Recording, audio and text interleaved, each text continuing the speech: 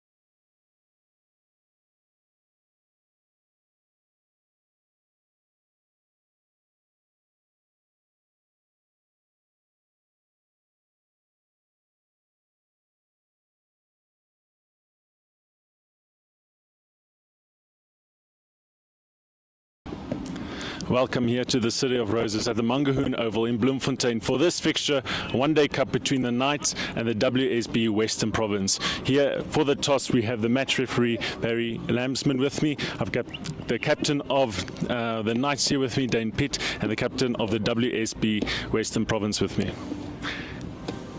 You can spin the coin. Heads is the coil, heads is the call, and it is a tails. Thank you, you too. Right. So, winning captain of the toss, Dane Pitt, what would you like to do today? We're going to bat first. We just think it's a used pitch. We played on here the other night, so sort of understand the conditions, and that's it. And anything changes for today's fixture? Same 11 as the other night. Same 11. Thank you very much. Captain of the WSB Western Province, Carl Verreyn. Any changes for today's game? What are you looking forward to going into today's game? We've got the same team. Good win our last outing, so just looking to replicate that. Awesome. Thank you very much. Cool, thanks. And that's it from the middle here. The Knights have won the toss. They have elected to, what is it? Bat first. Thank you. Looking forward.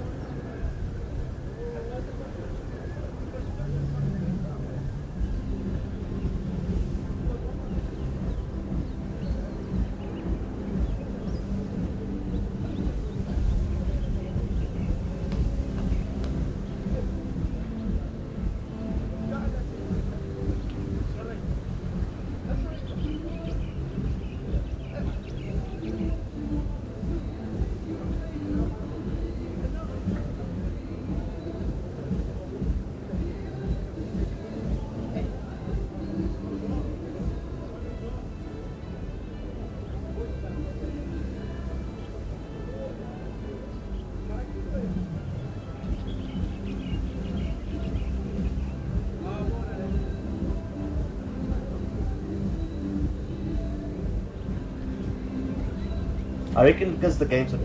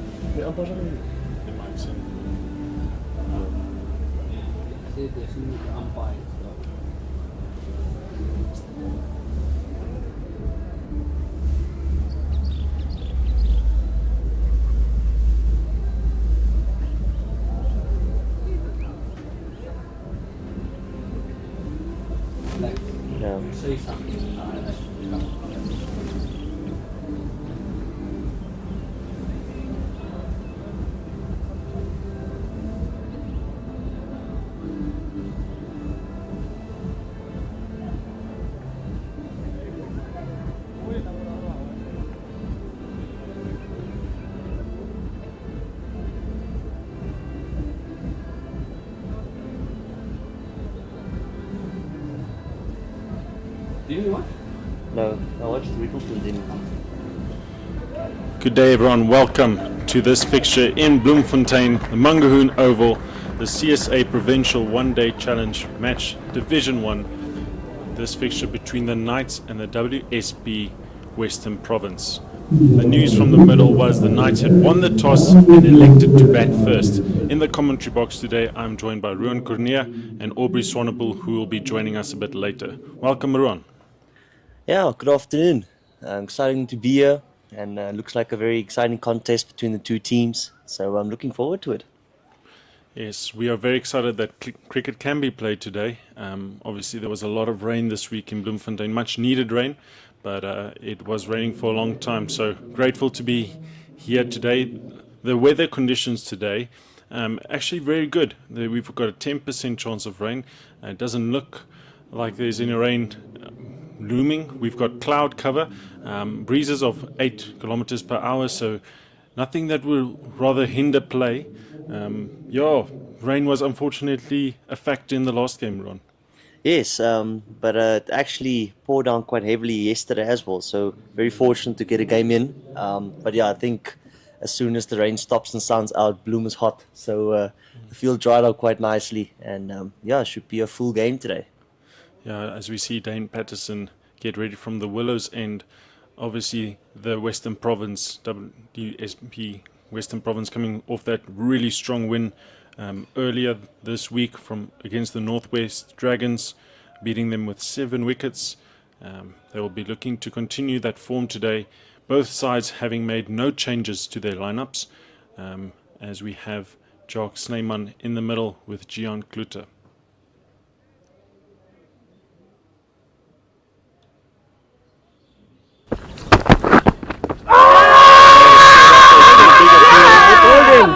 Dane Patterson wants it. And it was given. It was given. First ball up. Jock Snyman trapped in front. We can see now on the screen the bails were broken. Ruan, I'm not too sure. Yeah, I think he's bowled. First ball swung away, probably clipped top of off. That was bowled. Excellent ball by Dane Patterson first up.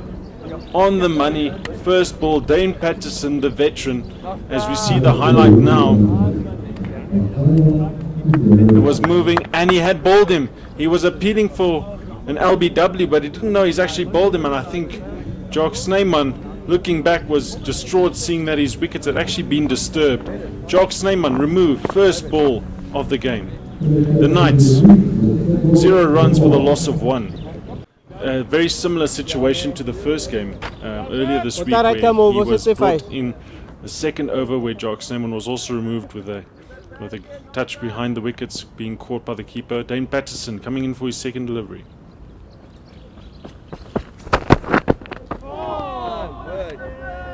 Excellent delivery there. Sinequani is just happy to leave that one alone. This is the same wicket, Ruan, that they played on earlier this week. In that game, we did see that this wicket was lively. We did see a bit of bounce. We saw a lot of movement in the air, movement off the deck. A lot for the spinners also on offer, which will obviously play a bigger role later this game with the incredible bowling attacks from both sides. No, definitely.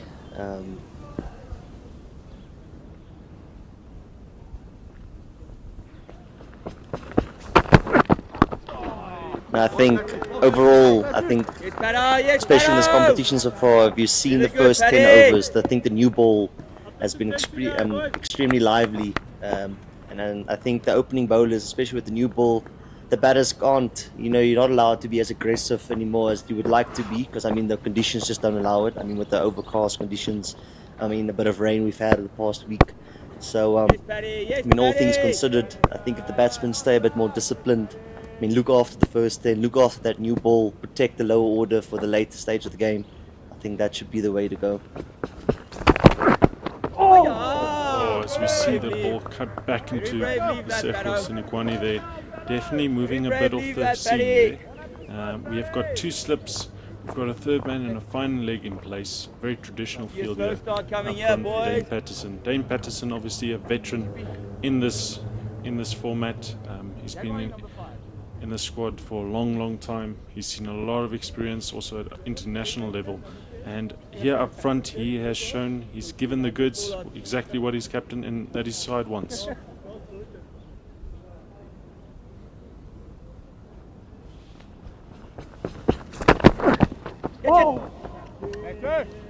Yeah, very skiddy bowler, and also feel like when he bowls, you always feel like your stumps come into play, because with the lateral movement of the wicket, not much swing early on most of the time, but if he does get it, he's a bit more dangerous. But when he pitches it up, gets you to play on that front foot with the ball nipping about, it's a very dangerous bowler. And I mean you could see it in the previous test he played against, who was it Pakistan?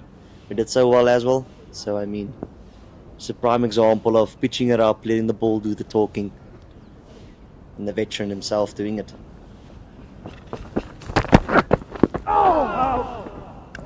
This one just hitting on the pads. That's over. You see that second last delivery just looked as if it's straightened, just moving away. So looks as if it's moving both ways at the moment. That's the first over finished. Wicket maiden over. Excellent start here for the WSB Western Province. The Knights find themselves 0 runs for the loss of 1. And you come. And you come. How are you doing? Are you well? Good to see you, man.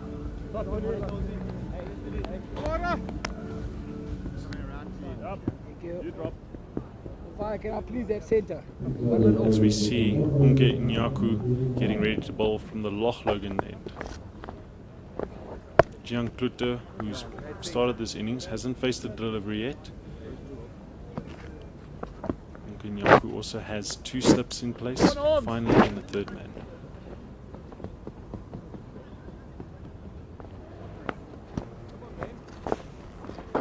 Got it, Reed. Catch it.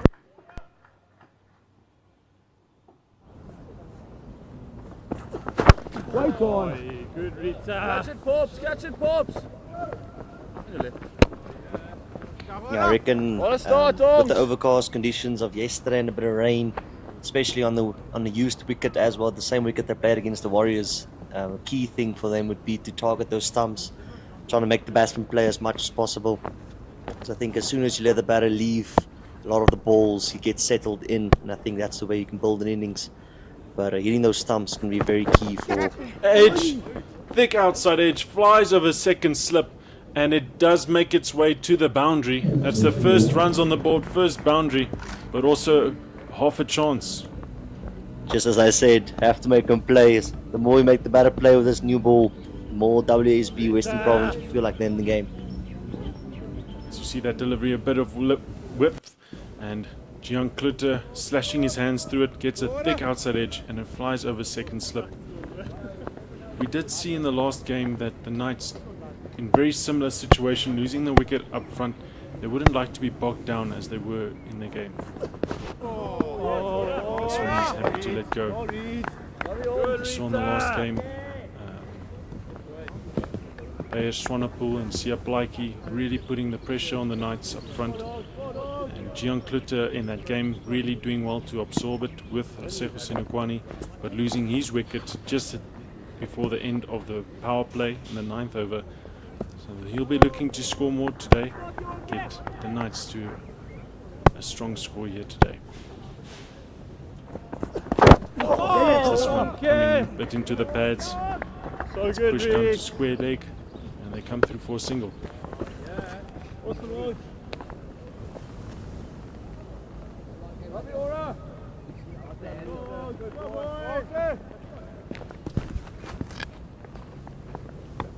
Center, please. A little bit towards you.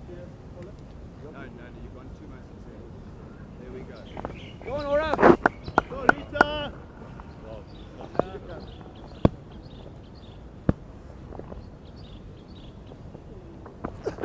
Right on. Firmly by Sefo Sinukwani. He finds extra cover. No run. Keep coming out, Orms.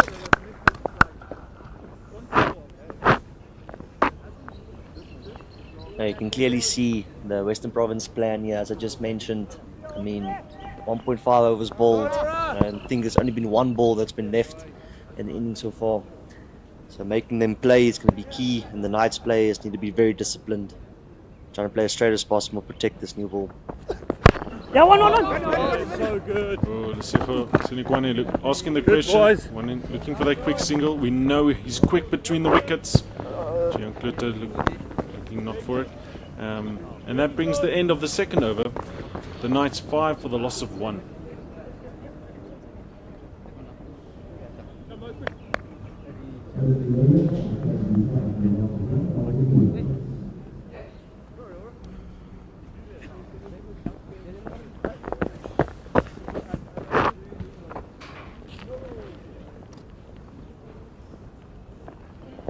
Stay over.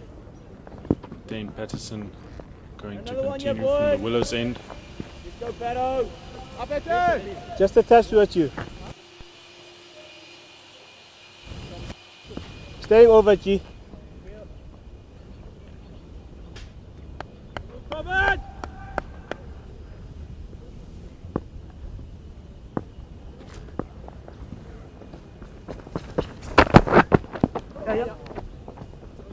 And this one just drifting onto the pads. Believe it's off the leg. And there's a run through for a single, and there it is. Signaled by the umpire. It's a leg by.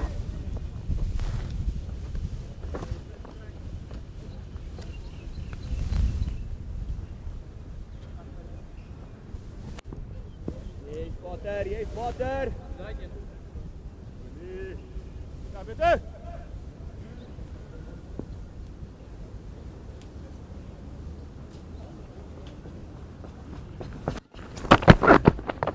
Oh, Dane Patterson bowls him clean up. What a delivery. Middle stump out of the ground. It was moving. The Sefo Sinukwani played all around it. And that is the second wicket for the WSB Western Province. The Knights find themselves 6 for the loss of 2. And they are in trouble here early on in this innings. Ruan, what a superb delivery. Once again, on the stumps, especially Dane Patterson. Most dangerous when he pitches it up, hitting the stumps, and as you can see, a bit of movement in between bat and pad, or bowled. Extremely well bowled this by the veteran. Yeah, something that is really going to play a role here today, and we're seeing it up front now, that what experience brings to the game. And WSB Western Province have got a couple of experienced players on an international level as well. And Dane Patterson doing the damage up front. Ball's definitely moving around there, Ruan. A lot of lateral movement off the deck at the moment, and I mean, that's exactly what I've just been saying the whole time. When you pitch it up, as he's done, let the ball do the talking, and as you can see, bowled through bat and pad once again. Yeah, and I mean, if you know how to bowl in these type of conditions, especially with the wealth of experience that Dane Patterson has, it definitely helps your side.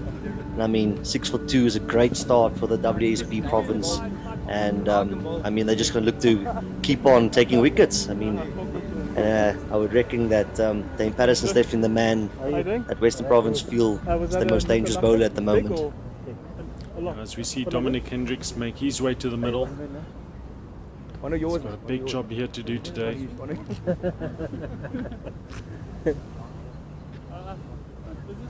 The Knights finding themselves in all types of trouble here early on.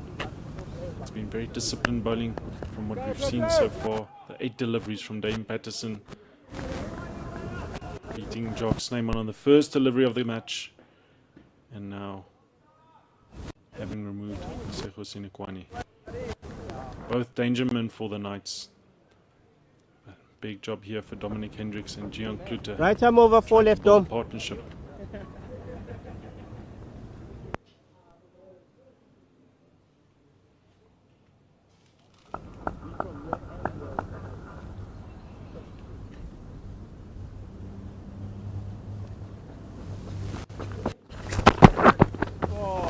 This ball moving away from the left-hander. Dominic Hendricks just leaves it. So 2 left-handers now in the middle.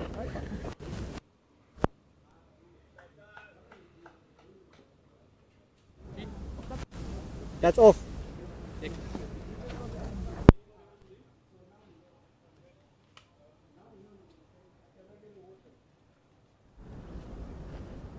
Nice.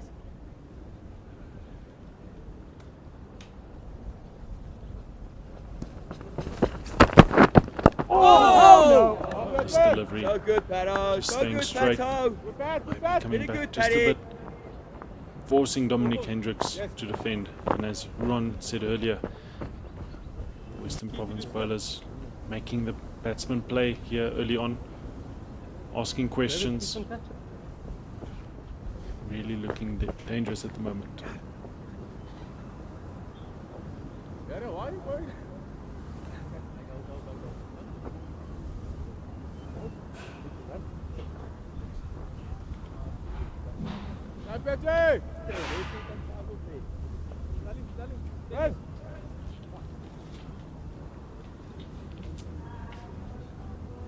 Like this from the WSB province, 3 slips now, no third man, very attacking field.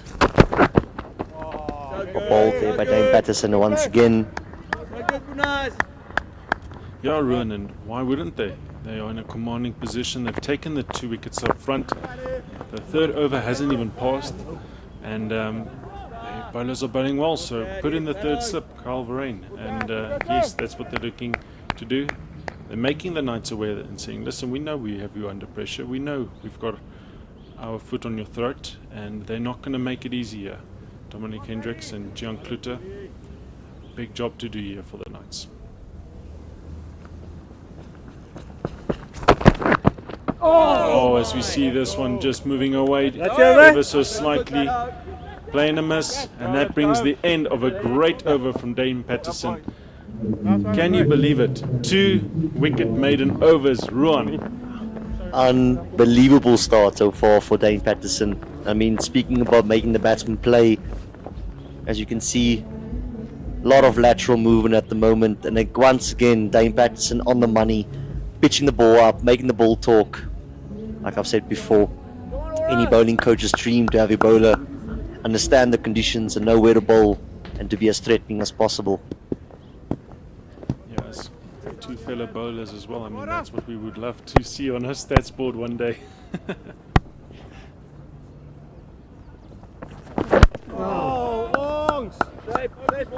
So good, Reed. Lovely boy. I feel like both 2 openers at the moment for Western Province are very, very skiddy bowlers. And I mean, that definitely helps with a bit of lateral movement off the deck. So I mean, you won't get, I mean, there is available, but majority of the time you won't swing the ball a lot as a skiddy bowler, but you'll definitely get lateral movement off the wicket. And I mean, looking at the conditions, it's probably the perfect bowling pair at the moment in Yaku and Dane Patterson bowling to the Knights. As we see Nyaku changing his angle of attack, now coming over the wicket. Oh, big inside edge there. Gian Kluter looks to drive that through the middle. And yeah, Ruan, it's a bowler's wicket. We saw that earlier this week, that not only is there something to offer for the seamers, but it's spun as well. And it's going to be very interesting to see later in the stages of this game, to see the quality of the spin attack both sides have.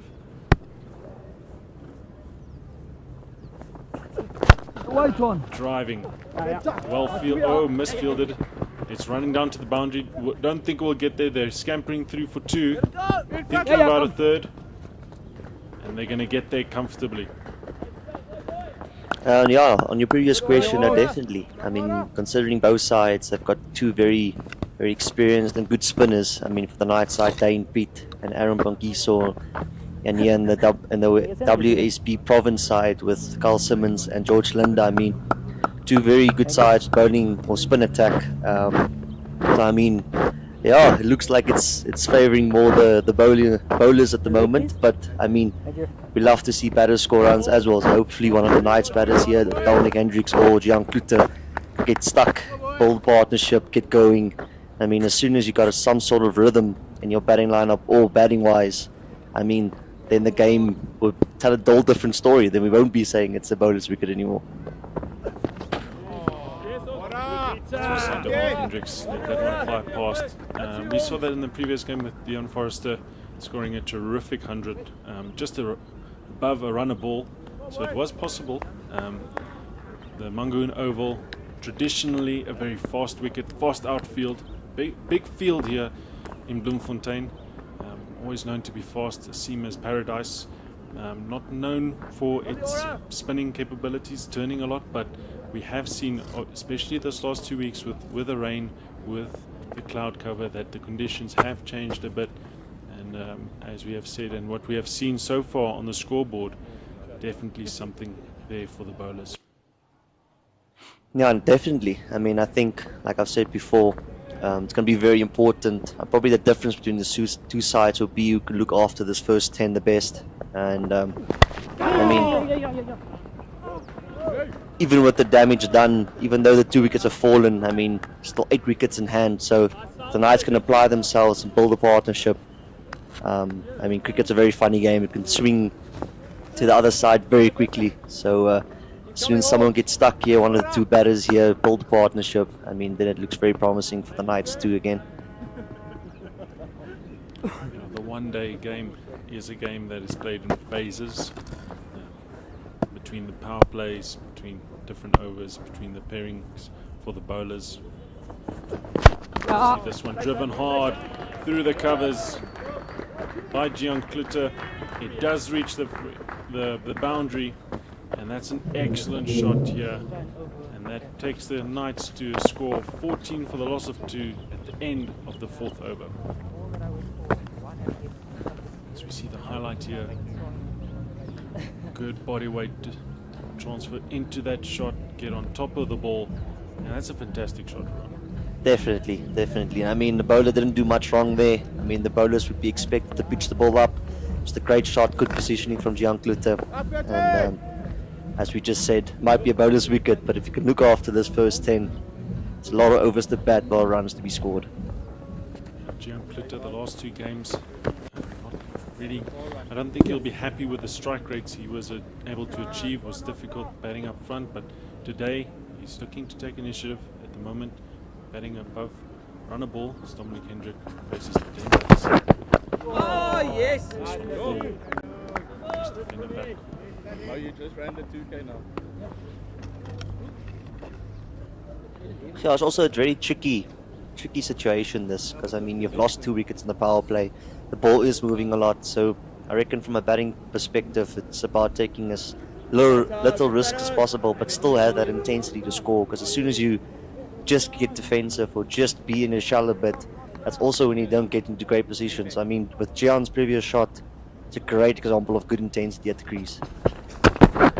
Oh, this one, Dominic Hendricks looking to get in line with the ball.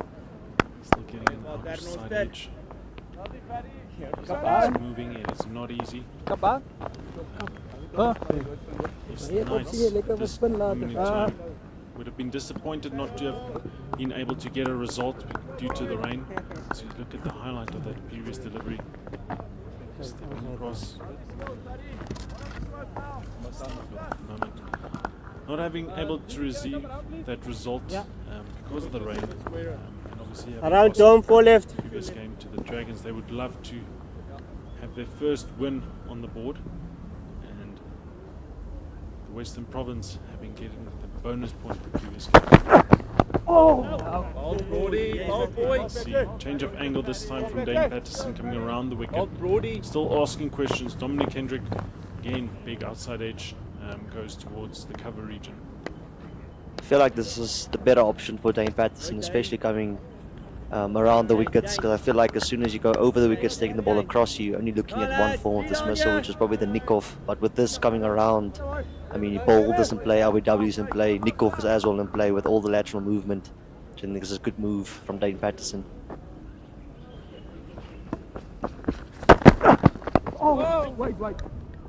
This one is a point region. Still not finding the middle of the bat just yet. Dominic Hendricks and Patterson not making it easy. But as I was saying, the WSB Western Province gained a lot of momentum with that bonus point victory earlier this week against the Dragons, where they put on a terrific batting performance to chase winning by 7 wickets, but also having bowled incredibly well, dismissing the Northwest Dragons for 145.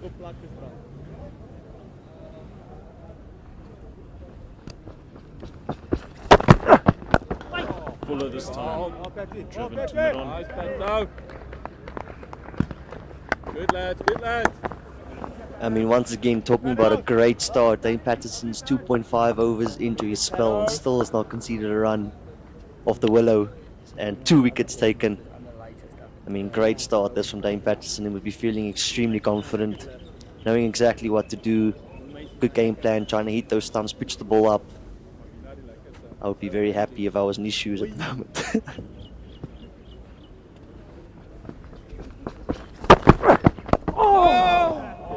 That's another dot, and that brings the end of the over. The Knights 14th velocity. Considering you are a leg spinner, this is an incredible statistic here from Dane Patterson. 3 overs finished, 2 wickets with no runs conceded. As we said, the veteran himself. Lovely, Noster.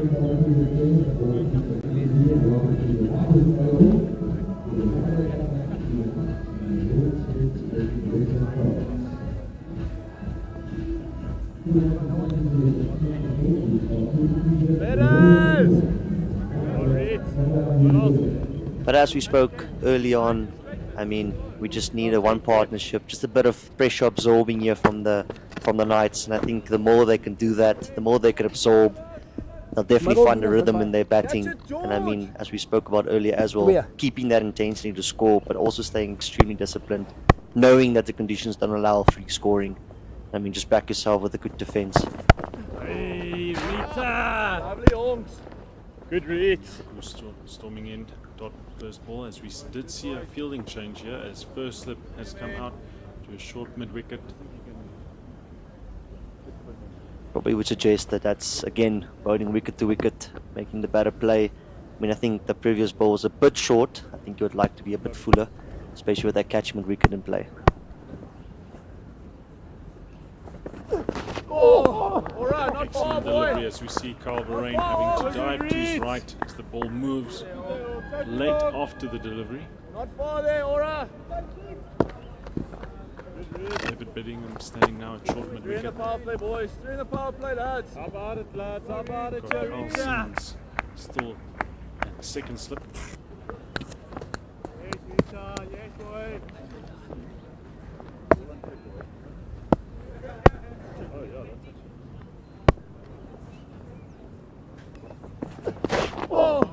This one beating the outside edge. So good, Ogs. Real good, that read.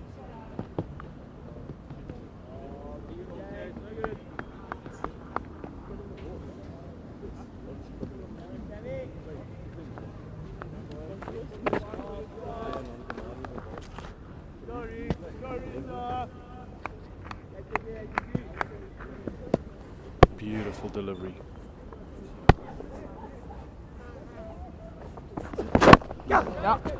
This one flicked to square leg region, has to be recovered. They're coming through for 2. It's well fielded off the boundary there. Good pops, good pops. 2 much needed runs here for the Knights. Good, Rita. Okay, Nyanganu just drifting a bit onto the pads there. Plitter scoring at runnable here, 13 from 13 deliveries. Oh, yes, Onto the body, and I think definitely this is a tactic here. Ron, obviously All right, having all taken right. out first, putting Lovely on short boys. mid-wicket. We mentioned in the last game and how incredible the game has developed and evolved with match analysis. These guys do a lot of video analysis on their opponents, what their strengths are, what are their weaknesses are. So I'm just wondering if there's some of that going on at the moment.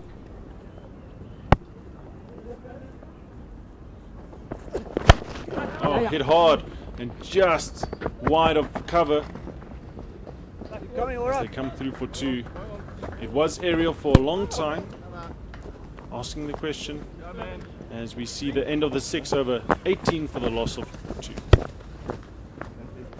Now with the video analysis point, I think definitely trying to get Gian to play a bit more straighter, as I think he loves scoring square at the ground. But as soon as you get that ball pitched up hitting the stumps, especially with the catching with the wicket, I feel like the Western Province fancy their way of maybe getting a ball WW or even chip to that short wicket area. So definitely a plan which was studied before. I would not say that's just a random bowling from the bowler. So yeah. Looking at the Knights' scorecard, unfortunately having those 2 dots, Jock Snyman, Sinequani. Patterson continues his hit to hard to mid-off, but still no run, Ron.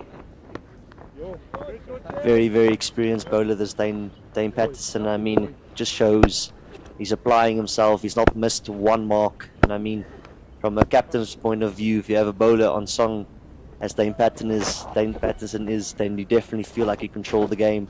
Definitely setting the tone for what's happening.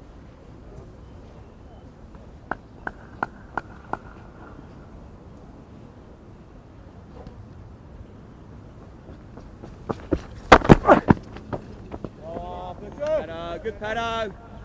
Once again, well bowled there by Dane. I mean, as you can see, extremely disciplined bowler at the moment, and I think the Knights are finding their way back, trying to fight, trying to build a partnership. And I think, as I said before, it's going to be very key for them to stay disciplined, play as straight as possible. And as soon as that loose delivery presents itself, which I doubt with Dane Patterson at the moment in his form he's currently in, but as soon as he presents itself, then going to have to capitalize on that as well, just to keep the run rate flowing and with a good intensity for batting.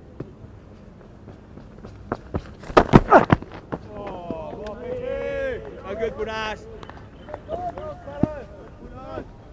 Definitely batting really consistent here. Almost first-class cricket. Just hitting a good length and very happy to keep it there at the moment. Dominic Hendricks only travelling the scorers with 1 run so far. Will be looking to move into gear with these innings, but at the moment it's difficult, and they'll be looking just to get through this power play. Crucial partnership here for the Knights.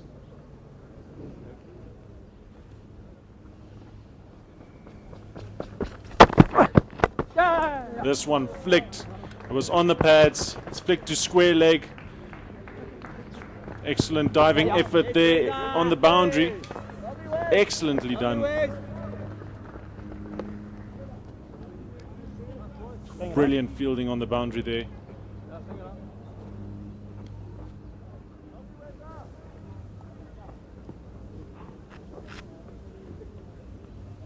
As you see that diving effort.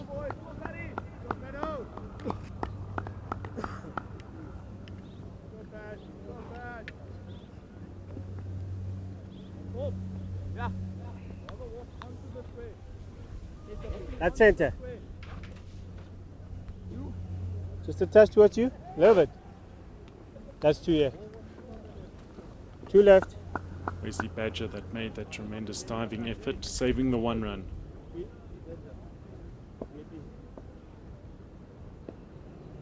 As Jiang Kluter gets ready to face Dane Patterson for his 5th delivery. Oh! Full again, just beating him, backward point, running away. They're going to come back for 2. As it is gathered up by Carl Simmons.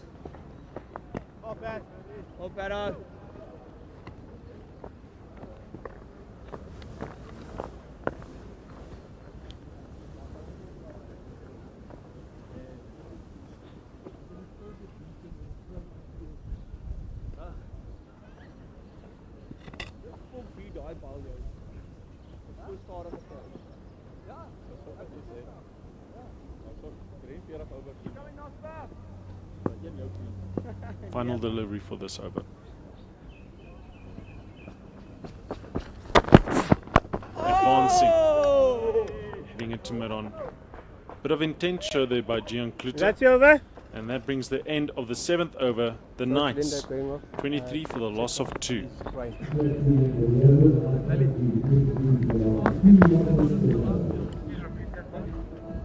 George Linda going off, crying. Gonna check his drawing video.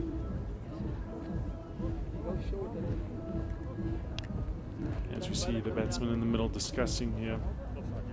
They know how critical this partnership is for the Knights. They know what it means to get a good start. 2 wickets have already fallen, but it's far from over. As we see a bowling change now. Mpungwana coming into the attack from the Loch Logan end. Thank you.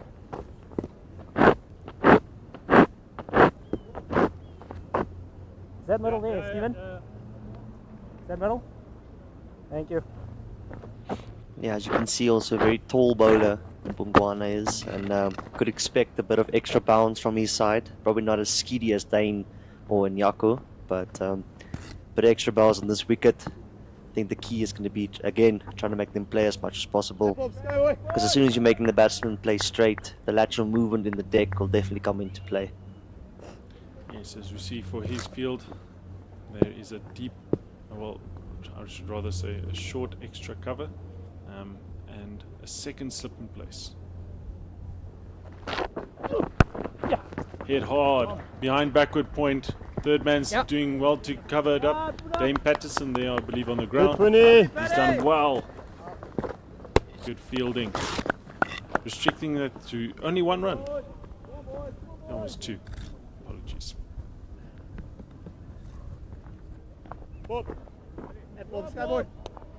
Immediate intent shown by Dominic Hendricks. Just a bit more width on offer. We're looking to score a bit more freely. Yes, boy. Stepping across his wickets again, getting in line with the ball. He pushes it to square leg. Where Carl Simmons does the fielding. Love you, Bobs.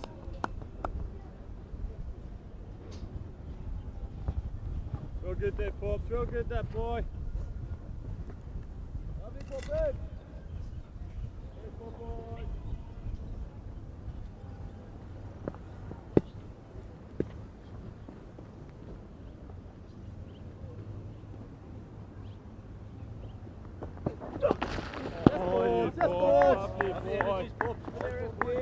Better line length there. This time around from Mpungwana. Dominic Hendricks just leaves that one for the keeper.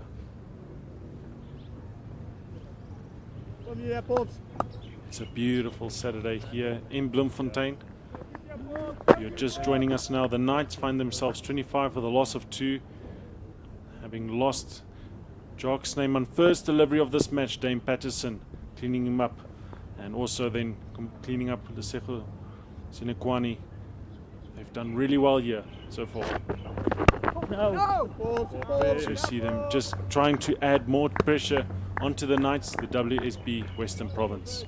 Having had that brilliant victory earlier against the Northwest Dragons, winning by 7 wickets and getting that much needed bonus point.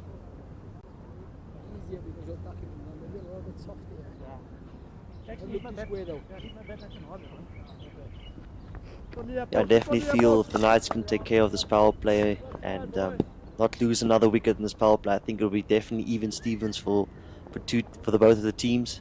I mean, considering the 2 early wickets that fell, I mean, it's a cricket game. There's 50 overs to bat.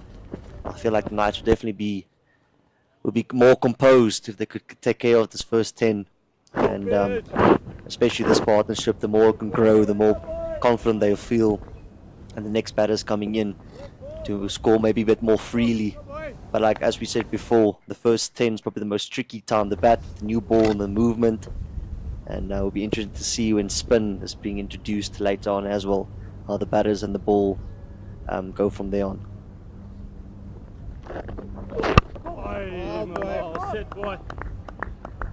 Set pops.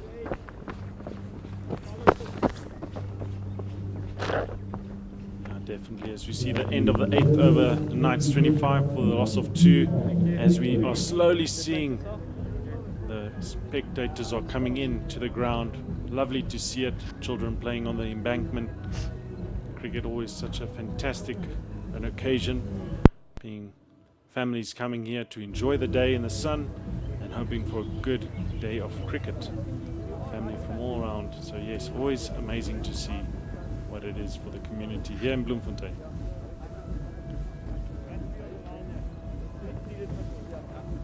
Come here, Anton. Dane Patterson from the Willows end looking to start his 5th over for this spell.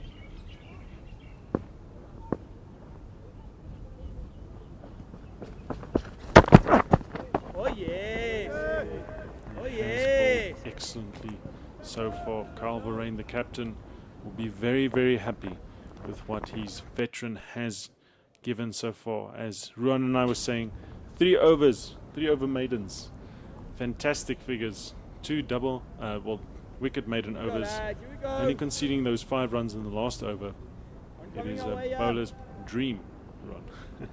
100%. Great start this from Dane Patterson. I just probably would hope that he would carry on with this, and Carl Verreyn would be very satisfied and grab another wicket in his power play. That's a wide. As we see that one going wide, moving a lot. Umpire signals wide. Probably the first bad ball he's bowled in his first 4 overs, which is a bit of a surprise, especially trying to go very wide.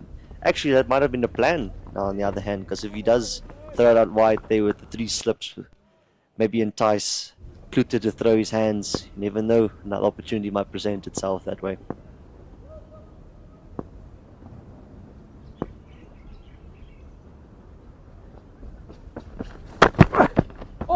Advancing down the ground, missing the ball again. Gian Kluter trying to take initiative, trying to maybe go over the top. Dane Patterson beating the outside edge once again, as we see the highlight on that.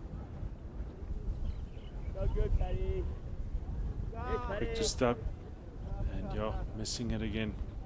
Excellent bowling here from Dane Patterson.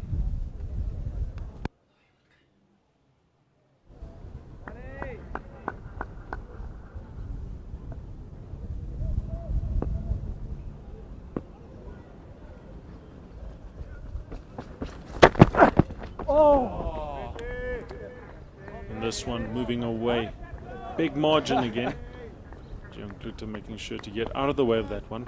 And Ruan, something we saw in the previous game as well with the Knights is they really make it difficult for themselves. Seeing this highlight now, yeah, moving a lot,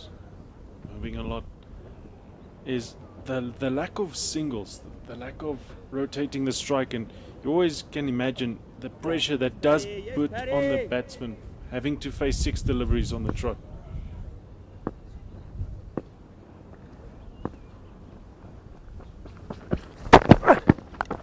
Thick swing, thick outside edge, flies over 2nd slip. It's what they wanted, it goes for boundary. Dane Patterson putting it out wide again. Gian Kluter throwing his hands on it. Gets the thick outside edge, flies over 2nd slip, and it's a boundary for the Knights. On that previous note there, John, I think there will be a lot of dots in the power play, especially because there's no one out. So I think as soon as there is a period where the batsman can get off strike very easily, I feel like the bowler is not bowling very well. Because I mean, with the ball moving a lot, you're either going to get a dot or a boundary. Whereas if you stray to certain areas where the field is out, let's say for example a 3rd man or fine leg, that's where your single options are. So I mean, I think as an opening batter, you always were told that the more dot balls you face and the start of your innings, it's not a massive problem because I feel like there's so much time to bat. But as you can see, a no ball from Dane Patterson. This might be the swing of momentum for the Knights. If Gian can capitalize on this, put it away for a boundary, I mean, then you would feel like the 4 overs of Dane Patterson to start, going for only 5 runs, would be a bit of a momentum shift to the Knights. A bit uncharacteristic like there from Dame Patterson. It was full and it was a wide in any case, but it was signaled no ball. Gian Klutter with an opportunity. Big swing, hits it hard, it's flying, and it just bounces short of the boundary. That's a one bounce four to deep mid wicket, and excellent shot and release for the Knights, much needed as their score goes to 35 for the loss of 2. And his arc swinging beautifully through the shot and just bouncing short of a maximum. 2 boundaries this over, very needed for the Knights. As we can see, that run rate now climb up to 3.9.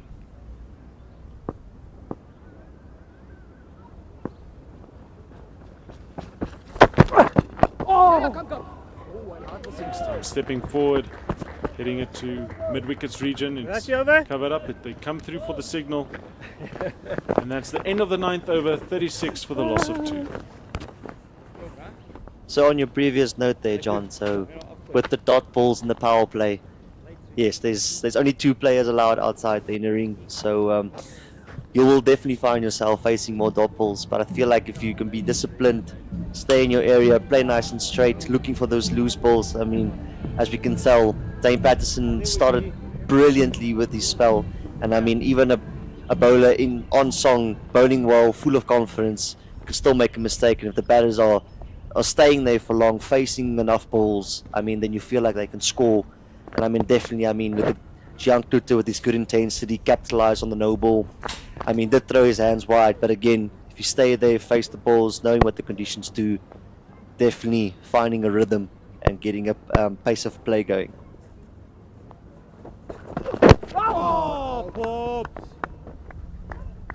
Bingwana continuing from the Loch Logan end. Dot ball to start. And Gian Klutter playing a really crucial role here for the Knights up front. Looking to be positive, scoring just more than a runner ball. And Dominic Hendricks playing a really good supportive role at this moment for his 6 from 22. And the Knights, having lost 2 early wickets, have actually done well to recover. They're in the last over of the power play. Looking to finish strong this power play. Right one. Confident drive there from Gian Klutter, getting to the man in extra cover. I mean, just looking at his body language and definitely his intensity he has at the crease at the moment, Gian Klutter looks like he's definitely in control. I feel like, especially with the past few games, getting a start, looking good, I think you definitely feel like you capitalise and get something big here for the Knights.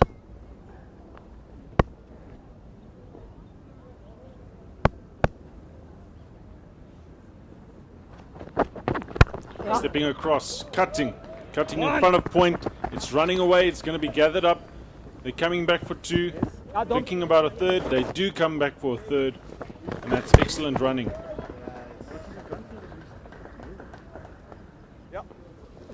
And I'm just thinking, Ruan, with the last 2 overs and how freely Gian Klutter has been scoring, if that ball is not just losing a bit, it's not shaping just that much anymore.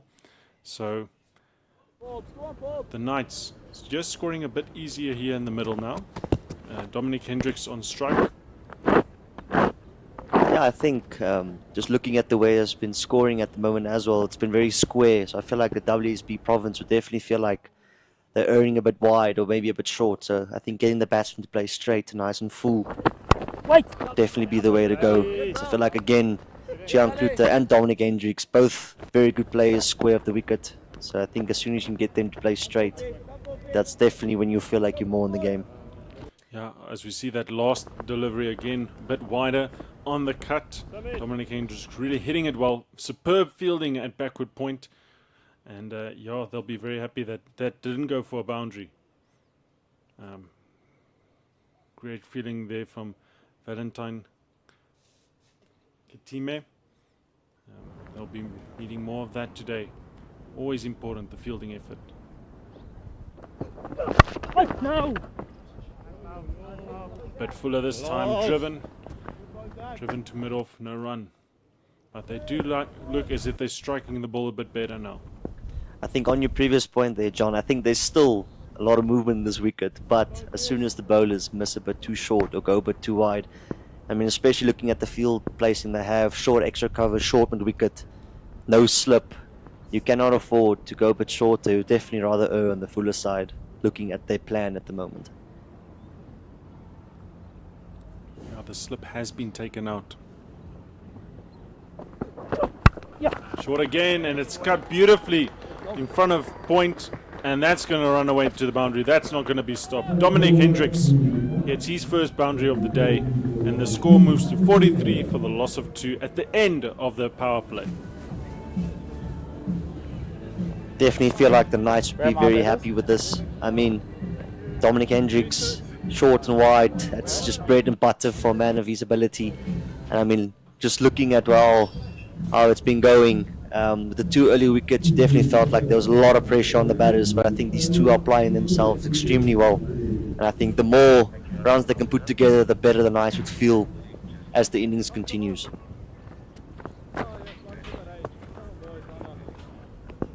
Yeah, 35 runs. Looking at this partnership so far, it's a critical one as Dane Patterson continues from the Willows end. And you can just feel a sense of the last 2 overs, the really good shots, a bit wider than they were used to, the WSB Western Province, that there's a bit of a momentum shift here as the batsmen start gaining confidence. I think definitely. I mean, considering, I think the reason for the success at the moment for these 2 is the intensity which they showed. Yes, they faced, or Dominic Hendricks has faced 25 balls for only 10 runs, but just the presence at the crease. First bad ball is received, put it away, and that's what you're looking for, a good intensity from the batters.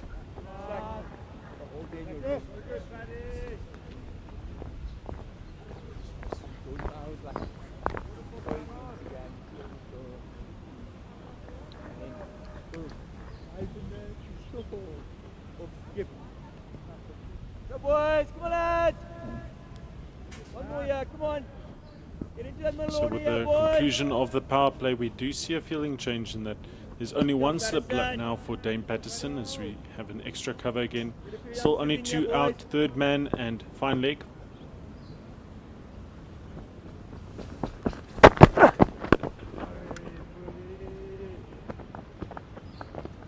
Nice winning! Building their shadow. Got better? Nothing. Building their shadow, lad. Hey, everybody was laughing except Kim. Yeah, I know. He's like, what's the joke? Yes, they know. She went consulting anyone.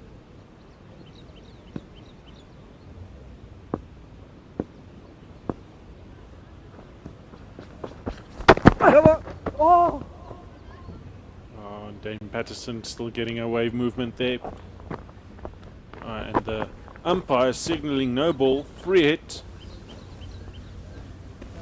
You see that Dane Patterson has stepped over there, Ron. Definitely not what Dane's going to want. Probably wants to definitely put his foot behind the line. I think considering the ball's moving a lot, I think to keep the pressure on them, limiting that extras. I mean, again, Gian Kluter will feel like he needs to capitalize on this. Because, I mean, then you can feel the momentum shift after that 1 over with the no ball and the slash of hands for 4. It's short, it's pulled hard, but it's straight to square leg.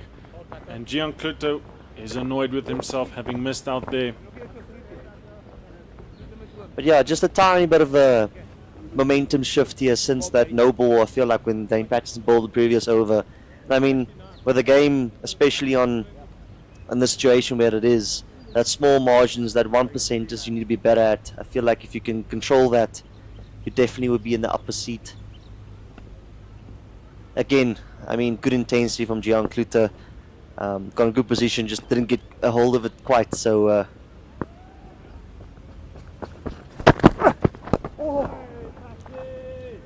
again showing very good presence at the crease, playing straight, being very disciplined. I definitely feel like you would like to spend a lot of time at the crease today. As we see square leg dropping now to deep square leg for the final delivery of the 11th over.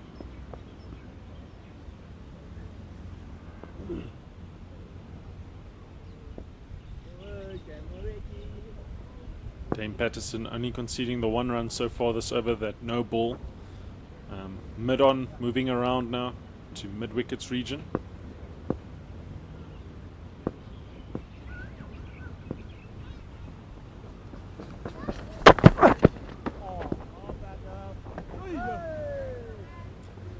And that's over. Gian Kluter lets that one go by, and it's the end of the 11th over, 44 for the loss of 2. Coming back on now. Thank you so much. George Linda back on field. Dane Patterson, opening spell, 6 overs, 17 runs conceded, and the crucial 2 wickets taken. Very, very good from him, putting the WSB Western Province in a good position here. They wanted 2 wickets in the power play, and they've got it. So big work here from both sides. Still, the game is far from finished. And we were talking about the phases of the spell, and we're moving into that second one now, just after the power play. And yeah, Mbungwana looking to continue from the Loch Logan end.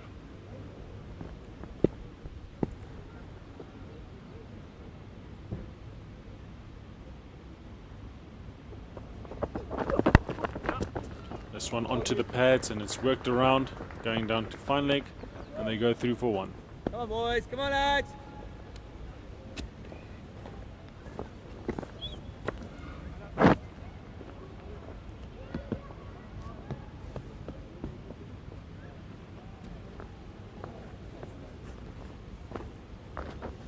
Just looking at the fielding positions now, they've got a sweeper out on the offside, 3rd man in a fine leg, and a short mid wicket and short extra cover.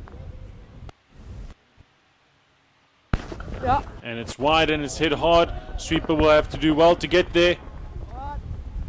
And he doesn't get there. It rolls away for 4. Wesley Barger doing his best there to try to stop it off. But it's a beautiful shot for Gian Kluter getting that boundary. As we see, it was wide. He gets his hands through the ball.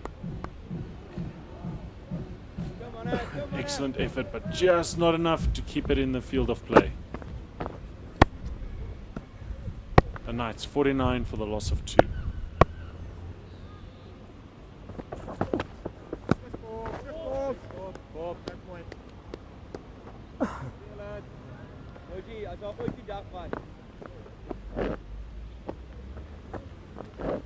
Gian Kluter looking an excellent touch so far this game. He's been keeping his strike rate at around run a ball. He's been confident. He's been moving his feet well, getting his hands over the ball, and good innings so far for 33 runs. The Knights will need him to capitalize here, need him to go further and build an innings for them.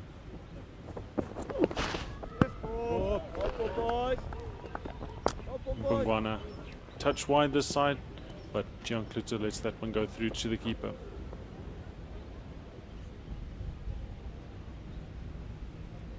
I think, especially for these two, I think the longer they look to play nice and low risk, keeping the strike rotation up, and definitely be ideal for the Knights, setting it up at the end, because I mean you have some firepower with Patrick Botha, Dejan Forrester, Tiaan van Vieren, who can actually hit the ball a long way. So I think it's very important for these two to stay disciplined, keep it nice and low risk, bat for as long as possible, and set up the innings nicely.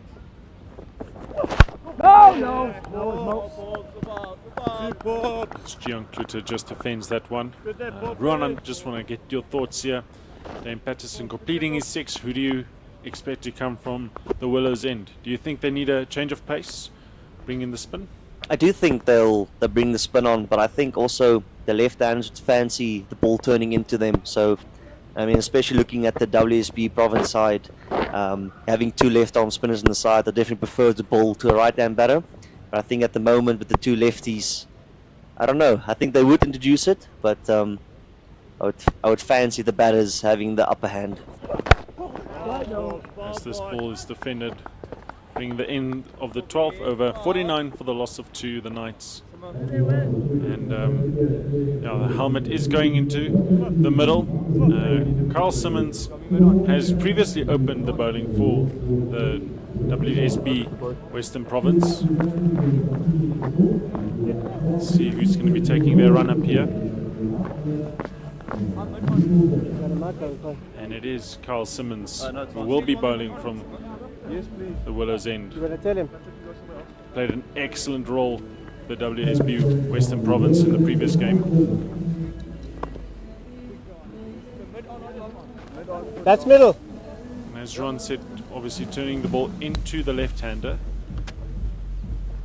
This Only level, change left arm they will over. always still be able to look to be a threat as we're looking at the field settings here. Yeah, that's Slip in off. place, deep square leg. There's a sweeper in place.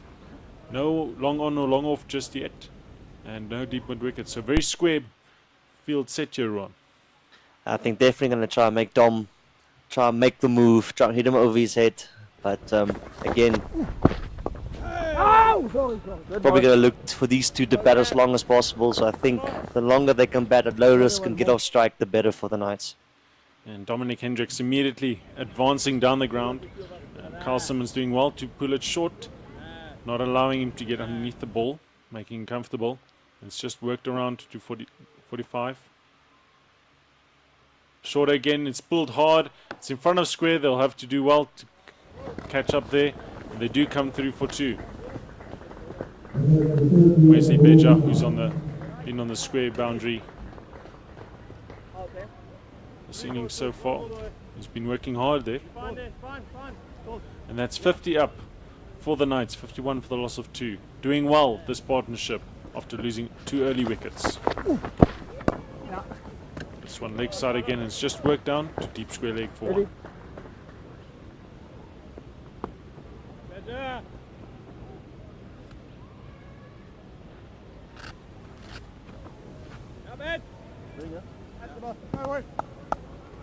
So you see Gian Kluter getting ready to face as mid on has dropped to long on. Yeah, that's off.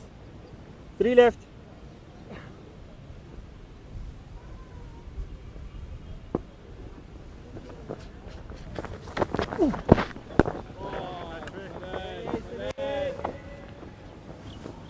This delivery is just blocked. Carl Simmons looking to flight that ball in, beat them in the flight. Doing well, Gian Kluter to work around the ball, using the feet, working into square leg where they pick up another single. Both batsmen here looking really comfortable with the spin so far, moving their feet well, not making Carl Simmons settle. Excellently flighted in on the side, and it's defended out. And that's the end of the 13th over. The Knights 53 for the loss of 2. I mean, so far it doesn't look like there's a great deal of spin at the moment. Will definitely be interesting to see how Carl Simmons approaches this bowling innings of his, or bowling spell. As you can see, Dane Patterson, 6 overs, 2 wickets for only 17 runs. Onke Nyako, 3 overs for 16. Bongwane, 3 overs for 14. Carl Simmons, his first over 4. But like I said before, definitely going to seem like he's going to have to bowl a bit of a slower pace as a spinner on this wicket. I think the slower you go, the more chance of the ball turning. I think as soon as you go a bit too quick, I think the batters will be able to get into good positions, get off strike, keep the scoreboard ticking.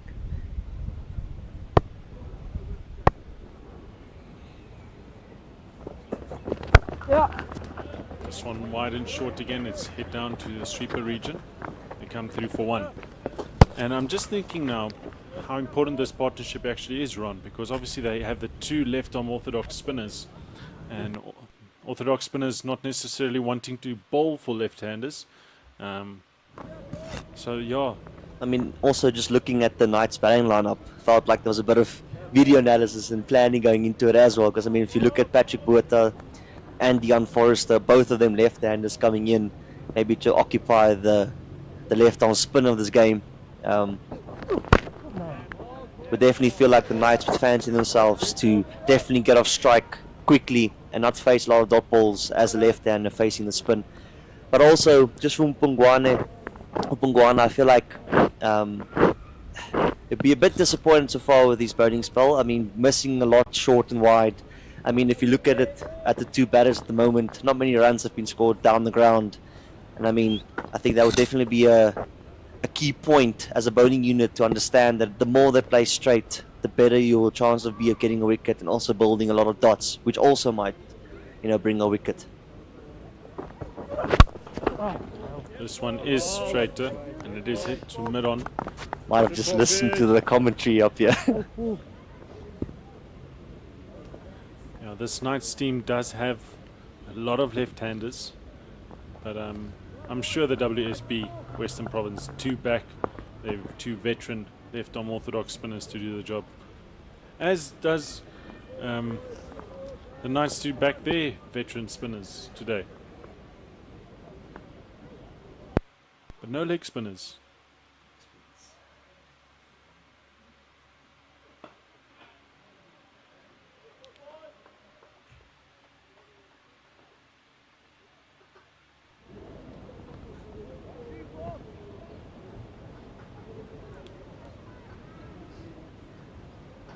The average total here at the Mangaung Oval for the team batting first is 280. At the moment, the Knights doing well after having lost those two early wickets to recover. Strike rate now, or the run rate now, is 3.9.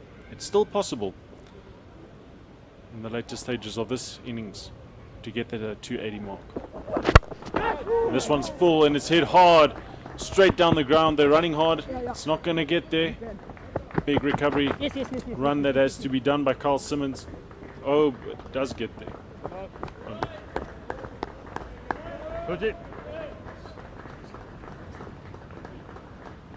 So 3 runs that was ran there.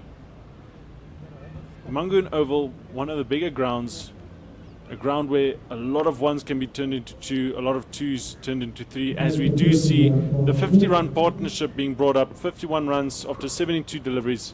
It's been crucial for the Knights. Dominic Hendricks and Gian Kluter, they'll be looking to score many more, but very important for the Knights at this stage.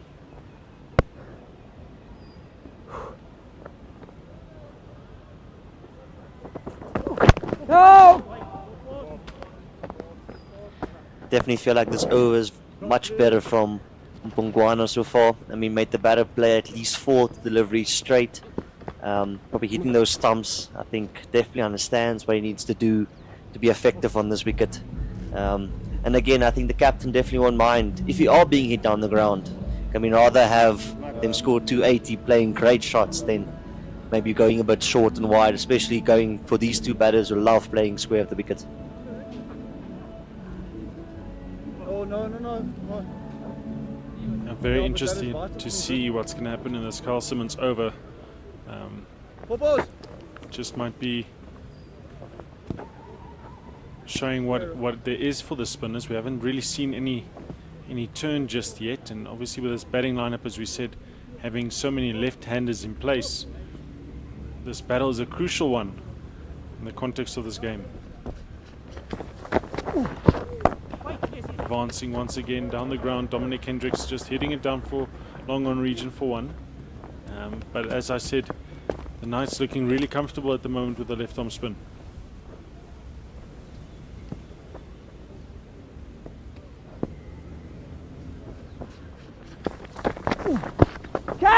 On the sweep shot, going to deep square leg, catch chance, it's taken in the deep, and the wicket has fallen of Gian Kluter for 35. And my oh my, how quickly the game changes. Big wicket. Carl Simmons, again he finds the breakthrough for WSB Western Province, and you can't help but feel it was not necessary. Going for the aerial route, man, deep square leg, taking a comfortable catch. And that is the loss of the Knights' third wicket. The Knights 58 for the loss of 3. Ruan, your thoughts? Well, definitely considering Gian was going very nicely, going at quite a runner ball. Well, not quite yet a runner ball, but showed very good intensity at the crease. I mean, targeting the long boundary in the aerial route. Feel like he might have just chosen to maybe hit that on the ground, but feel like he would be very disappointed with this, especially considering the great start and good intensity showed at the crease. And I feel like this is a massive wicket for WSB Province. Getting a start, getting out, it's definitely not ideal. But I feel like momentum shift back to the Province side again with Carl Simmons, as we just said.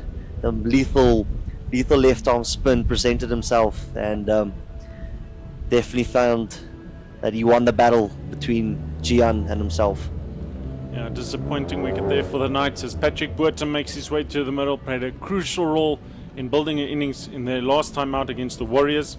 The players have taken drinks, and changing out now for me in the commentary box is Audrey Swanepoel.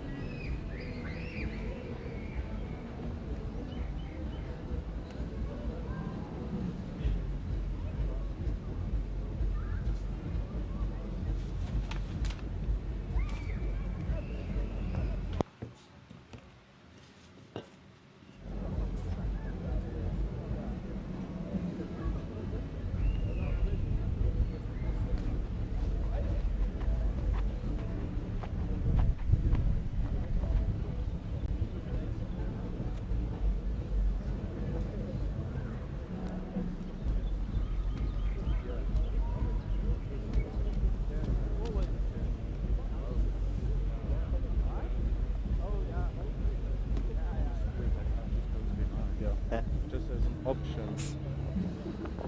I think if I stick to that full stump, then it's quite tough to get it to. Yeah.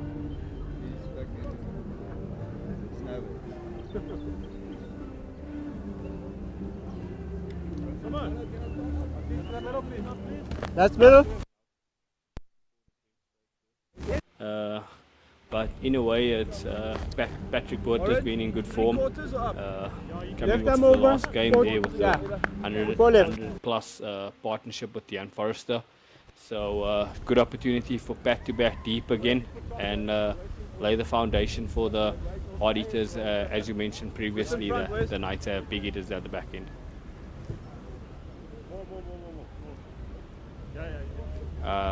Must say that losing that wicket, the Western Province team still keeping the attack up there.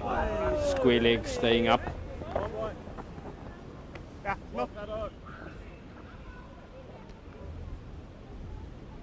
What do you think of having only one guy out, 14 overs bowled? Definitely think that Province recognized the situation and having to squeeze a couple of balls, get a couple of dots. Feel like Patrick needs to take a risk early on in his innings. And I think if they can allow him to take that risk, especially with so many overs left to bat, definitely feel like they'll be winning in the situation if they can make him do that. Yeah, I think it's going to be a battle of the spin again. As we see, and it's just stopping in the wicket. Simmons bowled 2 overs there, only conceding 5 runs thus far. Let's see if he can finish his over here.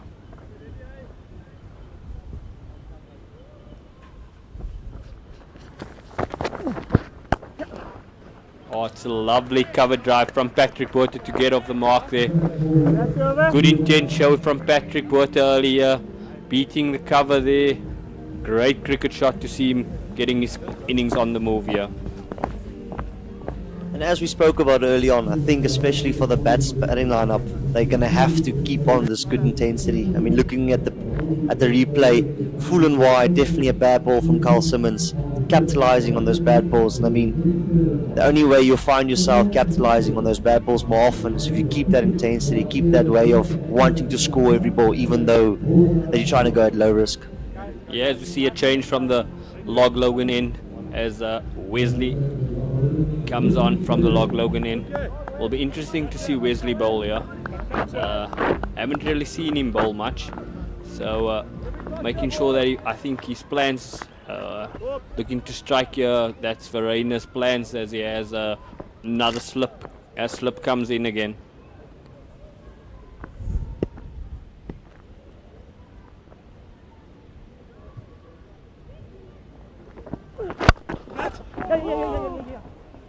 He starts with the full one.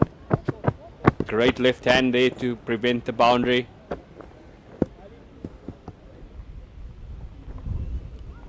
Slow. Floaty. Is that middle, please? Thank you, Arrow.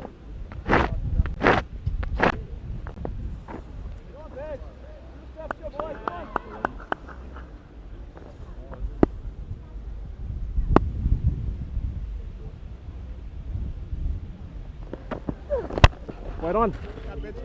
Yeah, you can see Wesley's really going on the fuller side here.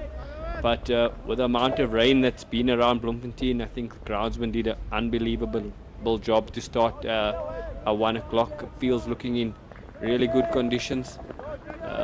We haven't seen a lot of lateral movement in the wicket after the power play. Your thoughts on winning the toss and batting first? Would you have done the same? Yeah, it's a good on drive from Patrick Botha there. Chase from Pongono.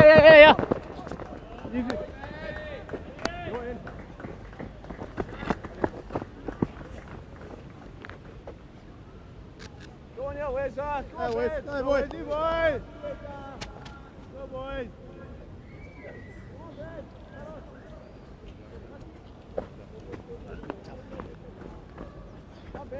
Come on.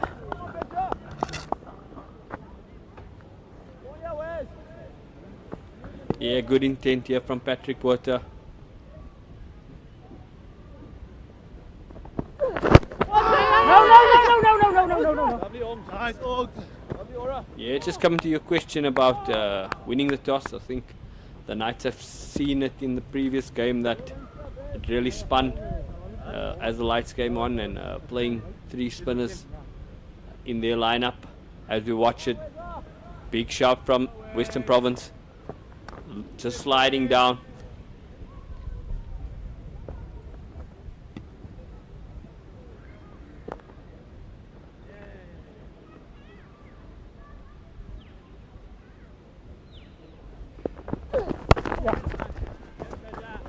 Yeah, I must say left-handers are really strong if you come into the hips there, as we've seen. Yes. Dom Hendricks just tucked it into the vacant square leg as they get one. And definitely feel like a lot of responsibilities on Dom Hendricks here. I mean, especially with the wicket of Gian Kluter just falling the previous over, I feel like he needs to bat throughout the innings. I mean, the more balls he faces, the better the chances of the Knights having a good total at the end. So I think all the batters around him just applying themselves and trying to stay with him. I think the more partnerships you can have with Dom at the crease, the better. Go run! Yeah, I think the Knights are going to need someone to bat 100 balls and plus here to get a competitive target here. I think they're going to look to bat around Dom, as he batted about 38 balls already, 20. But I think the most important thing for Dom is just to stay there and absorb the pressure. Runs will come the longer he stays there.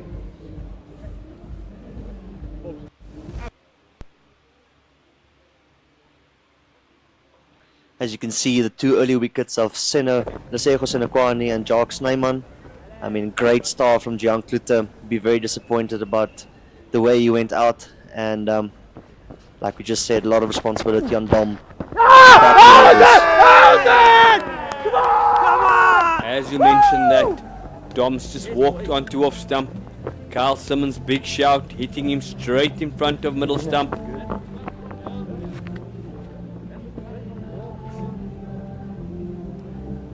That is a big wicket for the Knights, as Dom, 20 runs, LBW. As the Knights were looking for momentum, they lose a wicket.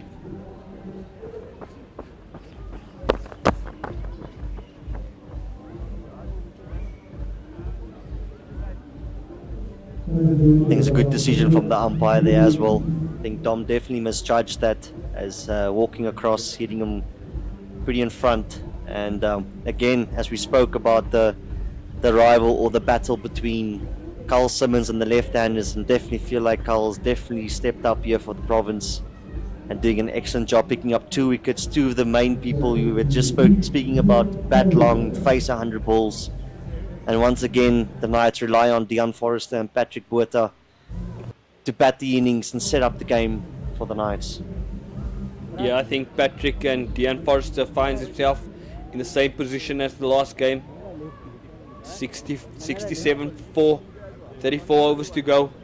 These two need to bat long as the all-rounders are next in. You don't want to find yourself having the all-rounders to do bulk of the overs. So it's really important that these two dig deep and find momentum for the Knights as they find themselves 67 for 4 after 16.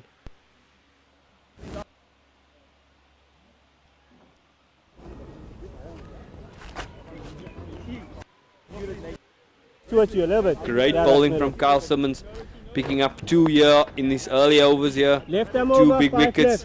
left. Both batsmen had starts there, 35 and 20. Both left-handers leaving the crease.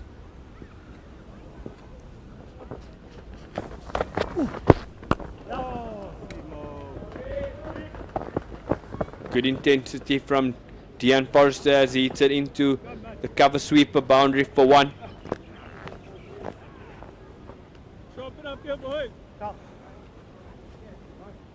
Must say a lot of chats happening there from the skipper, Calvarena.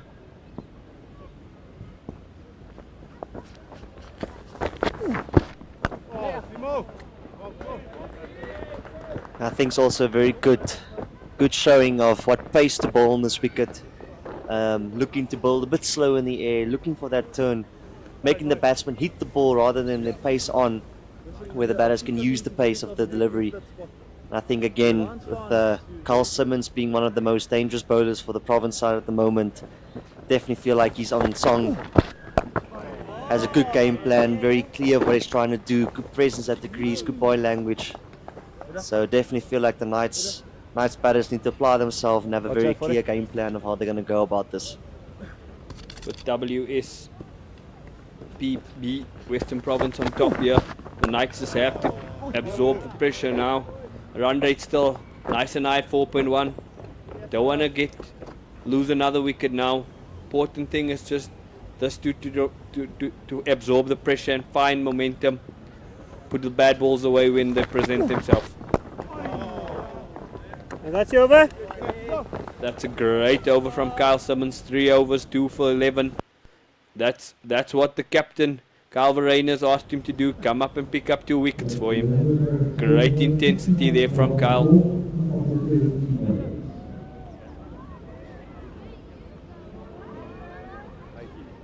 Yeah.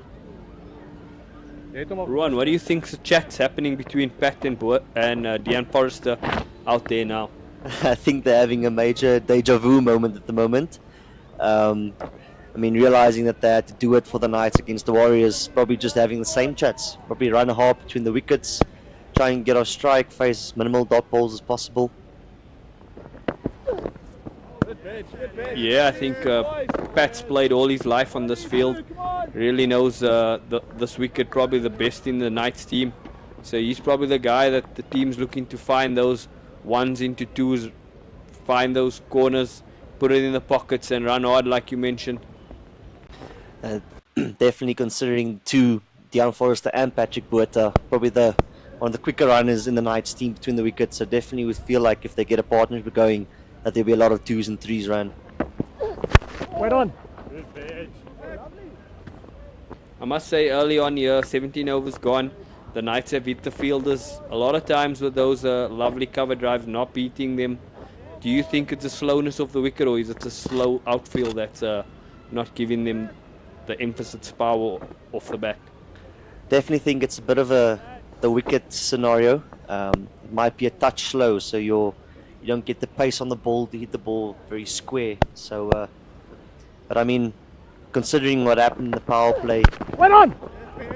a lot of lateral movement in the power play. Just shows that as soon as the pitch is moving a bit of grass coverage on, definitely not a lot of pace on the ball. So considering how the batters would go about it, definitely look to take care of that straight ball and definitely capitalize on the shorter wider balls. I must say, short cover and short mid wickets really come straight in here. So the plans look like from Wesley to bowl straight at the left-handers, hoping for a LBW shout again. As I mentioned that, he drops it short. Lovely fielding from George Linder there at deep square leg. But the most important thing here is the Knights need these two to bat really long. It's quite a cliche because I feel like we've been saying that since the 10th over, that someone needs to take responsibility, someone needs to try and bat 100 balls, as you've mentioned, and definitely feel like it's a lot of responsibility on these two to try and achieve that. Wesley get that just to nip a little bit inside edge there from Patrick Botha, missing the stumps, and he finds himself 1 run to fine leg.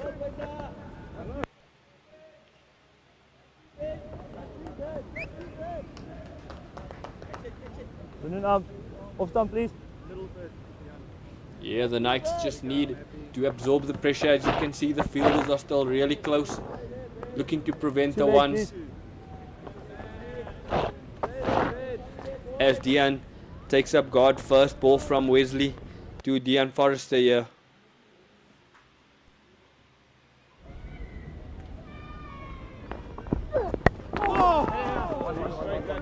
Very straight that way. And it's a good duck there from Dean Forrester, running hard, putting the fielder under pressure there. David Bellingham, not great fielding there, gets 2 runs. I don't think Carl Verreynne will be really happy with that from his Protea teammate there, as the Knight steals a run from him. Great running from Dean Forrester and Patrick Botha.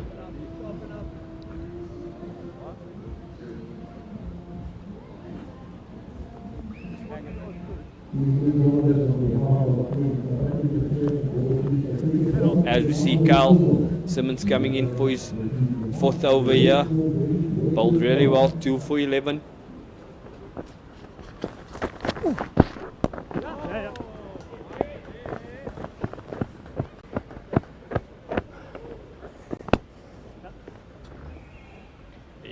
Yeah, the Knights are looking to minimize those dots there. Great start from Patrick Botha, finding 1 there at the vacant square leg.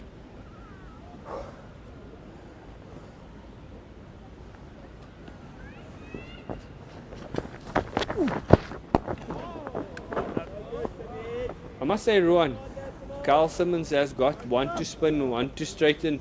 That's making it quite difficult for the left-handers there.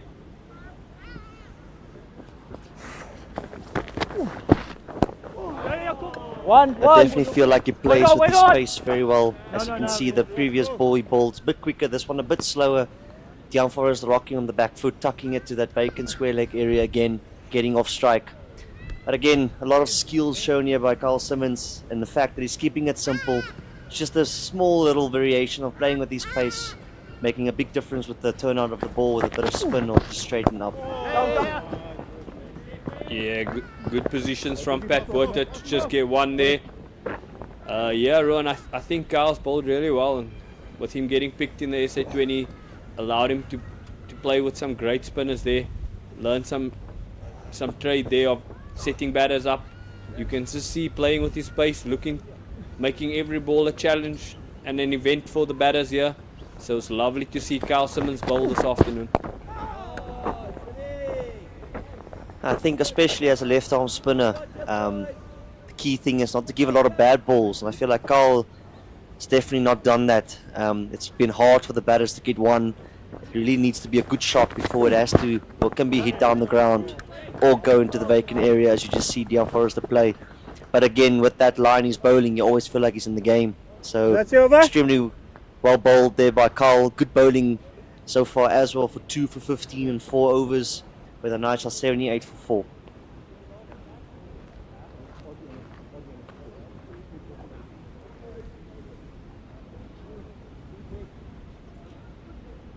I must say this too has started well here.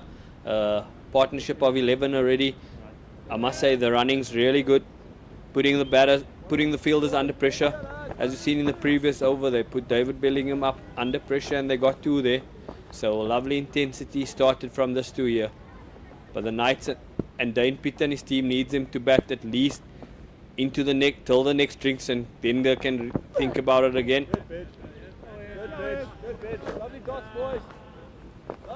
I think Wes has got away there with that one there, cutting that wide line really close there. I think just in general, looking at the field at Bloemfontein Mangaung Oval, especially if you got wickets in hand and you can bat those last 10 overs with a bit of freedom and running hard between the wickets, I think if you can set the game up nicely, it's always available to get about 80 or 90 runs in the last 10. So I think people definitely need these 2 to bat at least till the next drinks break. And then the Knights can assess and try and go with a bit of freedom at the end. But as soon as you lose wickets and as soon as the Western Province pick up more wickets, you definitely will not be looking at a score of 260. You'll definitely be able to bowl them out for less than that. And I mean, with the bit of rain that Bloom's had for the past week or so, definitely feel like if it's under lights that the Knights would fancy themselves to take a couple of early wickets as well. So a lot of responsibility on Patrick Botha and Dion Forrester here to build a partnership and get the Knights to a good position at the end. That is a lovely straight drive from Patrick Botha. 4 runs all along the carpet. Best cricket shot from a left-hander, straight down the ground for 4. Yeah, I think the Knights will want that run rate achieved just to get to 5s. Keep minimizing those dots. Bad balls will come and put it away. As you've seen there, over pitch from Wesley.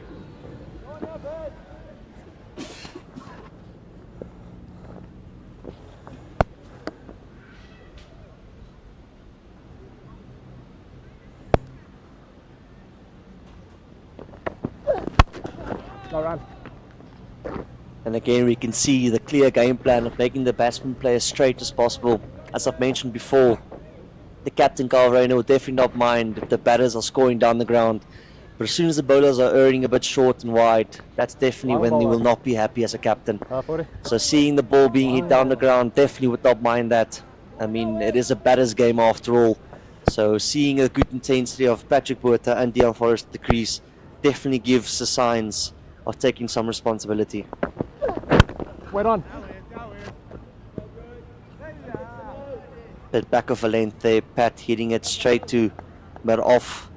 But yes, so far definitely looking good. And again, as we can see, the innings, or as the innings has gone so far, there's been a couple of starts from the batters, so definitely don't want another start to get out early. So again, as we said before, definitely need to get someone here to take responsibility, bat out the 50 overs, be there till the end, and definitely see the Knights get into a good position.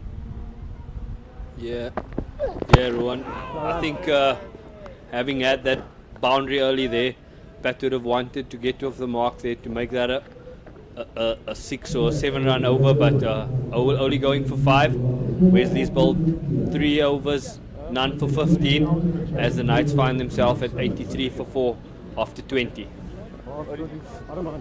Yeah, I think it's similar to the positions they find themselves in the last game. 83 for 4 there after 20, as we've seen a bowling change from the Willows end as George Linder takes over from Carl Simmons. Bowling change. What's your thoughts on this bowling change? Probably keeps Carl Simmons on bowl, or have George Linder also have a go at the new batters? I think George is just going to bring a bit more bounce because he's a bit taller than Kyle. So I think the only reason that skipper Varenas has gone to George is maybe he feels George can either nick or get one to go through the gate here to the lefties, as George has also had unbelievable starts for the one day camp this season.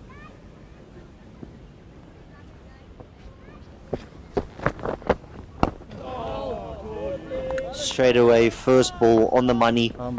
Definitely feel like the 2 spinners of the province have taken good responsibility, getting the batsmen to play good shots for their ones, not just giving a lot of bad balls. And I mean, great start this from George Linder on the money first up.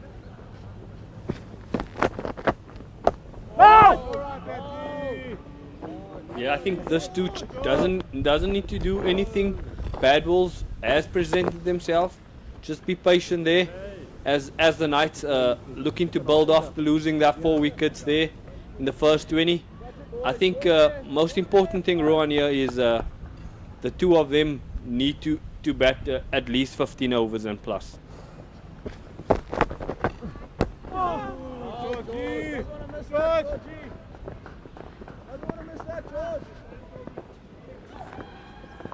I think the key way to do this also, Aubrey, is to try and bat for as long as possible at low risk, trying to take minimal risk.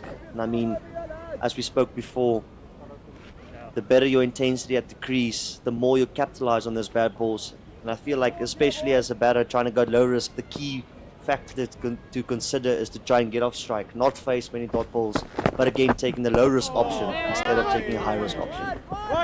Yeah, I think the two of them, when they have a chat in the middle again, is to make sure they tell each other the best place is to be at the bowler side. So that means they keep rotating the scoreboard, and then runs will come and momentum will come, and I'm sure their feet will start moving better.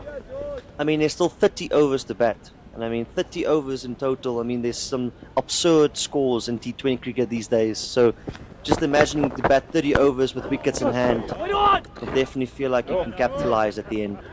Yeah, I think capitalizing was shown in the last game they played here, where Dean Forrester got, Not used to a white pitch, man. I think, nearly 60 in the last 6 there, which was a great emphasis of how he took a deep there. And that's what they need in this game, someone to take a deep.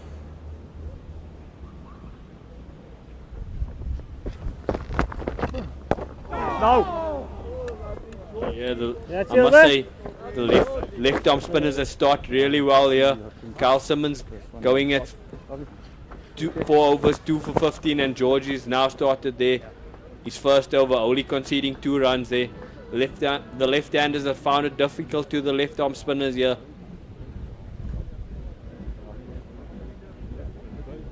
And definitely early on, we were speaking about the matchups here, and I think saying that the left-handers had to face the ball turning into them would be quite an advantage, but it seems like the 2 left-arm spinners of the WSB Western Province have definitely stepped up, take responsibility, bowled extremely well, not given them a lot of bad balls.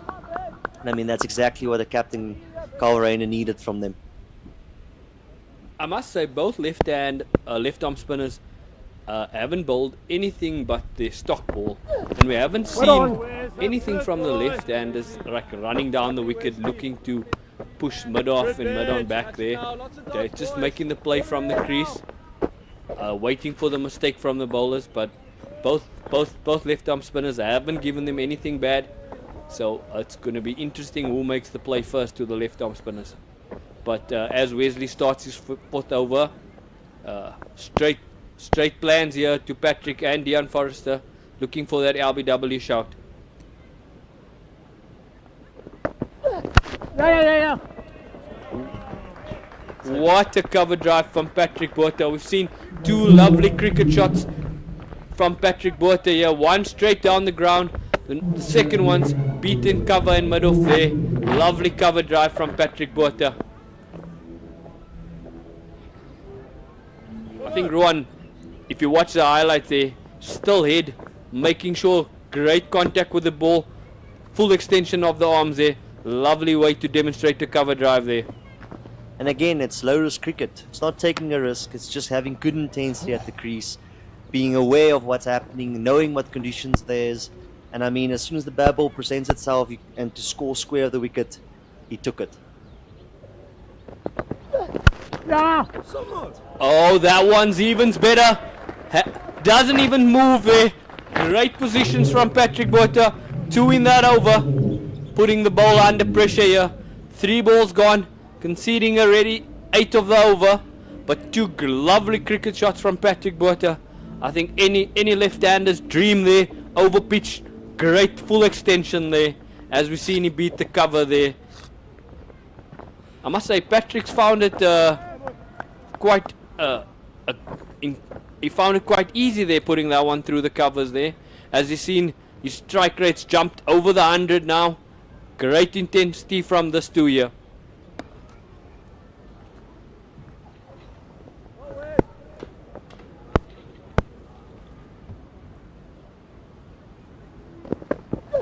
No run. As you spoke about earlier in the over, I think Wesley would be quite disappointed with those 2 full wide ones. So, I mean, the plan definitely is set to make the batter plays nice and straight. And I think missing full and wide would not be very happy with that. But I think the follow-up ball here, making him play straighter, tad bit shorter, it's definitely the line and length that Wesley is looking to bowl. Yeah, I wonder how long is Wesley going to continue before we see a change from that side again.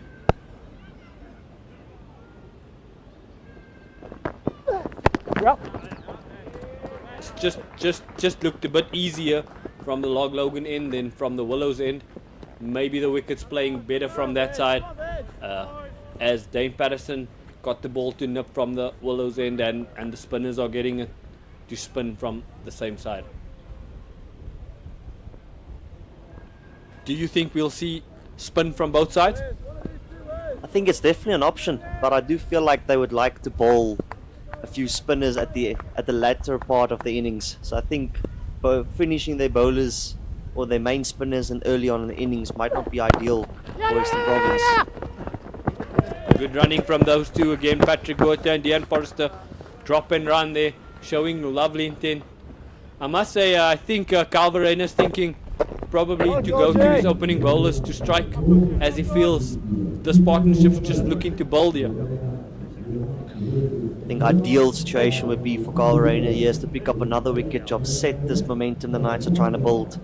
But I feel like also the batters is crucial to keep your wicket and value your wicket, because I think if another wicket falls here, I mean, because you feel like throughout the innings there's a bit of momentum to the Knights side, a bit of hope being shown, and then as soon as that happens there's a wicket. So I think from a batter perspective, Patrick Botha and Dean Forrester has a massive responsibility to try and bat deep, as we've mentioned before. But again, from a Western Province side, if they can get another wicket here, I definitely feel like they could bowl out the Knights before they bat their 50 overs. Oh, that's looking for Dean to hit it. Look, Dean's looking to hit it over Georgie's head. Just a bit of spin there, losing his shape. I don't think it's necessary that the Knights are looking to play any extravagant shots there. Just need to keep it simple here. Still 28 overs to go. This partnership has found a bit momentum. Do you think in the changing room there was a score put out already, Ruan? Definitely feel like the Knights would look to definitely get something above 250, 260 at this ground, especially with the bit of rain that's been falling on in Bloemfontein. But again, like we said before, I think going at it or going about this is definitely to go and play low risk cricket. I mean, if you look at the innings so far, the batters have really been capitalizing on the seamers, especially when they've presented those bad balls. So I think just having a good intensity batting, getting ones, not face a lot of dot balls here from the spinners, will definitely be key to setting up the innings here for the Knights. Yeah, I think we're in for a treat this afternoon, as the Knights have 3 really good spinners in, and we've seen the wicket just holding up a little bit. I'm sure Aaron Pangisa and Dane Pitt will be licking their fingers. We've seen in the previous game that once the lights came on, the wicket really got something in it, spin and seam. So the Knights have to keep it, I think, just a little bit longer. Plain and simple cricket here. Keep ticking the ones as the Knights find themselves 98 for 4 after 22, looking to get to their 100 here. Like as we've said before, as soon as you have wickets in hand and you can bat those last 10 overs with the power heaters coming in, I mean, you definitely can capitalize on it. I mean, that's an excellent shot from Patrick Botha. Over Cal for 6. Great position, good intensity this from Patrick Botha. Love seeing his presence at the moment, and definitely feel like he needs to be the man to take responsibility. And also that's 100 up for the Knights after 22.5 overs. Yeah, Ruan, I think once they put David Bellingham under pressure and found that 2 there, great momentum shift after that. Haven't been a lot of dot balls after that. But I must say this too has came out here with lovely intent, putting the fielders under pressure, putting the bad balls away, scoring a bit freely than the previous 4 batters.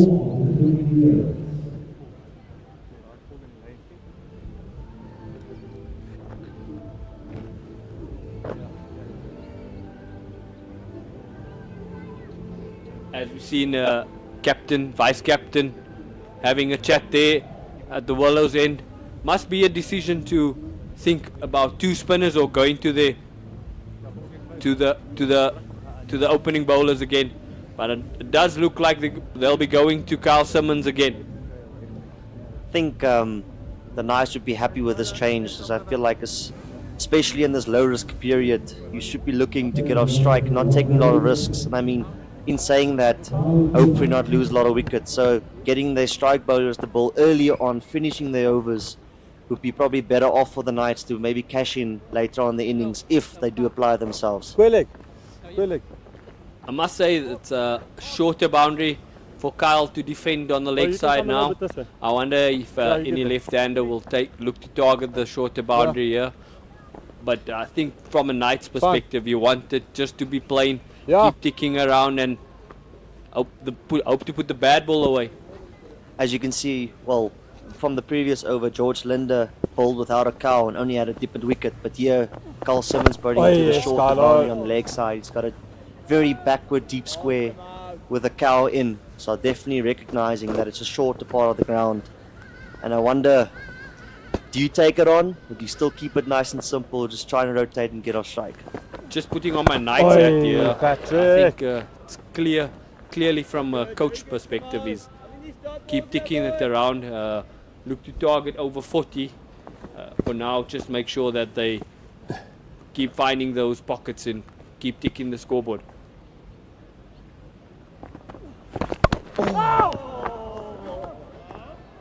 Great start here from Kyle Simmons. 3 balls in. Haven't conceded anything yet.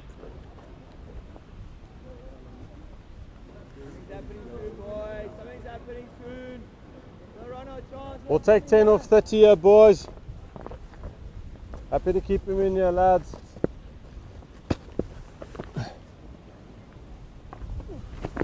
Oh, yo! Well played there by Deon Forrester, rocking back, good position, tucking it away to the leg side, getting one. Off. Thank you.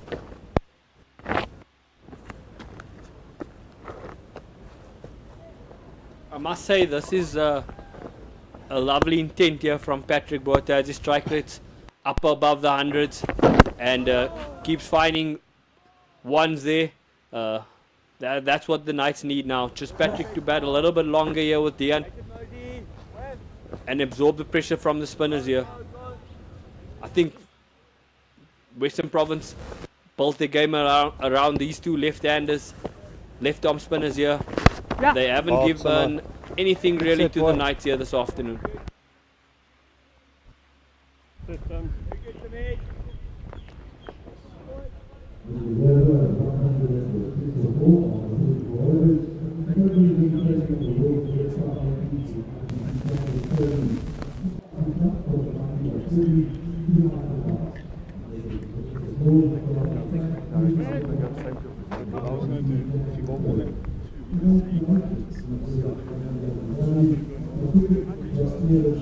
Yeah, I think just to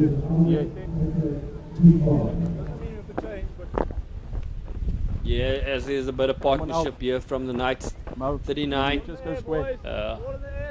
at the halfway mark here. They're finding themselves 106 for 4 after 24. And then onto just go normal. Big overs in front for the Knights. Have to stay calm for a little bit longer, I feel.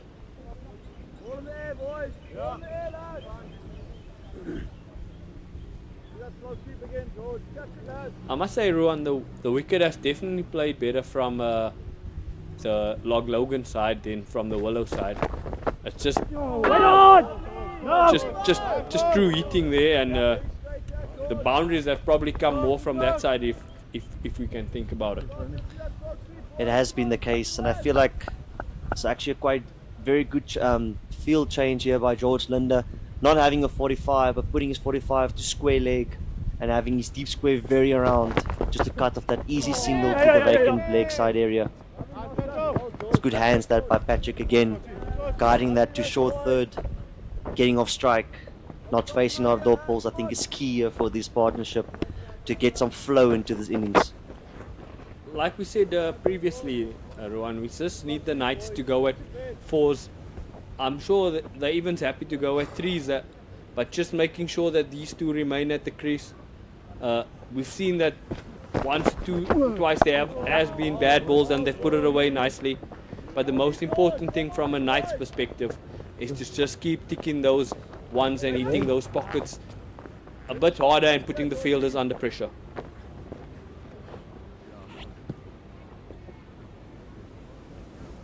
We haven't seen a lot of 2s here this afternoon. We've seen a couple of 3s earlier, but I just feel that the Knights can be putting the Western Province fielders a little more under pressure.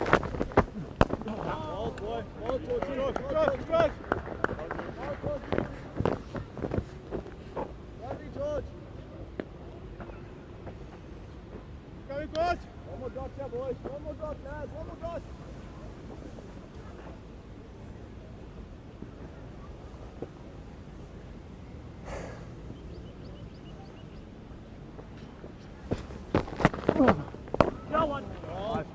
Really good batting from Dean Forrester. No. Just hitting that vacant cover there, looking to put the fielder under pressure.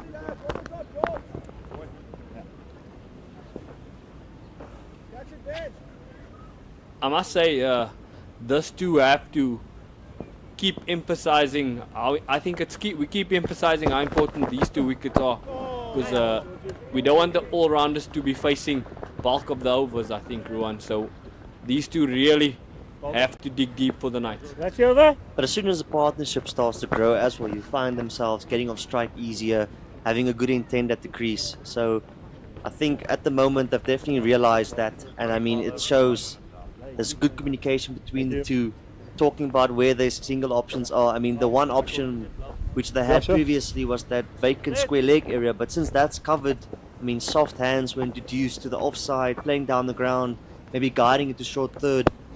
So I definitely think these 2 understand what they need to do and how to play this innings at low risk, trying to keep their wicket and protect their wicket most of all. Yeah, good start from George and Simo here. Kyle Simmons only bowling half of his overs, 2 for 17 only. Good start there from both of them. The lefties haven't found it easy to score to the left arm spinners, but I think Dean and Patrick is probably playing the ideal role that the coach and captains asked them to do. Yeah, and the longer they bat, the more hopeful the Knights will get to set up the innings at the end. I mean, like we spoke about before, we've got a couple of starts in the top order, but I feel like one of these 2 definitely will take responsibility. As you can tell, running hard between the wickets, Patrick Botha being away, another miss, thrown the ball over the keeper's head. 3 runs, just like that, good intensity, running hard, being away of the fielders. The not 10 off is a massive field, capitalizing on the running, and again, good intensity at the crease, and like I said before, understanding what they need to do now to go about this. And I mean that's low risk, not taking not a risk, low risk, getting the ball down the ground, running hard, forcing the fielders to make a mistake. Yeah, that's what I told you, Rowan, earlier. We need the Knights need these 2 to put the fielders a bit more under pressure. As we've seen there, just a bit of pressure, and the Knights got 3 runs there. Catch!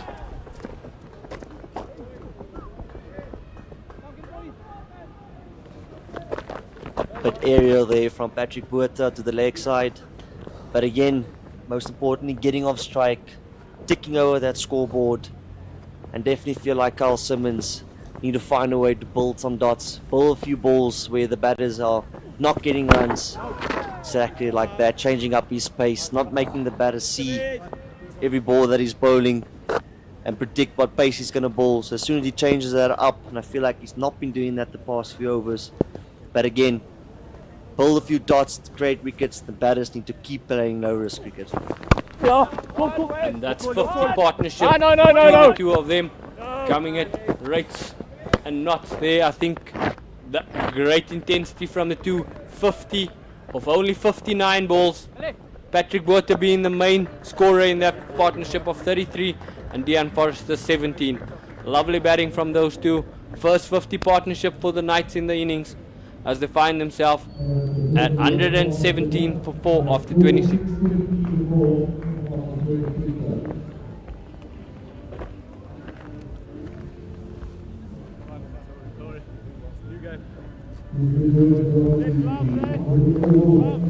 I must say this too has really given some emphasis to the innings when they found themselves at the crease there at 67 for 4. Great intensity here.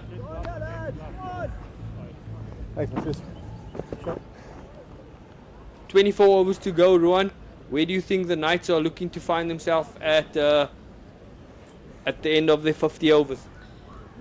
All things considered, I think if these two can bat till the 40th over, they'll definitely be fancying a high target of 260, 280. But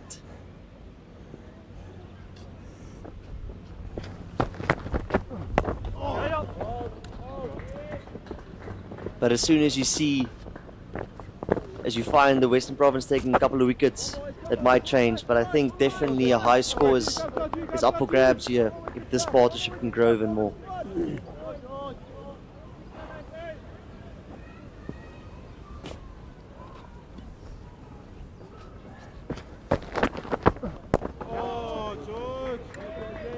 As Patrick hits the one down the ground there for 1. Just got to do this a little bit longer, I feel here. The wickets maybe going to get slower or quicker under lights. What do you think, Ruan? As you've mentioned before, I mean, it spun quite a bit under the lights when we bowled the other night. So I think it might slow up a tad more, if anything. Yeah, you just see now. I think the previous batters were still idling on the back foot there when the ball was hit to the fielders. With us two, as soon as it's to the left or right, it's 1. And they're looking to put the fielders on the boundaries under pressure.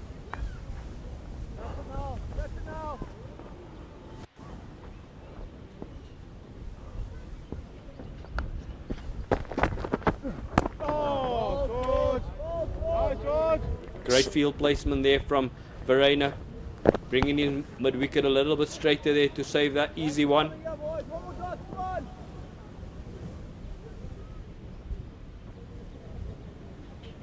It just feels a cat and mouse game for me at the moment here, Ruan. Bowlers and batters are waiting to see to put each other under pressure here and make the play, but I must say, lovely intensity from the batters.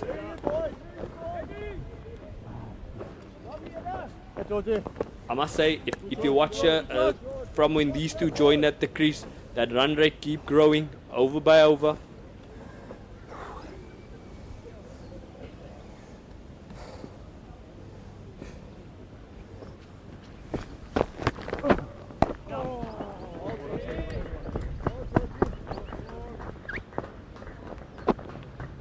Very good example this of low risk cricket, hitting the pockets, hitting it as soon as it's just outside the eye line, soft hands, getting the fielders who are on the ring, just the left, right of them, running hard between the wickets. I mean, like we said before, the longer they bat, the more low risk cricket they play, the better for the Knights. And I think as soon as these two... I must say, Ruan, for me it just feels that the left arm spinners were just too easy, as we see Kyle Verena looking to his opening bowler once again. Coming from the same side as he started, as Onke comes from the Log Logan end there once again. For me it just felt it just got too easy there for the left arm spinners to both lefties, and that's why Kyle's going for the change.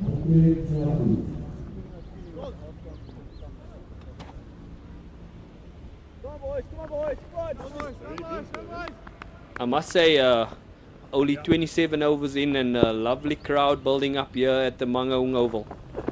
No! Start on. So, George! Buddy, playing with you.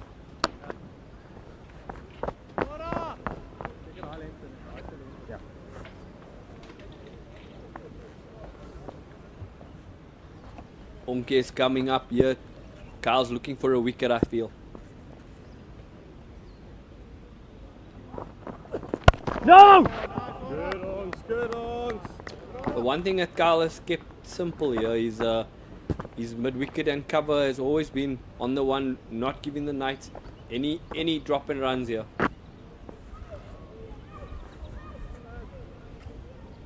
But to summarize though, from the early on in the innings, the batters have definitely found it easier to capitalize the the seamers to hit boundaries. So I feel like maybe you can afford a bit more dots, but as soon as the bad ball presents itself, definitely running hard or capitalizing on hitting the boundary. So as you can see just now, Dian slightly wide, slightly shorter, good shot to the sweeper, just on the right of him, easy 2 runs because of this big field.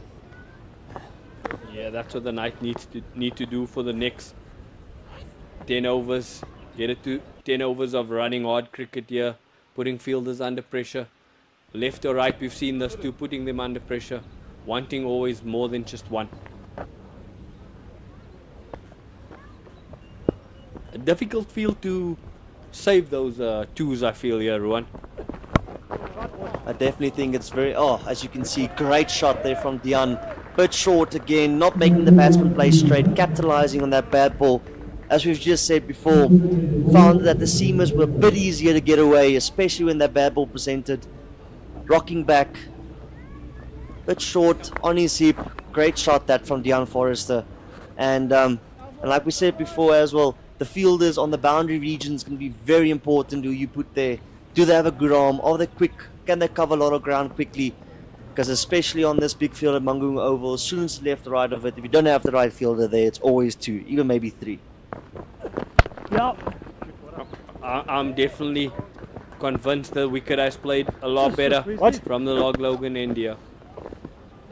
Wait. If you're the captain here, Ruan, how long before we see Dane Patterson back into the attack? Definitely fancy that he might bowl a few in the death. So I think he's got 4 overs left. So probably fancy giving him another.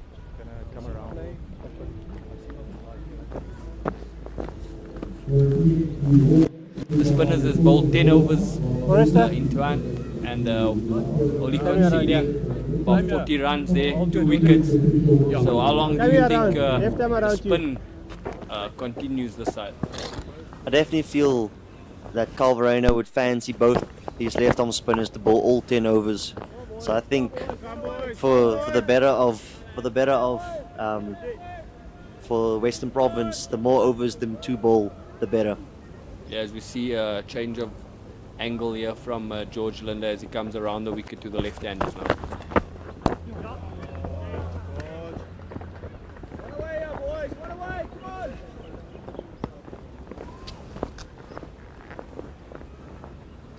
I must say, Ruan, Dian Forrester's played really well here this afternoon, even spat, but I think just from Dian getting the 100 in the previous game, he's come in here, hasn't given the bowlers time to settle, and haven't been a lot of dot balls in the last 5 or 6 overs.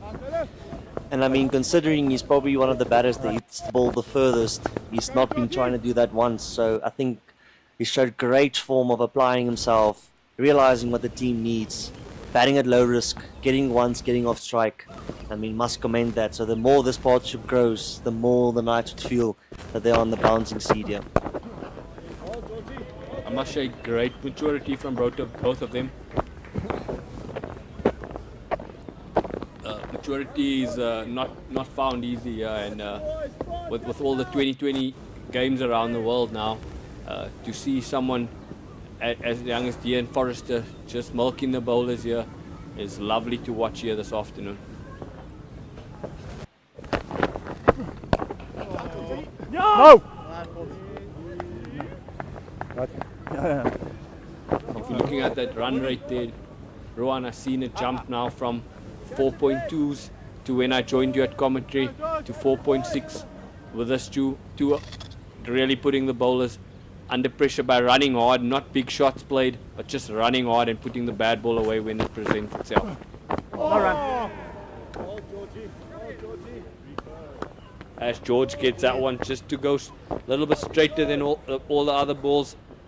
Bit of bounce there, as we spoke about. George is looking to get on this wicket, as it just plays and miss there from Dean Forrester.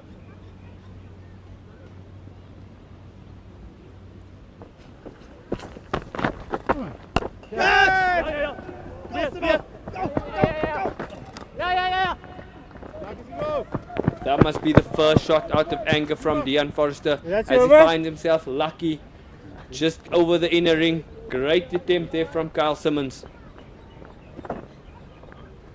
I feel like commentary's curse is definitely a thing, as we just spoke about. That Dean's not taken one risk yet in this over, tries to go over mid-off. Definitely fancy that George Linder thought he might have had his man there. But fortunately, just over the head of Kyle Simmons, running, trying to take a great grab there, but not to be. Considering how easy it was to get the bad ball away,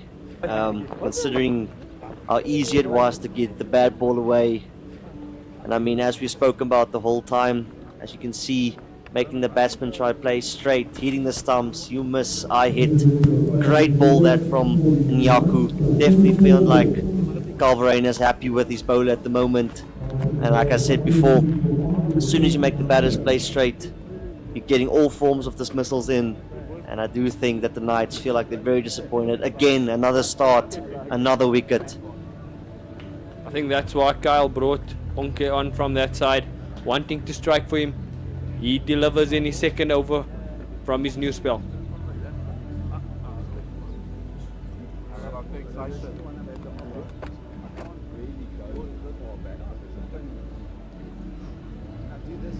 Interesting tactic here from the Knights, as we see Malusi Saboto joining Dean Forrester at the crease.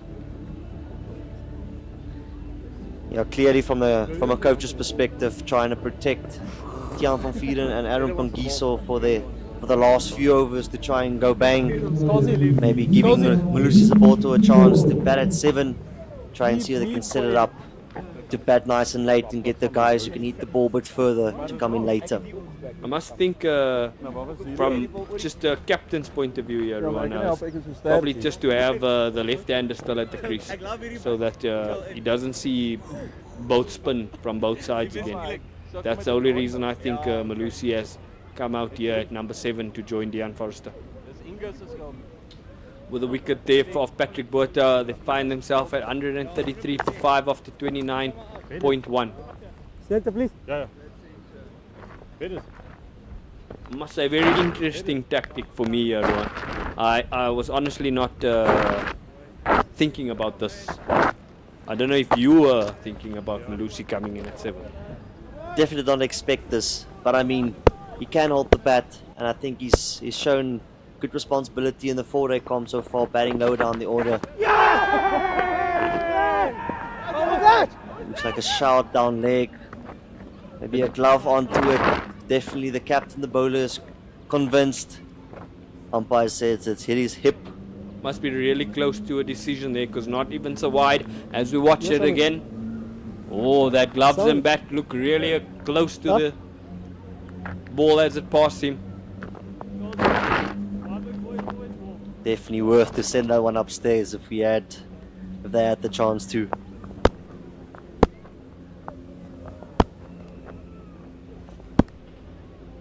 Hands away from the body there. Not a good sign there as a batter. No.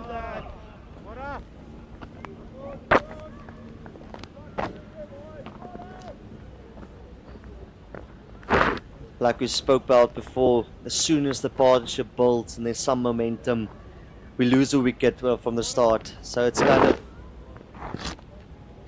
of bad timing this from the Knights. But again, from a Western Province perspective, finding a way to get wickets as soon as the partnership builds, it's crucial for them.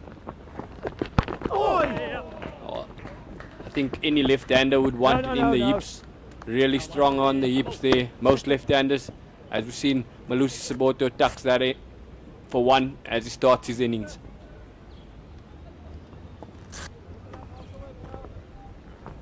to aim and then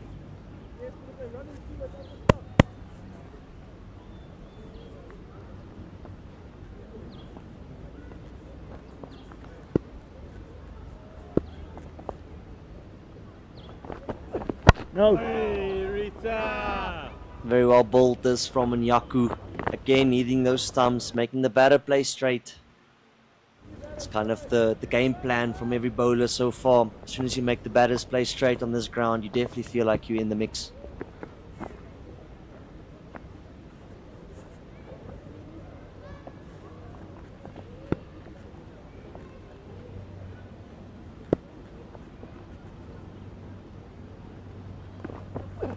Wait on! Very well bowled this from Onyaku. Great over this so far. 1 for 24 after 5 overs. The Knights are 134 for 5 after 30. Thank you. Bowling short and wide now. Georgie just talked about 1 minute left, okay? it's a cover up for that Peter Milano. A cover up. Because he's going to play for himself. Yeah. Yeah.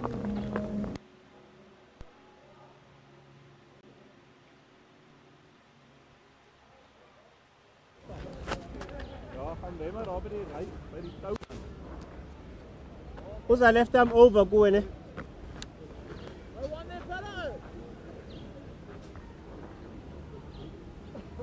Mo, not too much.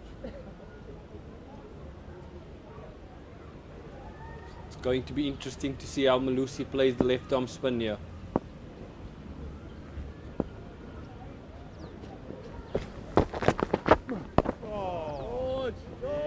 I think Carl Verreina probably feels he can put Malusi really under pressure here and get some dots from having Malusi on strike.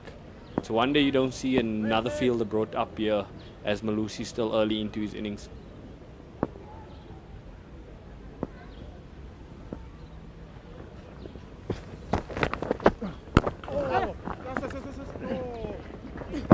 Oh!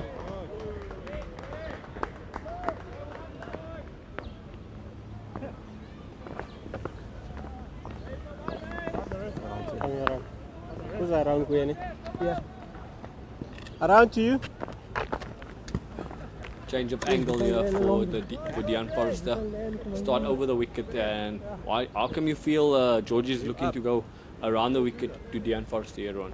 I think taking the ball away from the batter seems to be a bit more harder to rotate. So George Linder changing an angle, maybe just finding a way to create a couple more dot balls. Yeah, we've seen Ruan in the previous over there that as soon as George Linder came around the wicket, we've seen a shot out of anger from Dean Forrester. Nearly costed his wicket in the previous over. But losing Patrick Botha, Dean needs to show maturity here at the crease now. Oh my God! Well, George! Well, George!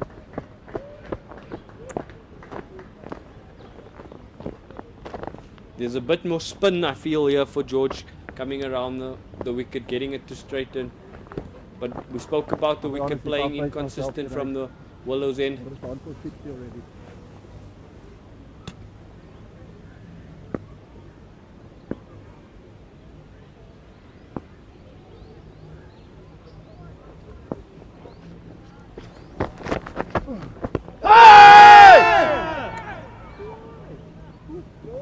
Close shout there, might have just hit him on No, I'm asking. leg stump there. I feel, as we've seen here, oh, close shout there, might be Haito missing, I feel. Just need Malusi to show a little more intent at the crease, looking to find those pockets. Ball, George! Ball, George! Is that over? Double check. Okay. Good over there from George. I don't see old guys. The Knights find themselves at 130, Yeah, you know what I mean? 36 for 5 after 31 overs. First ball that's turned the whole game. I think it's a bit tricky now for Dean as well, because I find that Malusi batting at 7, finding it difficult to get off strike. I think it's very important, as you said, he keeps his maturity, try and stay there till the end. But again, you can't help but wonder that if he feels like he needs to maybe take an extra risk, maybe play an extra shot, try and see if you can get a boundary to get the innings flowing again. Yeah, drinks looming around, 1 or 2 overs away here. Most important thing for the two of them to get to drinks. Great slash there from Dean Forrester as he finds himself another 4 runs, beating the cover sweeper there. Lovely shot from Dean Forrester. As you can see here in the replay, again a bit wide, allows Dean to free his hands, get that past point for 4. And again, Aubrey, as we spoke about before, it looks like it's been a lot easier to get the bad balls away from the seamers. So there's no real risk, or there's no real need to take a risk. I must say, if the ball's hit on the carpet, you get your rewards there. With the amount of rain being around in Bloemfontein in the last 2 weeks, outfield still giving you those rewards if you put it on the carpet. That's a lovely groundsman here we have in Bloemfontein to sort out the drainage system and everything to go accordingly this afternoon here for this game to take place. I feel, Ruan, like you mentioned, it's just easier to play the seamers from the Log Logan end.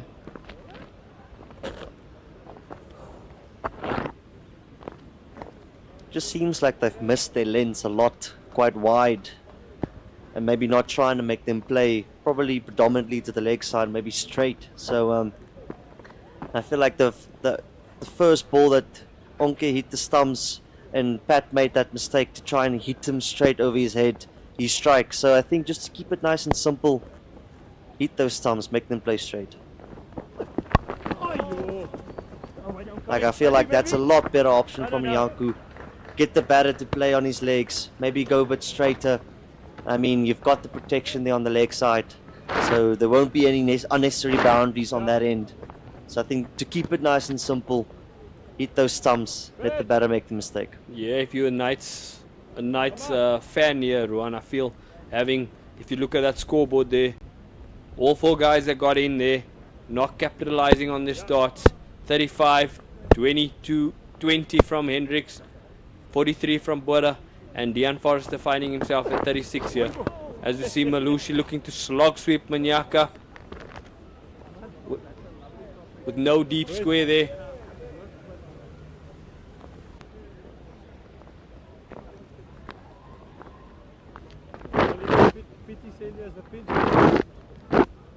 Again, a very interesting tactic this to send Malusi in at 7. I feel like it's not quite understood what he needs to do, because I feel like if we maybe get off strike or try and go for it, feels like he's a bit of 2 minds at the moment. Just from my sake here, Ruan, the batter before him, Patrick Botha and Dean, kept the scoreboard ticking there.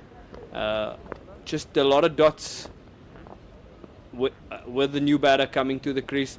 Run rates dropped to 4.4 here, 3 overs in here. The Knights needed someone to come here and show a bit more maturity with Dean here. Put the bad balls away that presents himself. But at the moment, the Knights are 142 for 5 after 32.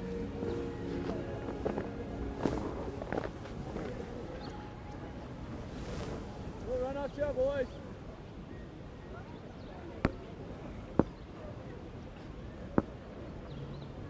As we see George coming in for his 7th over, 6 overs, 0 for 27.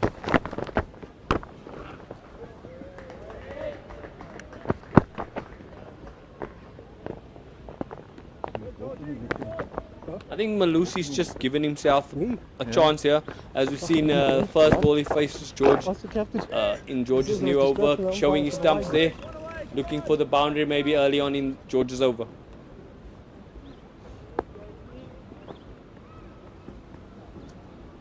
I'm going to ask you again here, Ruan. How far do you think it is before we see the legend Dane Patterson bowl again? Well, I said 5 overs ago they should be bowling now, but feel like that Carl Verreynne might fancy him bowling all 4 of his overs in the death at the moment. So, because I mean, your spinners still have 4 overs left from George Linder. I think it's still 4 overs left from Charles Simmons. So definitely feel like at the moment, especially with Nyaku taking that wicket of Patrick Botha, it's not necessary to bring your strike bowler on yet. Maybe leave him for the end. Yeah, I think we're going to see a change from the Log Logan end. It's just a matter of, does he go to Wesley or does he go to Mpongwana? But it's definitely going to be a change. I think he needed 3 overs from Onke to get a wicket, and Onk's got him in his second over. Yeah. But there's going to be a change happening Say that again? side, I feel. So him and then, yeah. Those two has only bowled 4 overs, Wesley and Mpongwana.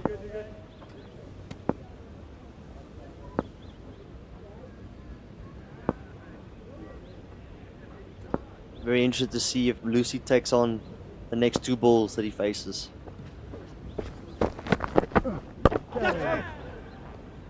As you can see, good intent from Lucy trying to take him on, giving himself a lot of room to try and hit against the spin. Probably a more risky option. It'd be quite interesting to see how he could manufacture to hit that ball over mid-off. I think the most important thing for Malusi Soboto here is just to get Dion on strike. Forget about the boundaries now. Keep tucking the balls, keep hitting the sweepers hard. As you see, lovely movement there from Mo Valley. A lot of dot balls from Malusi Soboto here, and like you said before, it's definitely a key aspect that he needs to understand to try and get Dion on strike here. But it's 144 for 5 after 33 overs, and it's time for a drink.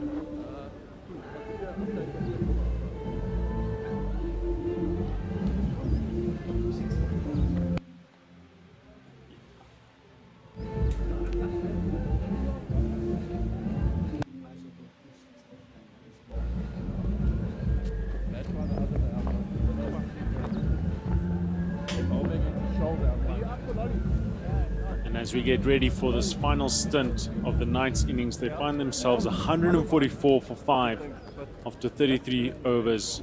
Deon Forrester still in the middle, 37 runs for 52 after 52 deliveries. And Siboto finding himself on 4 after 12 deliveries. Sisi Mpungwana going to continue from the Loch Logan end.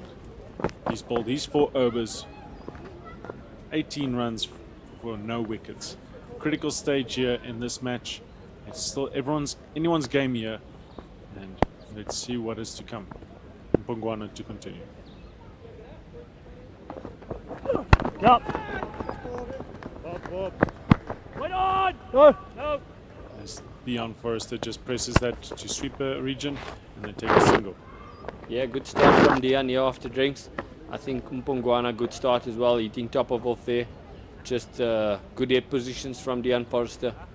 But the most important thing here is Deon to stay at the crease, keep the next batsman to find momentum.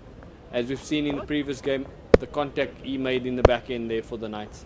Our big role he plays for the Knights in the back end. And this one onto the pads. Siboto not being able to get it away. There's an appeal. Umpire's not interested. John, I just think LBW around the wicket. Clear indication is watch the keeper. As we've seen Calvarena moving down leg there. As we watch it there.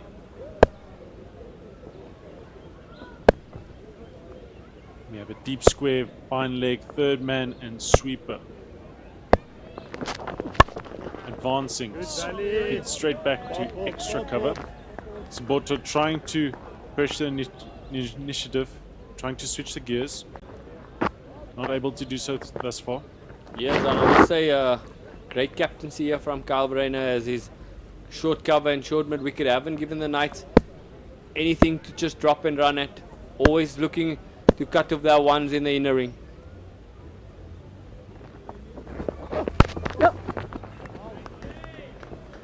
Driving it to the sweeper region, coming through for a single. John, what do you think, if you're the captain and the coach here of the Knights, what do you look as a pass score at the end of their 50 overs? Well, Aubrey in this situation, as they find themselves, I think they would have loved to have a bit more wickets in hand, but at this point I think 260 is what they would be looking at. Good Yorker. Deon Forrester does well to keep that out. So as we've discussed, losing those 2 early wickets, 2 dot, being removed for a duck, Snyman and Sinikani. Jiang Kluter looking really, really good today. Throwing his wicket was lost, a deep square leg.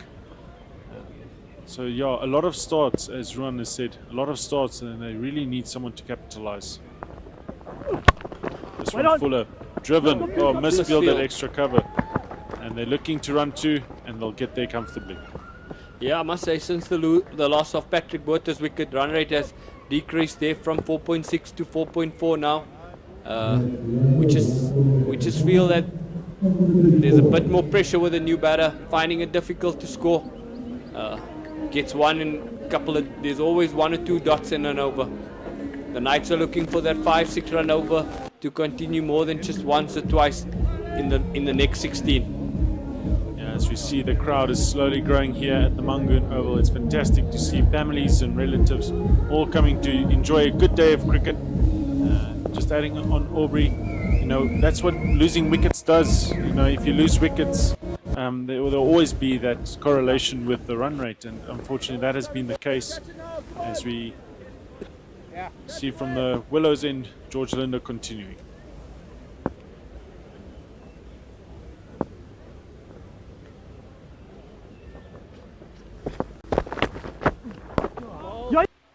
It's full. Deon Forrester looking for a quick single, and he'll get there. Excellent running from him. I haven't seen any of the left-handers come down the track to any of the left-arm spinners here, playing both left-handers from the crease. I find it quite weird that none of the left-hand batters have come down the wicket and look to meet the ball on the full.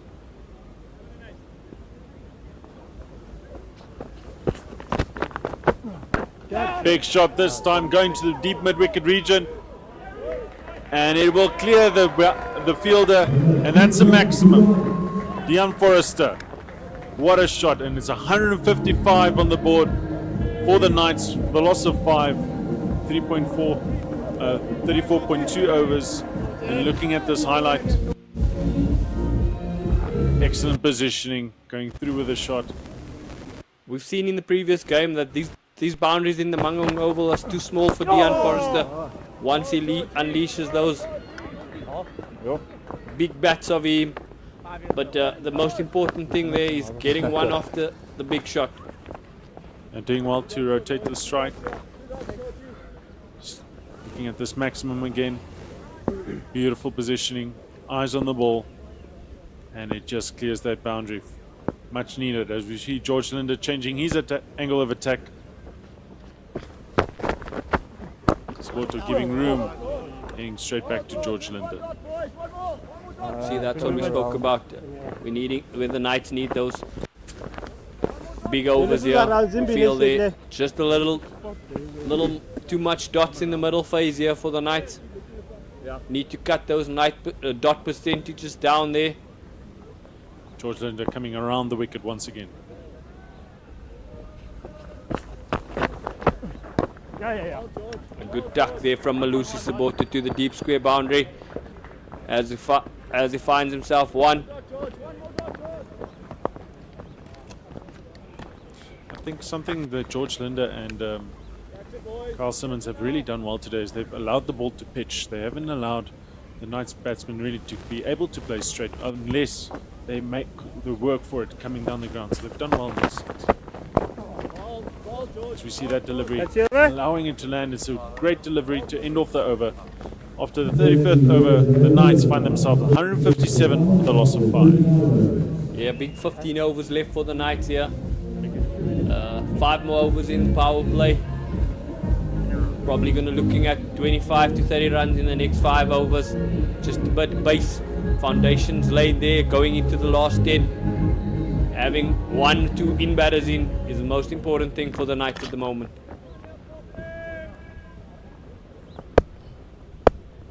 Pangwana to continue from the Loch Logan end.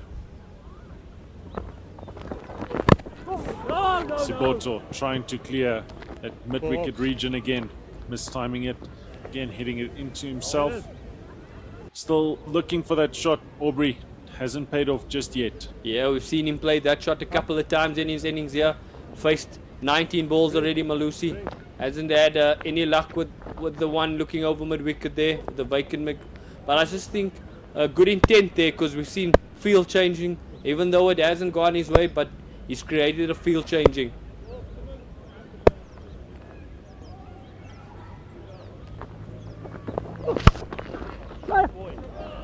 This time driven, beating extra cover. Oh, missed field from mid-off. And it looks as if there's an injury suffered. They are still running. The ball still needs to be recovered. And the Knights batsmen are still running. Four runs. As you see Dane Patterson go down. Doesn't look great. Player stopped at the Mangaung Oval as we watched Dane Patterson receive some treatment here. Doesn't look good for the Western Province team here. We're just going to play when someone's down. No, you never want to see a seamer go down like that. Immediately going down, immediately knowing something was wrong. Hopefully not anything serious. As the medics are making their way to the field now, and he's holding his right knee.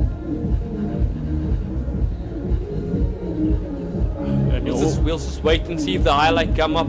You can see if it's the right or left knee that does go into the ground here. Oh, we do see a bit of a bump as he wants to take off. Definitely the right knee going solid into the ground there.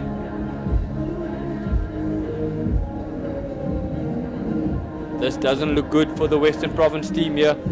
They need their legend of Dave Patterson to complete his over here, and it doesn't look good. He's indicating on the outside of his knee. It does look like maybe an LCL. Hopefully not the case. It's lateral cruciate ligament. Physiotherapist coming in to do the job. Everyone's just taking a moment, just taking a break, drinks.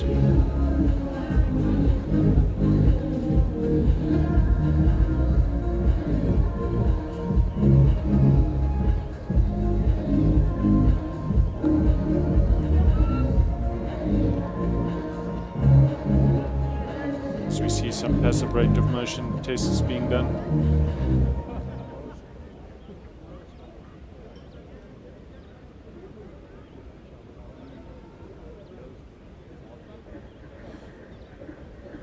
Aubrey, it's been an interesting innings thus far. You know, starting off the power play, the WSB Western Province were well in command. Dane Patterson really putting them in a commanding position with two excellent deliveries to remove Jog Snyman and Sinekwai Lesoko. It's been, the Knights have done well to climb back into it, small partnerships, but they've lost wickets constantly and at critical points. Yeah, I think if you look at that scorecard there, having 2 or 3 guys having starts there in the first 10 there, finding themselves at 6 for 2 when Dom and Gian Klute were at the crease, and they had a 48-run partnership there. They needed someone in the top 4 to get a big one for them here, but nevertheless they find themselves with Dean Forrester at 47 and Malusi Seboto with 11 runs.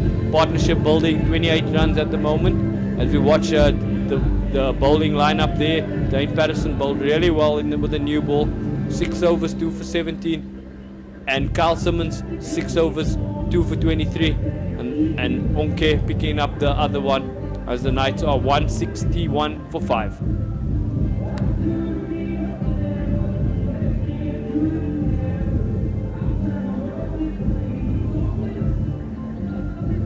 It's gone down. We're still waiting for confirmation as to what the proceedings will be, if it will come off the field or if it will be fine to play.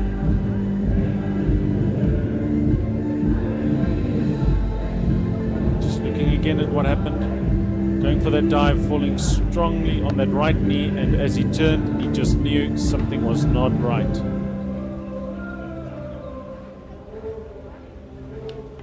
The good thing here, as you joined us again, we see the physio leaving the field.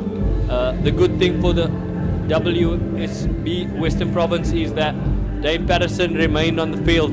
Good signs for them. We see him moving around on the field. That's good signs for them. Excellent sign. You never want to see a player injured, and it's good to see him on the field still. And WSB Western Province would be loving to get those final 4 overs from him later on in this innings. The physiotherapists leave the field. We're getting ready to continue play. As Mpongwana comes into Malusi Seboto from the Log Logan end. Just a bit of field changing as we find deep square. Moves back there. Oh! The one thing I can tell you, John, is that even though the Knights get the boundary here and there, the fielders are always tight, looking to say cut off that ones, not giving easy drops and runs here. The WSB Western Province have been really good in the field today. Such a crucial element of the game, the fielding effort, and they've been good. And they'd like to keep doing this, finishing this innings.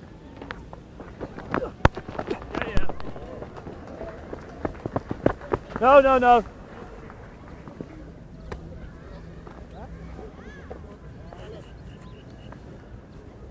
He's going to block it. You can go back. Yeah, George. Come up. Not taking chances just before 50. He's fucking selfish.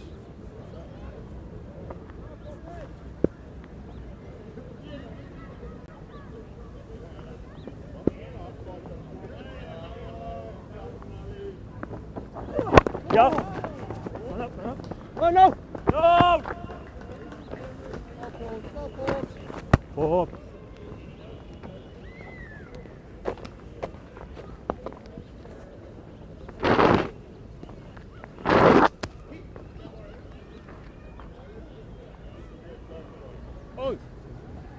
On. Okay. No. No.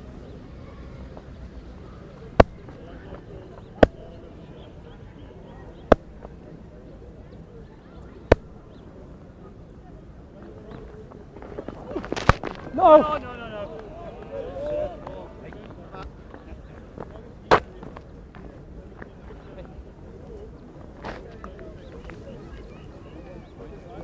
Yeah.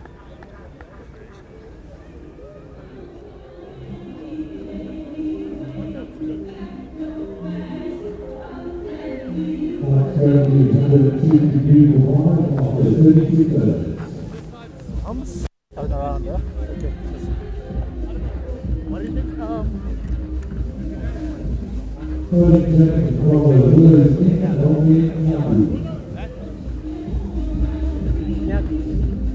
No, stop.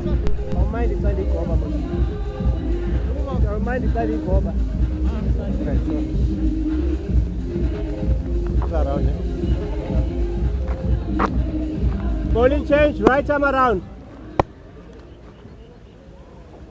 Nyaku from the Willows end.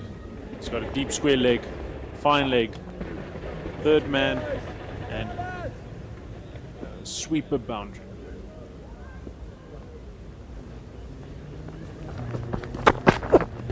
So sort of straight, push back to mid on, no run. Yeah, I must say, John, I think Kyle's thinking here needs to get a wicket, needs to get the big guy, Dean Forrester, out. That's why he's gone back to Onke here. In Onke's previous spell there, hitting the timbers, dismissing Patrick Border.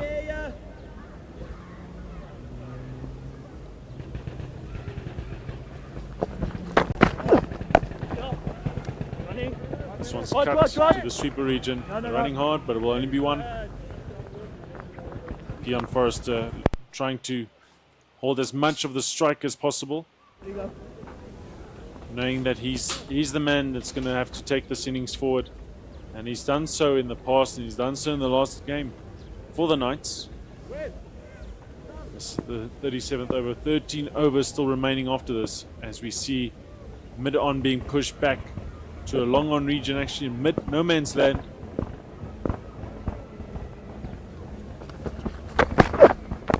No. That one's keeping really low. I must say the wickets really played a bit too paced from the Willow side. We've seen Dave Patterson with the new ball found it quite difficult for the openers to play him, John. And we've seen that one keeping low there from Onks again. No, it's been misbehaving just a bit, not too much. Just looking at this fielding position, finally it's been brought up into the circle, and that long on. Advancing Siboto. Doesn't get it away, only goes to mid wicket. Obviously they've seen him in this innings trying to take the initiative, trying to drag it across, and I think that's why they've got a fielder good 10 meters inside the ring here on long on. And they still have that deep square leg, a fine leg, a third man and a sweeper for him. Yeah, by you saying a guy being 10 really in, it just shows how big the field really is here today. Advancing, and yeah, he's still trying, goes to that long on region. So definitely part of the plan here. Saboto's still trying to push it, trying to get those runs, trying to get the boundaries. Hasn't happened yet. He's indicating to his dugout. Does look as if the bat might have been damaged in that shot. Yeah, as we watch Dean find himself on 49 of 61. Small landmark for Dean Forrester approaching. As we see sweeper come into the circle and long on come into the circle. Some people standing in front of the side screen. Third man is back, fine leg, is pushed back, deep square leg. So only 3 men out on the ring, outside the ring. Definitely from the captain's sake, doesn't want to give Dean Forrester an easy landmark here, bringing up the sweeper as Dean Forrester plays a lovely cover drive. Good running from the two batters there as Dean brings up another 50 run, finds 52 of 62 balls. What an innings from the young lad. Great maturity from Dean Forrester. Excellent innings here from Dion Forrester. They just brought up that sweeper and he gets it through, gets the 3 runs, and the Knights will need him to continue here today as he did in the previous game, scoring 128 unbeaten, and today he's been doing well. He's been conserving his skills. 2 4s, 1 6 in that innings so far. Let's see how he continues from here. As we do see Siboto, that bat had been damaged, so just replacing the bat quickly.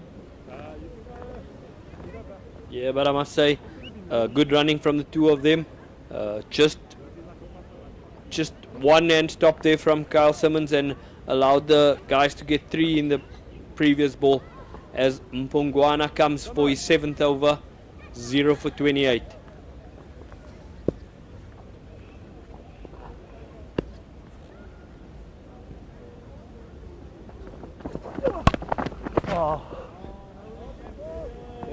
Dion Forster is not able to beat that point. Man at backward point, standing good 3 meters inside the ring, so as to cut off that quick single option.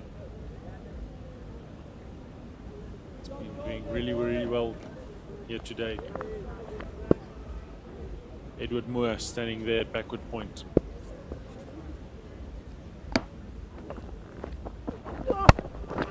Oh, lovely feeling from Mo Valley there. Mozart. Mo.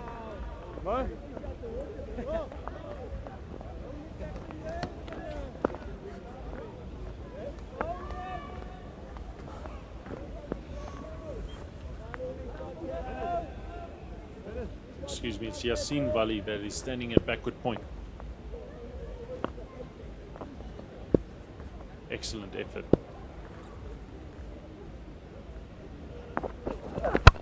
Hit hard. A lovely cover drive from Dion Forrester. The chase is on there from Wesley, and the ball wins. What a great cover drive there. We have another fielder down. Hopefully nothing serious, but let's just come to that lovely cover drive as we watch Dion Forrester plays it once again through the covers. Excellent shot as we see Wesley Badger make a valiant effort again. It's not his first time in this innings. Just slowly getting up after that attempt, but brilliant shot from Dion Forrester.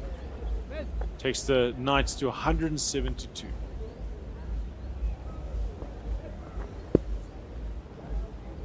I must say, Dion Forrester, good to watch on the eye. Plays a lovely cover drive. I think when he makes good contact with the ball, definitely more than once you find a boundary, and that's what the Knights need more from him in the next 7 to 8 overs there, and he capitalized in the last 3 in the back end there like he did in the previous game.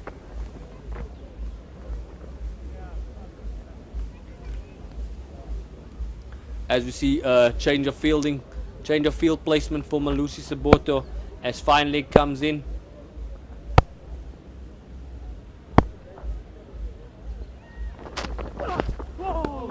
Advancing down the ground, missing it. There's a shy from Calverain from behind the wickets. Siboto is still trying to get that big shot in. It's not happened yet. It's been very unsuccessful as far. As we watch it here, now must be really close to the stumps, I feel. Huh? Very close indeed.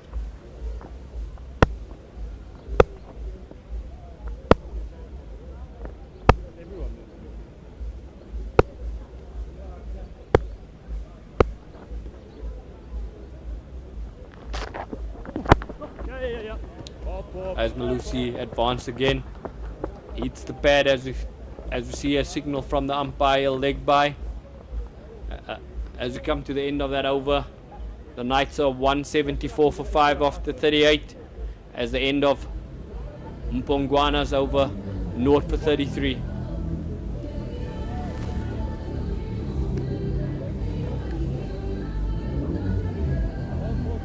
It's going to get interesting, I feel here, John. The next 12 overs, it's going to be the difference between 230 and 260, as you mentioned. I think the the Knights need to just take it deep here, as we as they have a partnership building with 41 runs already between Malusi Soboto and Dejan Forrester. No! Heel. Umpire's not interested. Just looking there, Aubrey, at that intermission between the overs. Dejan Forrester telling Soboto just to clear his leg, head down, hit the ball. Yeah, good instruction from the in batter. As we watch Onke here, must have rolled his finger as we've seen a bit of deviation off the wicket. Yeah, it does look like Onke has gone to cut this here in the latter end of the Knights. As we see this one short and wide, and it's called a no ball. It's a free hit for Soboto. I wonder where do you think he's looking to target this free hit, John? I think at this moment he just wants bat on ball. Let's start with the basics.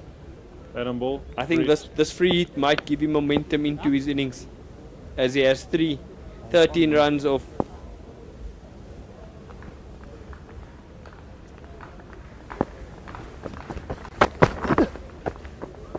And it's high and wide. And square leg shows wide. Will be another free hit. Second one. And that's one bouncer for the over. Yes, speed in there. The second And one. free. The free hit continues here. Malusi's hoping to make good contact with the free hit.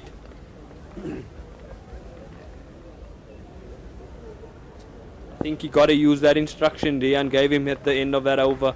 Open that left leg and swing. Full toss. It's hit to the long on region.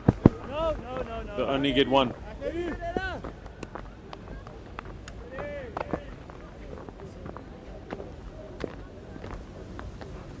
Yeah, Malusi would want that strike rate to climb as he finds himself 14 of 31. Wants to get that strike rate a little higher than 50% there. Want to get it to at least 80% in the latter overs for the Knights. Nyaku again rolling his fingers over the ball. Excellently bowled. There's a beat and Dejan Forrester. I think, for Soboto at this stage of the innings, just understand he's not the man to take the innings further. As you just see that replay.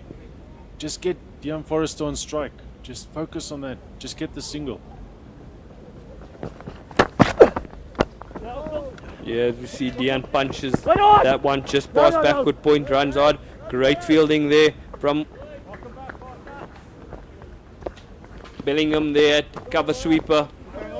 David Bellingham moving quick there, only allowing one run.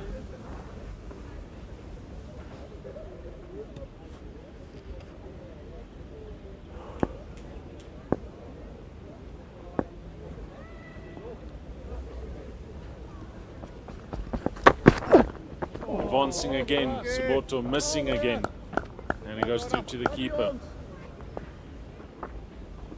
It does reach that point as Ruan comes to join me in the commentary where you can feel Soboto has done his job. He's got his team into the latter overs. However, should he be giving way, Ruan, for the guys that are still in the dugout? Definitely think he needs to try and take this game on now. As you can see, the clear intentions if he's trying to as well. This time he does get contact onto it. Goes to the long on region. It'll only be one. Just think that especially Malusi Soboto cannot afford a lot of dot balls at the moment. So I think even if it's just trying to get the ball away or trying to get a boundary, just make sure to get him bat on ball, as you mentioned, John. Because I think as soon as you can bowl, a couple of dot balls to Soboto, Dejan Forrester will definitely feel a lot of pressure on the other end to take initiative and try and maybe take an extra risk where he might need to just focus on batting the overs instead. And we're about to enter in that final power play as we start the 40th over. It's the second over now in a row where they've taken a single of the last delivery, as we do see Dane Patterson come back into the attack from the Loch Logan end. It's good to see him bowling, that he hasn't been injured after that scare in the field. So yes, pick of the bowlers so far today. 6 overs, and yeah, he continues.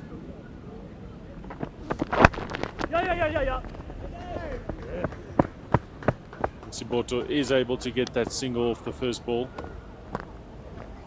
Ollie. I mean, there's still 11 overs left to bat, and you still have Tiaan van Vuuren that can come in next to try and hit the ball. So I do think even though Dion has the ability to hit the ball a long way, he definitely has to realize the maturity that he has to play here. Maybe try and emphasize that he bats that 50 overs back till the very end.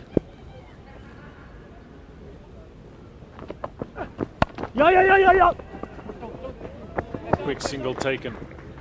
Push to the cover region. Excellent running from Dion Forrester. So at this moment, you can still see the game plan is not just yet that Dion Forrester takes all the strike. Obviously, as you said, there's still 11 overs. So obviously, just keep the scoreboard ticking. I think that's the message for them. And Dame Patterson, he'll be looking to get that breakthrough again for the WSB Western Province.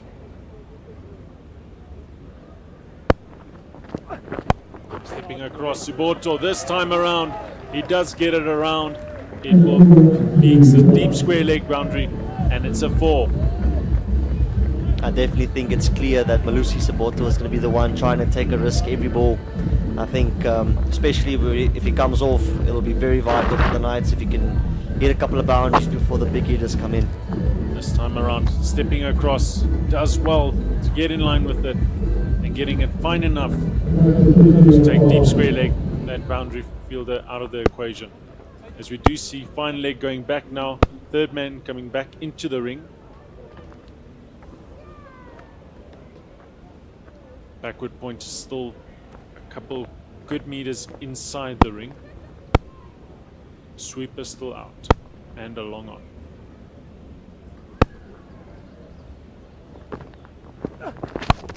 This time it's wide and it's cut over. Backward point. Sweeper will do well to recover it as they come through for 2 runs. So Siboto really trying to push the initiative here, trying to increase the run rate. He's taking the chances. So far it's paying off. 6 runs in the last 2 deliveries.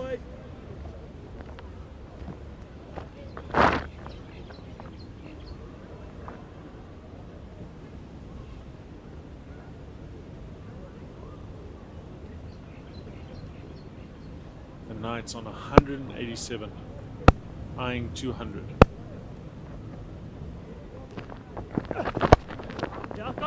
It's full, it's worked around the corner.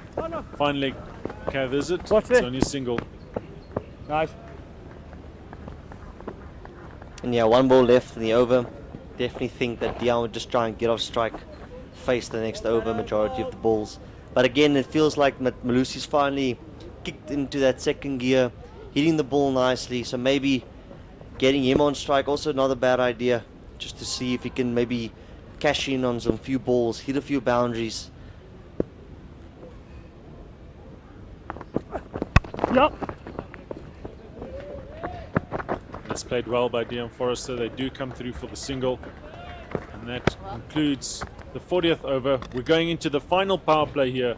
The Knights find themselves on 189 for the loss of 5, current run rate of 4.7, and it is, we were speaking about the phases of the game, and this is the final phase of their batting innings. Crucial one to lie ahead. They've done well to get themselves in this position, having lost early wickets. Unfortunately, not being able to build strong partnerships, and we are here at the back end of this innings. Dion Forrester, the man in form, finds himself on 60 runs after 70 deliveries. He's the one who will be hoping to take this attack forward now. I think from here, Ruan, where would the Knights like to be? I mean, it feels like it's a very similar position that they were in against the Warriors. So I think 260 would be a dream score for the Knights here, and I think especially on the lights that fancy themselves to get a couple of early wickets. So, and a new bowler coming into the attack, Carl Simmons, still 4 overs left into his spell, and I mean, bowling to the big leg side boundary. Definitely feel like if they take him on, that he could be one of the wicket takers in the next 10 overs.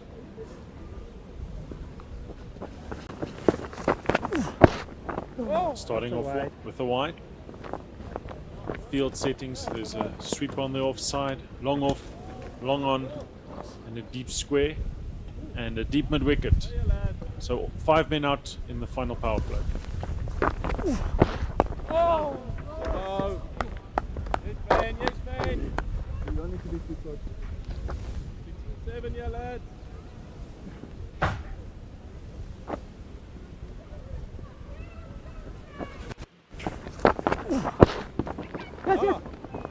Okay, no, onto the legs, they come through for a leg bye.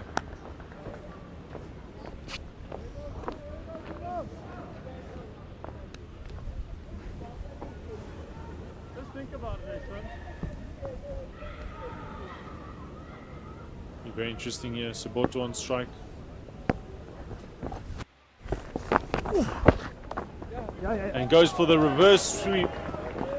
And he does get it. It does beat short 45 and it does go to the boundary. 4 runs. It's a great shot that from Malusi Soboto. Bit of innovation showed there. I definitely feel like he's earned the right. He's faced 38 balls, even though early on he faced a lot of dot balls. As you can see in the replay, good position, good hands. He did over 45. It's a great shot that from Malusi. I was about to say just before he bowled, it's going to be interesting because we know he's been looking to push short this time and it's just hit to the long off fielder. And I mean, if we said it before, he was facing a lot of dots in the start and he was struggling to hit the ball. But I mean, as we've spoken before, if you face 39 balls, just batting time, just staying there, you definitely get the hold and the feeling of the wicket, and that's definitely helped him so far. Down, George. Come. Looking. Hitting hard, looking for 2, not able to get there. Rotating the strike well here in this over. Pops. Please, very spare. Let's see a fielding change. Leg side 45 coming across, going to point region. Deep square leg is going much more fine. Go. Lights it beautifully, but they still scamper through for 1. That's the over. Excellent running. And that brings the end of the 41st over. The Knights find themselves on 198 for the loss of 5. Thank you. 9 overs left to bat. It's going to be a good contest this between bat and ball. I feel like the Knights have done well, even though they've preferred to get one more top order batter in here at the end. But regardless, being 198 for 5, still having 5 wickets in hand with 9 overs left, definitely feel like they've given themselves a chance to get something big here. It does feel that way, but we do know that in this game, a wicket changes everything. And you can't help but feel the loss of Dion Forrester's wicket at this point will be crucial. So this partnership, valuable for the Knights as Dane Patterson continues from the Loch Logan end.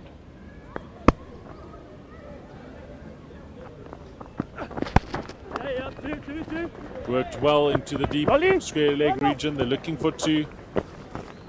Not able to get there as it's recovered by Carl Simmons. It's clear to see also that Carl Verreynne is allowing the spin to bowl to the bigger boundary, and the seamers especially. I mean, you could see the amount of lateral movement Dane Patterson got in the start of the innings, but bowling from the Loch Logan end instead of the Willow end, I feel like it's a very clear plan. Yeah, come to.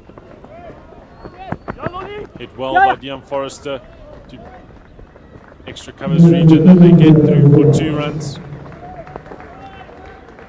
And that brings up 200 for the Knights, 201. Done well to get themselves here, but they will be looking to finish strong here. As we see the fielding placements, long on, deep mid wicket, deep square leg and fine leg, no mid wicket in place, and a very packed offside field. Everyone in the ring except a sweeper on the offside. It's short. Oh, missed time by Dion Forrester. Not able to get hold of that. Could have gone anywhere there. And definitely with this plan, Dane Patterson's going to look to bowl cutters into the wicket. Back of a length, cannot really afford to give any width, especially with the mid-off up and short third man.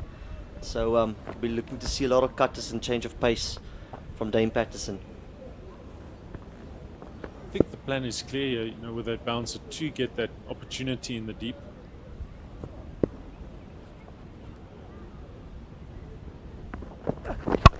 And this time it's Fuller, and it's hit over extra cover aerially.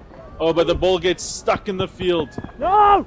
They're only able to get back for 2, and that's that rain that we've had over the last 2 weeks. The field here at Mangaung is usually really fast, the outfield really hard, but with the rain, that ball is just plucked into the ground.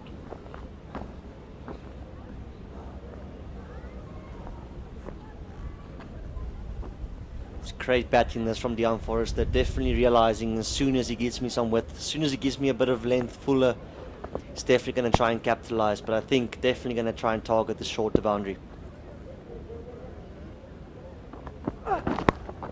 It's a full toss. Fine leg is in play, but he can only see as it flies over his head for a maximum 6 runs. Yo! Again, great batting from Deon Forrester. Very key, very specific. This definitely going to try and target this leg side boundary, which is on the shorter side. As you can see on the replay, Dane Patterson missing a bit on the fuller side. Deon getting underneath it very nicely and travelled all the way for 6. It's a brilliant shot that from Deon Forrester. That was excellent timing. What a shot. Yeah. One. Last ball of the over. Get the single, face the next over. Great thinking this from Deon Forrester. Absolutely, it's a great example of maturity this. Just needs to finish well. Still 8 overs left to bat. Yeah, 12 runs coming from that over. Great over for the Knights. Incredible hitting from Deon Forrester. The Knights 210 for the loss of 5 after 42. And Kyle Simmons will be continuing from the Willows end.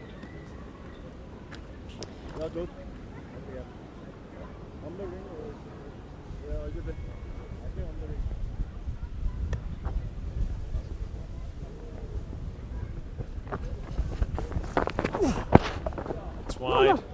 It's worked to short 45. Oh, it's well field. They do get through for 1. Oh, sorry. So they do get the single. Slow. Deon Forrester, Ron, he's had an incredible season so far.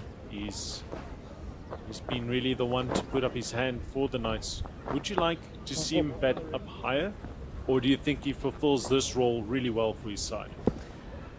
Personally, I think Deon's done an exceptional job absorbing pressure, and you know, just if you look at his body language. One. Saboto trying to work it around, but that fielder is there. It's only 1 run. But if you look at his body language and just his temperament, I think the number he comes into bat at 6 suits him to bits. Try and, you know, save the game if the team's in trouble, or, you know, just, yeah, I think he's batting in the right spot for the Knights at the moment.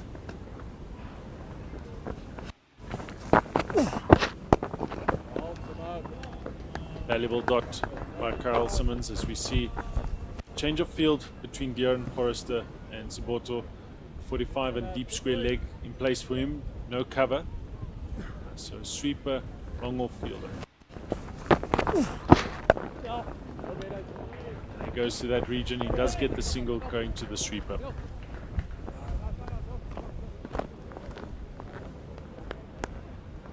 It's been a good over from Kyle Simmons, only conceding 3 runs so far from the 4 deliveries. You know how important the last 2 deliveries are, trying to gather momentum going into the next over.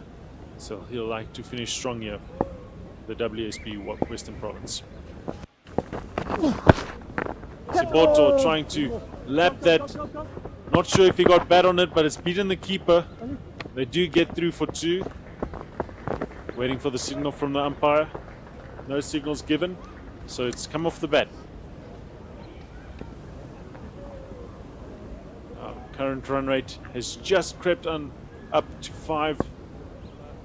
It's been good batting here by these 2. Give himself room. One. hits it down to long off.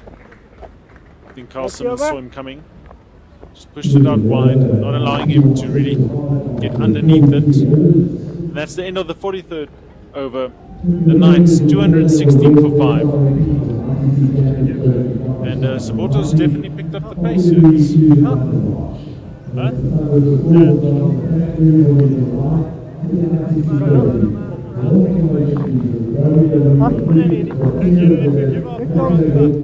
Change of bowler from the Loch Logan end, Humpungwana bowling, and I think this is it's a good change, especially with a bit of bounce he can get, and especially with the shorter boundary on the leg side, it might be a bit harder to get underneath him. But I definitely feel like Saboto would be targeting every ball he's facing from now on. Big appeal as it rolls down to fine leg. He's got to do a good job to get there. They come through for 2. Umpire's not interested in the appeal. And it's signaled leg bias. Yeah, Ruan, Saboto's done well to get himself in a position where he cannot lose from here. He's done his job. He'll be liking this opportunity to get some runs on the board. And that makes him dangerous. I think he fancies himself slog sweeping a few now, especially missing out earlier on. I think if he can next 1 or 2, the teammates will definitely only talk about the ones he's hit.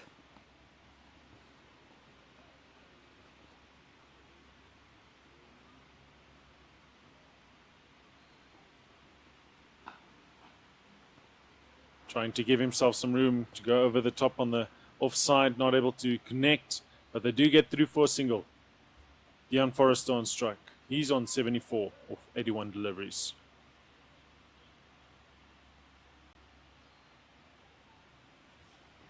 As we do see a fielding change, fine leg coming in inside the circle, and mid-off being pushed back.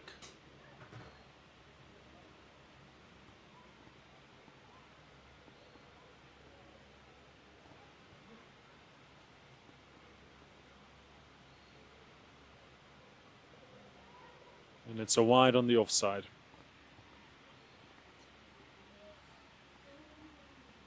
Be interesting to see if Deon Forrester goes for the lap shot, since third man and 45 or fine legs up. But again, if a man with his ability to hit the ball so far to the short leg side boundary, don't think he might consider that decision.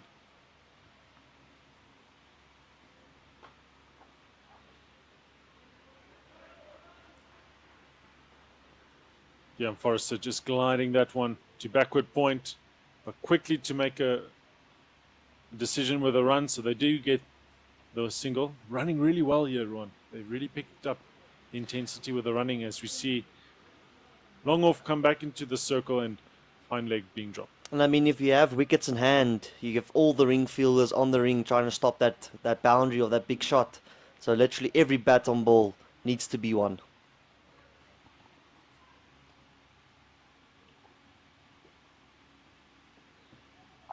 It's short, pulled hard by Saboto, and it beats the deep square leg fielder. Excellent shot, 4 runs.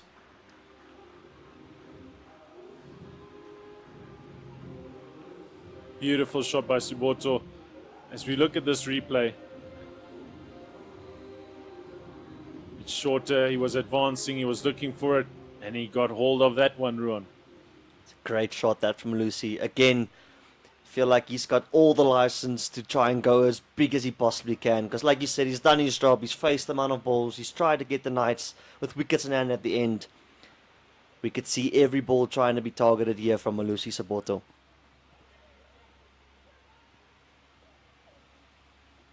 Advancing, doesn't get all of this one, goes in deep mid-wicket region. It's only a single.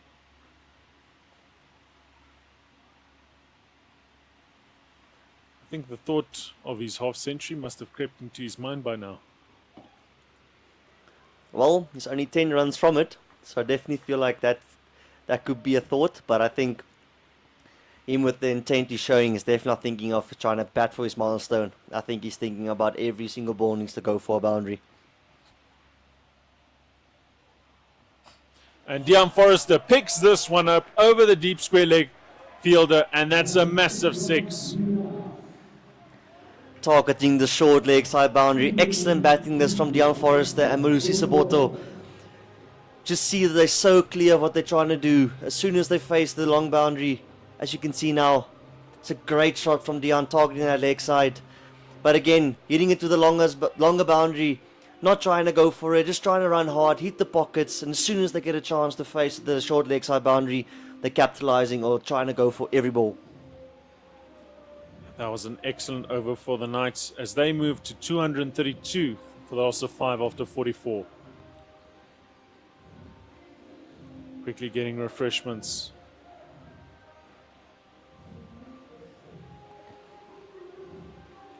This partnership, 99 runs, Ron. I mean, in hindsight, we said there was a lot of trouble with the dot ball or the amount of dot balls early on faced by Malusi Saboto, but again, you cannot value the amount of runs you can get at the end if you've got wickets in hand and the freedom for the batters to play their game.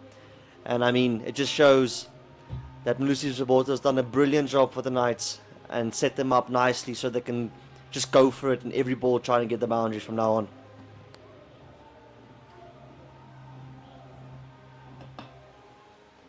Critical partnership here for the Knights. Going into the last 6 overs as Carl Simmons looks to continue from the Willows end.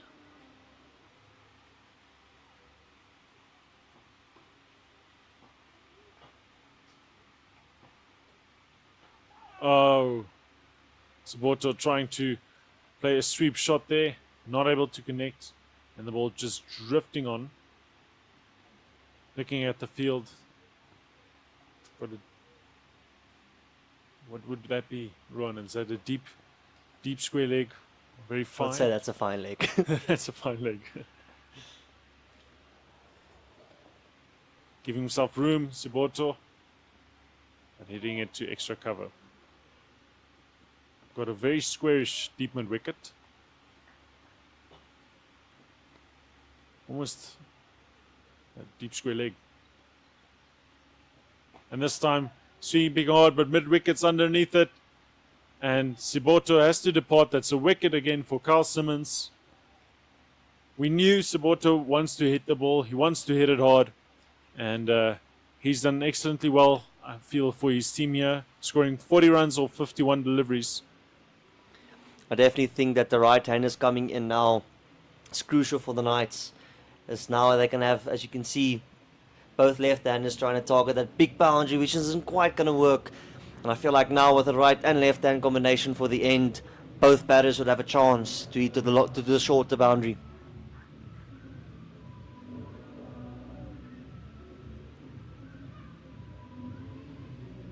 It's always a critical thing when you come into this last power play in understanding that the job's not done yet. You haven't got there yet. There's still much to play for. 232, it's a good score, but you need to capitalize. You definitely feel like with 6 overs left to bat, you could fancy getting at least 260, 270.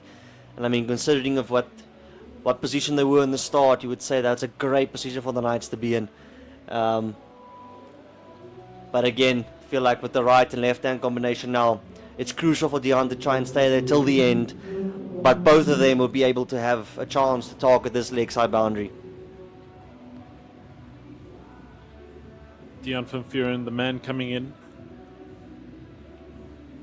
The coach has kept him for this moment, exact purpose, to finish off the inning strong. He's a strong man, and he's got a job to do.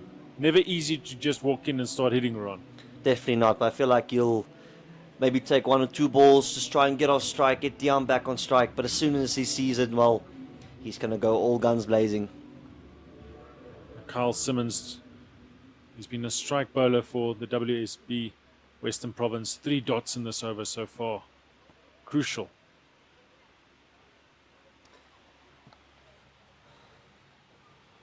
As you see for Deon van Vuuren, they've got a deep square leg, deep mid wicket, long on, long off, and a sweeper in place.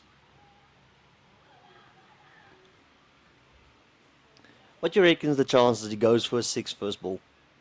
None.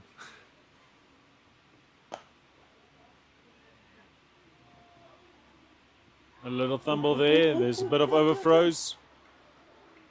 And they'll get back for a second. As Carl Simmons made an attempt to hit the wickets there.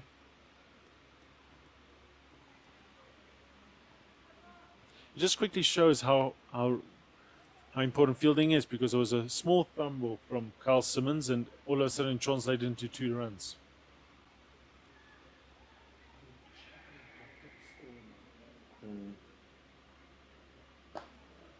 Fuller beats Carl Simmons again, straight down the ground, and they'll come back for 2. As we said, this is a big ground. You should always be looking to run hard the first one, because the 2 is always an option.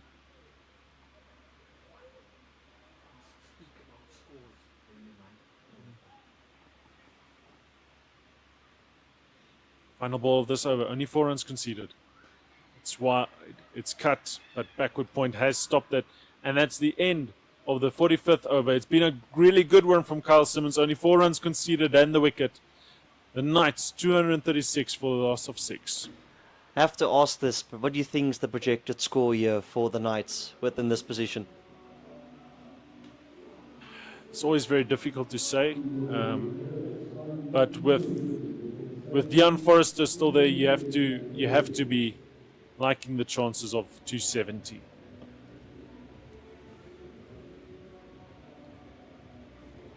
Dane Patterson to continue, 7 runs and over, 271 projected score, maybe 280, 281. I would love that.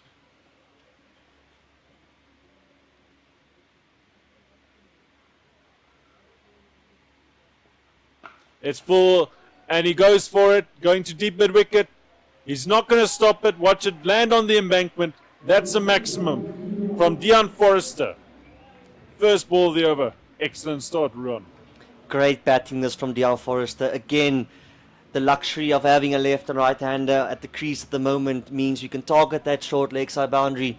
As Dane Patterson bowled right in the slot, Deon absolutely pouncing on that. It's a great shot. His timing has been so pure today. Looked effortless, every maximum he's hit, but he hits them hard and they stay hit for a long time. Wider this time, and it's just guided to sweeper boundary. Looking for that second, but they're not going to get it. Must commend this. It's very clear from the Knights' voice that they are trying to run as hard as possible. I mean, he absolutely creamed that to sweeper, as you can see, short and wide, cut into the wicket. Oh, that's a 6, never mind. But short and wide, so it's straight to the sweeper boundary and still running very hard between the wickets.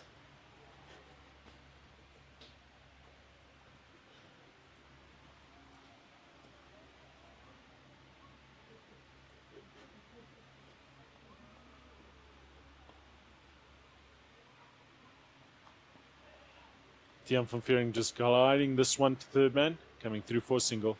Giving the strike to Deon. Excellent batting that from Deon. I think as soon as the moment gets a bit big, we might get very confused between Deon and Deon here in the commentary box. But definitely feel like Deon would be fancying as soon as Patterson might bowl that cutter into the wicket to try and pick it up to the short leg side boundary.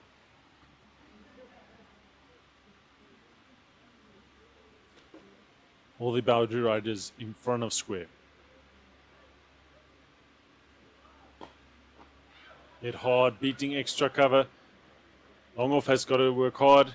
Does get around. It's 2 runs. Overflow again. They're coming through, scampering, and they get there. Another single stolen run. Very, very, very good running this for the Knights. Deon Forrester, Deon van Veering very much on it in this last few overs. Great to see the intent. I think the Western Province Mana will definitely not be happy with that. Definitely have to try and pick up their fielding, be alert, especially knowing that the batters are going to try and go bang. That these 2s and 3s definitely do not become even more at the latter end of the wicket, of the innings.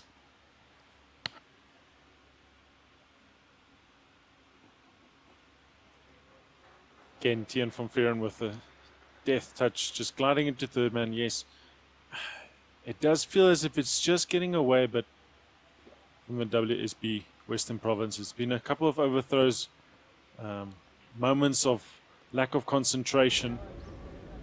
It's still a crucial moment. It's the final delivery of this over. It's been a good one for the Knights, looking to finish strong. Deon Forrester in the 90s, 91 of 86. Dame Patterson bowling his last over of his 9th over. It's a full toss and it's hit down to long off. This time around they won't get back for the second. And that's the end of the 46 over. The Knights 249 for the loss of 6. Still 4 overs left to bat with Deon Forrester at the crease. Definitely feel like the Knights are fancying their chances of getting a big score here. I mean, run rate at 5.41. Still have the luxury of Deon getting to the shorter boundary. So you should see the previous over, Deon trying to get the one every time to get Deon to face the long boundary. But now we could expect Deon to take on the shorter boundary. So Ron, you're saying we're expecting fireworks this over. That's definitely my shout. It's Carl Simmons. He's bowled well today, bowling his final over for the day.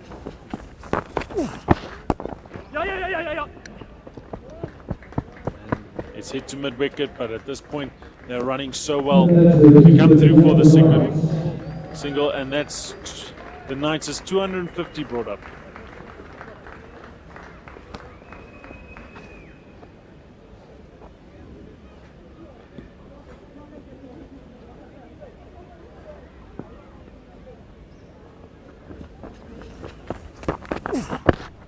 One That's West. wide from Carl Simmons. It's cut hard. There. Straight to the sweeper. They only get back for one. It's very well bowled, realizing that the shorter boundary is on the leg side, bowling it quick and flat, not allowing Deon to try and hit that to the leg side.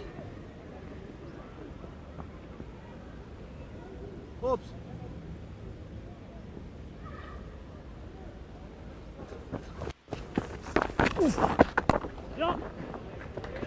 This one glided down to sweeper, running hard. But again, it will only be one. That ball was darted in. Yeah, that's off. 45, please. So 3 left. Carl Simmons Back yourself, ne? really doing what his captain's asked. He's bowled well today, taken 3 big wickets. He's only conceded 44 runs. 3 more deliveries to bowl. Deon van Vuuren goes for it and he gets it. That's a maximum. Excellent shot from Deon van Vuuren. I think it's very, very good to see that he's not premeditating, he's watching the ball, he's playing as it comes, he's bowling as soon as Carl Simmons, as you can see, bowled it straight into his bats, quick and flat, and Deon was on it. It's good batting this from Deon. It's wide, big swing again. Misses out this time. Just as I mentioned, he's not premeditating, he has a wild slog to cow with the ball's wide. I think the blood is starting to pump. Wide again. That's a wide. Big swing again, but this time it's signaled wide by the umpire. Yeah. Awful. Definitely do feel like Deon backs himself that if it's in his hitting arc, he's going to try and either go straight or to cow. That's a wide. And it's signaled wide again. I think Carl Simmons understands that he knows Deon van Vuuren is going to try go at everything here if it's close to him, so he just wants to keep it out of his reach here. Keeping it wide again. And it's One Aura! running What? hard. Come on, guys. Only the one run. That's the over. That ends the 47th over. And the innings of the spell from Carl Simmons. He finishes his day 53 runs conceded, taking 3 wickets. The Knights find themselves 261 for the loss of 6, going into the last 3 overs. Deon Forrester having batted excellently once again. He finds himself on 94 after 89 deliveries. Deon van Vuuren in the middle with him. He's got 14 from 9.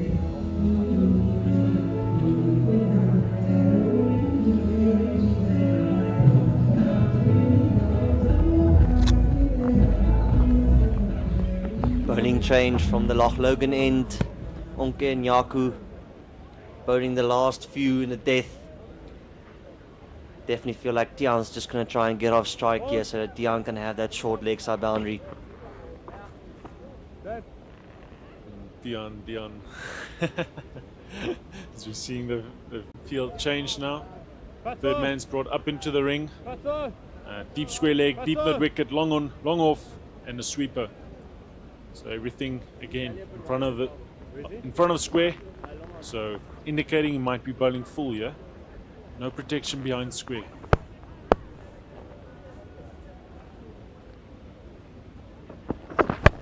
And it is full.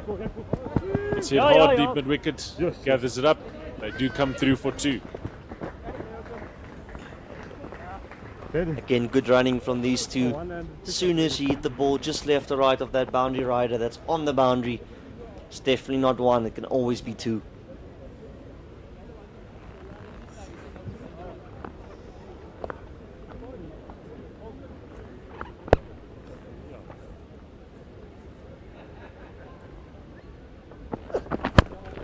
This time it's pulled and it clears the deep mid wicket boundary fielder, and that's a maximum for Tian van Vuuren.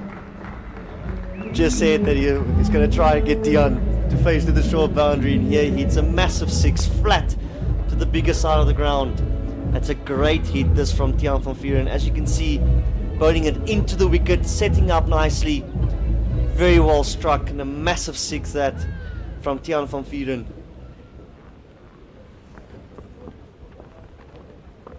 I think Nyaku just missed his length a bit there and allowed Tian van Vuuren to open up his arms.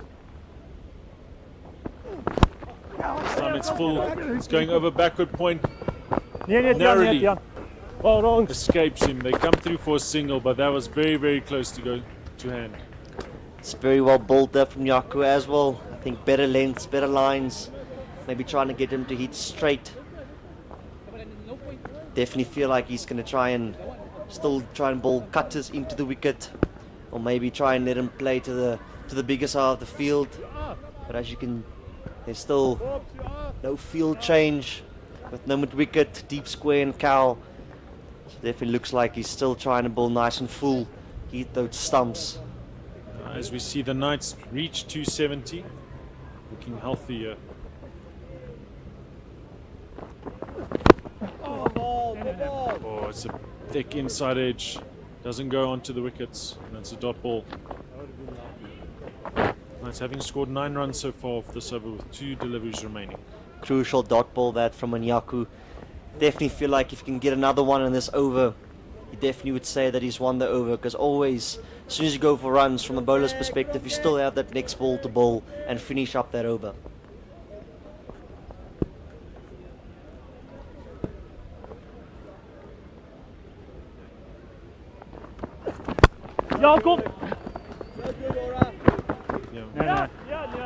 Yeah, Foster does well to guide that to sweeper.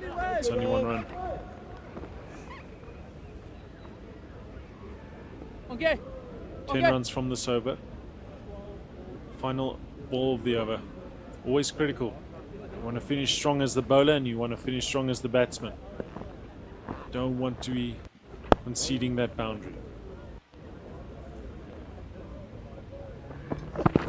It's a full toss and it's worked around 45 and no ball is given. They're running around. It's not going to reach the boundary. Excellent running there. As they come back for 3, I believe. And it's a free hit also to come. Oh no, it's exactly what we was just saying, Ron. You want to finish strong. Sorry. No. Warning. Okay. Thanks. Now there's a free hit to come with Dion Forrester on 95.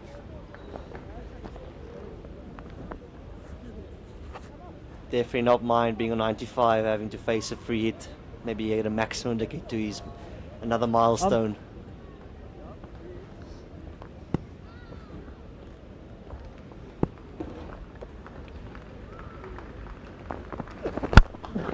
Hits it hard down the ground. Long off, trying to cut it off. And will not. It is a boundary. 4 runs. And a costly no ball for the WSB Western Province.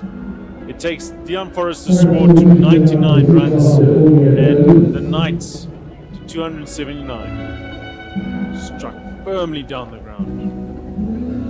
Thank you. We go into the penultimate over, Ron. 2 overs left. Excellent batting this from Dion Forrester. As we spoke about, we needed someone to bat till the end, take responsibility, and I feel like the Knights have definitely found their man to do that.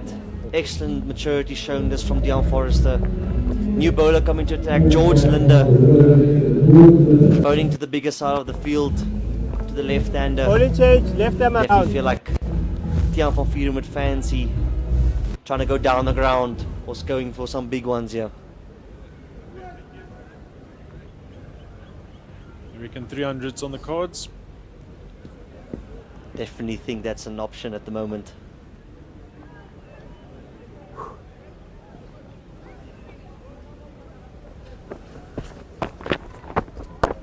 Oh, it's a short delivery. It's hit down the ground, but this outfield is slow because of the rain. Only get one. That was a half tracker from George Linder. Very uncharacteristic like. He gets away with it. Yeah, I'll stay there. Dion Pato, Forrester, stay. the man who has come in and helped his team rebuild their innings, Stay on the one. finds himself on 99 again. He was unbeaten in their last game that was rained out on 128. Can he get to that century?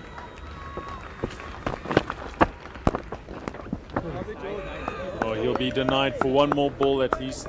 As George Linder does some fantastic fielding off his own bowling.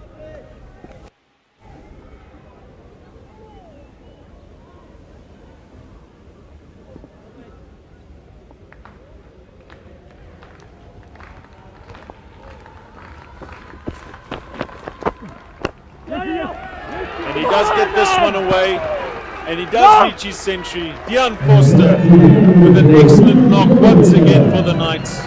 That's 2 consecutively, and you can see the joy. You can see what it means to him. What a knock, Dion Forster. The maturity shown by Dion Forrester is absolutely insane. Strike rate of 106, coming in when the team were in trouble. 4 sixes, 4 fours. Just a great example of maturity, taking responsibility, and helping his team get to a very respectable total.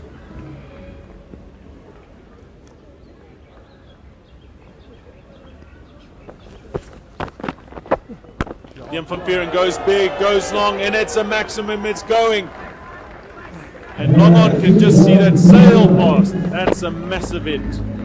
What a maximum. I think that ball's hit outside of the stadium.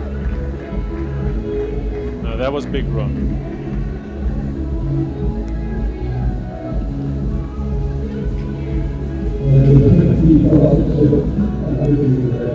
And that's 50 partnership up for Dion van Vuuren and Dion Forrester. It's only come off 28 deliveries. It's another half tracker. It's hit down to long off. And they come running hard and they get back for 2. Excellent running. I think after this great display of ball striking, I think 300 is definitely on the cards here for the Knights. Most definitely. Purely down to Dion Forrester trying to bat till the end, till the very end. Dion van Vuuren goes big again. It's in the gap. It's a flat back 6. It's beautiful. Another maximum to finish off the 49th over. What a hit. He goes to 41 off 17 deliveries. The Knights 295 for 6 entering the last over. What a great over for the Knights, Ron. It's a great display of ball striking this from Dion van Vuuren. As you can see, standing tall, ready, good bat swing, strikes it so nicely. It's great batting from Dion van Vuuren. And I mean, 41 runs of 17 balls. Excellent job this from these two. This is why Suboto went into bat before him, is to save him for this moment, and he has delivered, or for his coach and for his team here today. Makunwane to bowl the final over of this innings. Dion Forrester on strike.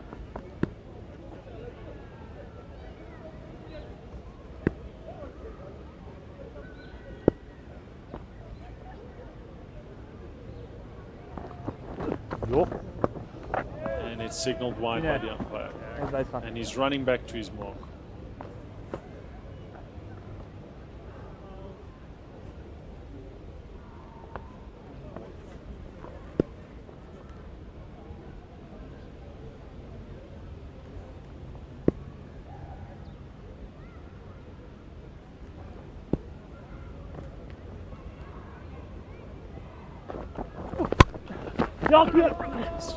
Full and wide, and it's hit to the sweeper region, and they do come back for two. As we said, this is a very good big ground, and they are running exceptionally well here today. And Dion Forrester, I can imagine, would like to keep the strike, although Tiaan van Vieren would also like the strike at this point. I think both of them are hitting it very well at the moment, so for the nice perspective, doesn't matter who's on strike. I think Mpungwana did really well there to keep it out of the hitting arc. Understanding that these guys are in. He's got a big job to do here to restrict the runs as far as possible.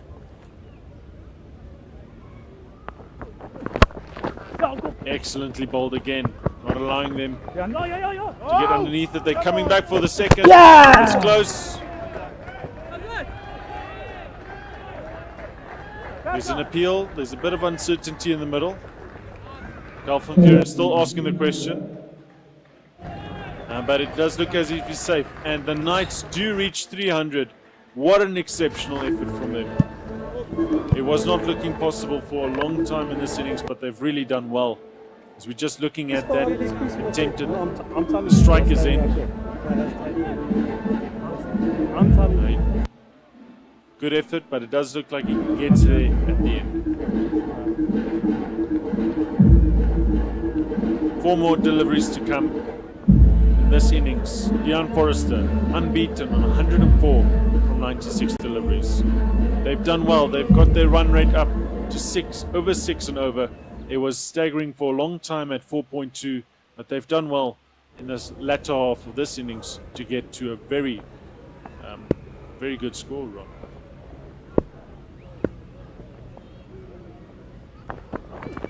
Stepping across the side, he hits it over extra cover. Sweeper has to work hard. Gets there. They do come through for 2. And that's the advantage of having an in batter batting to the last over, John. And I think the Knights have definitely done a very good job of having Dion Forrester there till the end and setting them up nicely for a good, respectable total. I really feel Mpungwana's really done well, keeping it wide, not allowing them to really get underneath it, as we do see extra cover going back now and deep square leg coming into the ring. So the plan is evident, it's very clear. Want to keep it wide on the offside. So let's see what comes.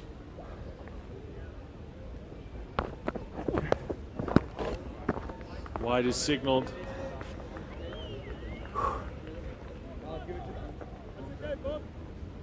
I think Mpungwana's just asking the question there, knowing that Dion Forrester has stepped across just a bit.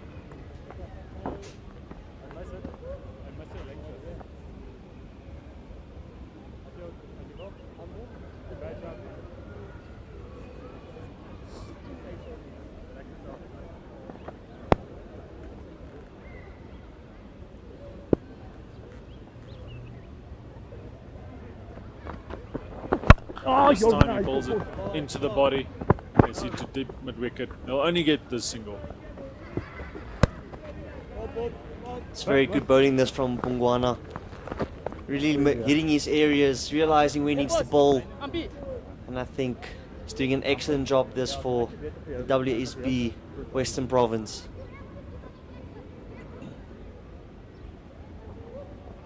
This has been a rather enjoyable innings run. It's had everything in it.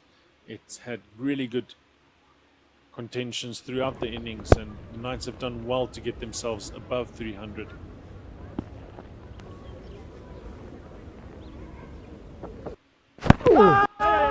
inside the body. There's an appeal. They're going to scamper through for the leg bye.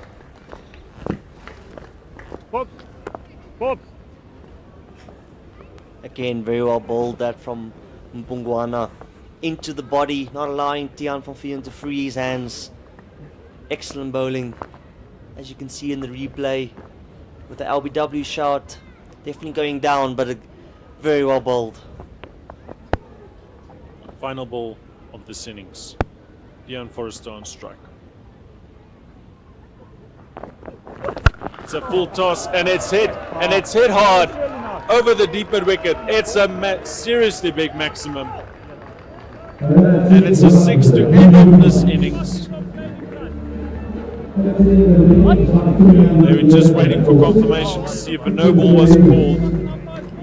It doesn't look as if it was. So that will be the final delivery of this innings. 311 for 6. Tiaan Forrester, again unbeaten, 113. What an innings from him. 5 sixes, 4 fours. Looking at that final hit. Mpungwana just getting it wrong. Full toss. And it was hit hard. And that was massive. As the team cheers and thanks Tiaan Forrester for incredible innings. What an innings it has been. WSB Warriors, WSB Western Province, apologies. They will need to chase down 312.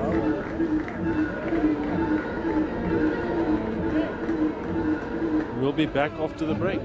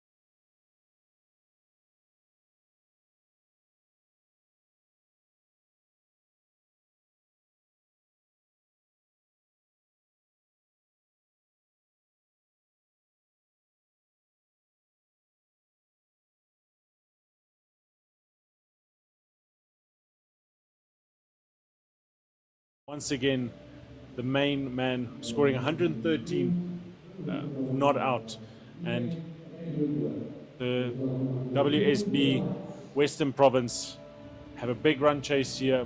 312 needed to win. We've got perfect conditions. We've got a couple of clouds, no threat of rain this time around in Bloemfontein. It's been raining heavily. The field is a bit softer than usual, but there's not a breeze in the sky. It's perfect conditions. I'm joined here by Aubrey Sonnepoel. Yeah, I'm looking forward to this run chase as we see Jacques Snyman taking off his hat there. Right arm off spin to start from the Log Logan end. Probably a tactic they spoke about midweek in training, looking to see if there's any spin to the left-hander Eddie Moore here. Tactic they used in the previous game against the Duffbed Warriors, and where it paid off, he got the big wicket of Jordan Herman, who had scored 148 the previous game. So the Knights going back to this tactic, looking to get that early wicket. Yeah, I must say, I think knowing Dane Piet is probably going to go with a lot of matchups in the second innings here, looking to take the ball away from the left-hander, and if it skids with the new ball, looking to hit the pads. But nice to see the Jacques Snyman taking the new ball here, and it's going to be a quite tricky start, I feel, here. Yes, for the WSB Western Province, their openers today, Edward Moore on strike, and we've got Valentin Katime on the non-strikers end. Yeah, let's play get ready here. I think the power play is going to be key for the Knights to get some wickets. Definitely not the same as the previous game. That one just sliding on, not really spinning. But I feel that a couple of wickets in the power play, or if it can get a tricky chase here, if Western Province play well in the power play. Yeah, as Edward Moore gets on his score on the way, hitting that ball too long off, getting a single. WSB Western Province on a high, 2 wins, 1 win, 1 loss. So played really well in the last game. Left hand, right hand combination here, Valentin Katime, long on, deep square leg. Ooh, lekker outside half, hi, Jackals. Not really a lot of turn on the wicket as we've seen. That one just sliding on there. First one out the team if he fails, fellas, I must say, the longer we played on this wicket, the better it started to play. We haven't seen a lot of spin. We haven't seen a lot of sideways movement. But it will be interesting to see who takes the ball from the Willows end. Yeah, as that ball was just punched to the long on region, getting the single. Yeah, it's very interesting. I think the wicket's actually getting better to bat on.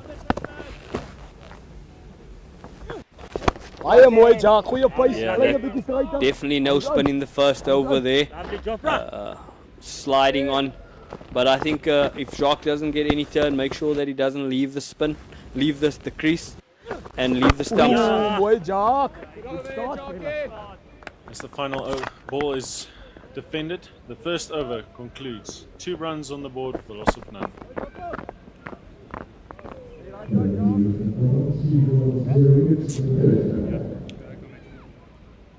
As we see Tian van Vieren taking off his jumper here. Tian van Vieren from the Willows end here. He got it to swing in the last game from this end.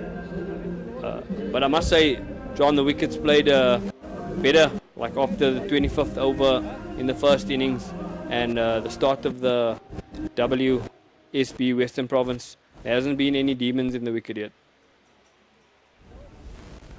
No, there hasn't. And I do believe that the Knights will really have to work hard here to get those wickets, to get the rewards.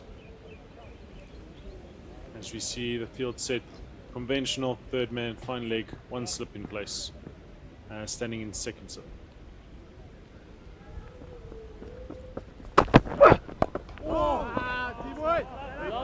gets him to drive on the first delivery. There was a bit of swing back into the right-hander.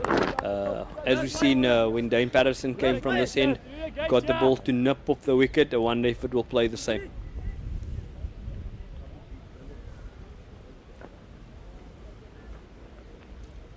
Loads of confidence there in Tiaan van Vuuren, taking it from his batting. Hopefully to strike early for the Knights here.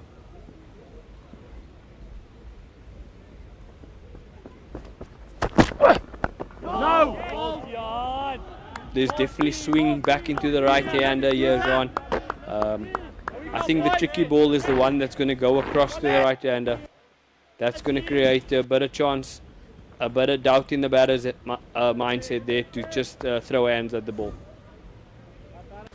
Yeah, Aubrey, seeing that first over with Jock Snyman, hitting good areas, but the ball not turning, and Dame Piet seeing that the ball is moving here with Tiaan van Vuuren. Do you bring on a seamer? Yeah, it's going to be interesting to think what the captain's thinking about there early on. An appeal for down leg. Yeah, it doesn't look like it came off anything there. Just maybe off the pad. We'll have a look there. Yeah, definitely touched something, and a wide was not signaled. Looking here on the replay. Oh, very close. Good shout. Definitely, from my view here, definitely pad. But the ball's definitely swinging, and that's good signs for the Knights.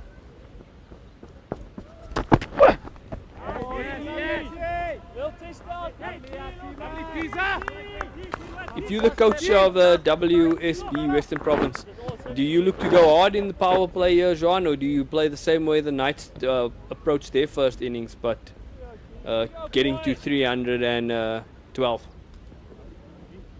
Look, I've always been one to be aggressive, to make a statement. They have the talent. I would say go hard. Don't take risks, but make your presence known in the middle. Oh, thick inside edge. And he's out of his crease, and there's a direct hit. There's an appeal, but the umpire's not interested. Great effort there from, I believe it's Patrick Botha. Yeah, I think inside edge saving him there. As we've seen there, that's definitely hitting the stumps if there was no bat involved. But I must say, Tiaan van Vuuren getting the ball to swing here. Yeah, good, thank you.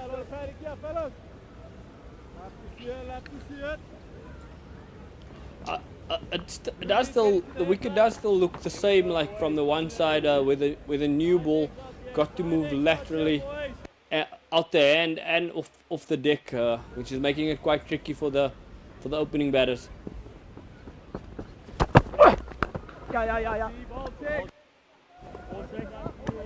And this one's glided down to third man. They take the signal. Just looking at that once again. Yeah, big inside edge. A great fielding effort from Patrick Botha. Great presence of mind. It looks like the off spinner to continue from the Log Logan and Jacques Snyman. Probably looking to just build out the pressure and get the run rate required up to 6s to 7s and 8s here. Definitely with the score to chase of 312, scoreboard pressure can definitely play a role in this game, Aubrey. And I think the Knights will be trying to chip away at that as much as they can, just to add on to it and like just make them aware of that required run rate. But we've seen the talent of these guys. This one's hit down to mid-off. Quick single taken. There's a shy, but in vain.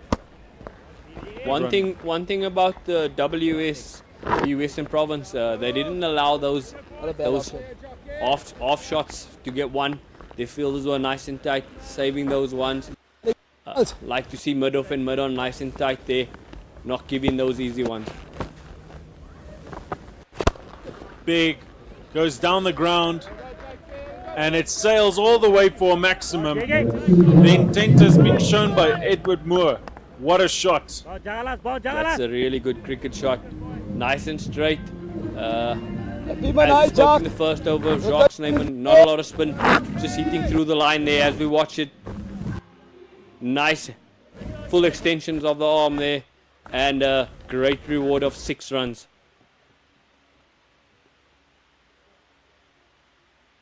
And this was played out. And this is something that we just spoke about, but I love when batsmen show intent and they go for the bowler. Jacques Snyman just over pitching that one slightly, and he paid the full price. Oh, inside edge again. Just watching the first 3 overs of the game, I can tell you this is not going to be decided in the first 20 or 30 overs. This is going to go all the way, guys. You got him. Running hard, looking for a second, and they'll get there comfortably.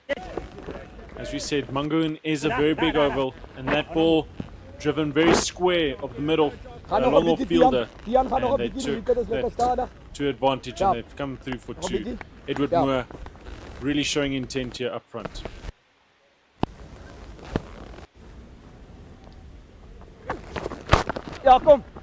This guy, I'm stepping back, and he cuts the backward point fielder and the cover fielder, and it runs away for a boundary. What a beautiful cut shot, making use of his feet. 4 runs. What an incredible overplay there by Edward Moore.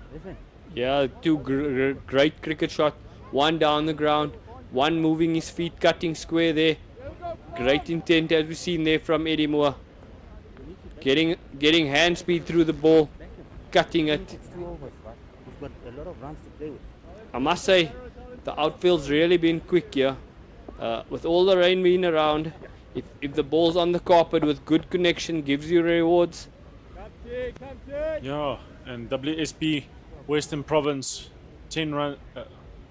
They are updating the score there board, but it's 16 runs after 3 overs, and intent was shown. And as I was saying to you, Aubrey, I don't know if that second over from Jacques Snyman was maybe the best option. They took a chance. This time around, it didn't pay off. Yeah, I think captain's probably thinking of getting frontline seamers on there. He has three guys to look at, with Malusi Siboto and Dean Forrester and Joe van Dijk in the team still. Oh, an edge. Bounces awkwardly for the keeper. It runs down to third man. They get through for 1. A bottom edge there from Valentine Katime. Looking to throw hands at the ball. But the inconsistent bounce from the Willows end, not allowing to make good contact with the ball.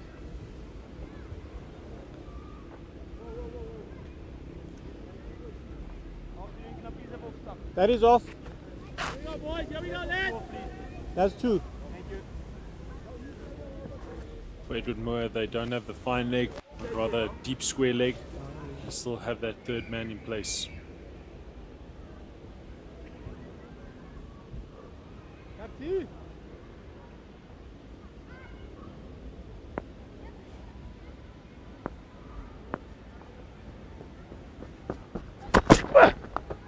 Oh, finds a big outside edge. It's running down to third man region.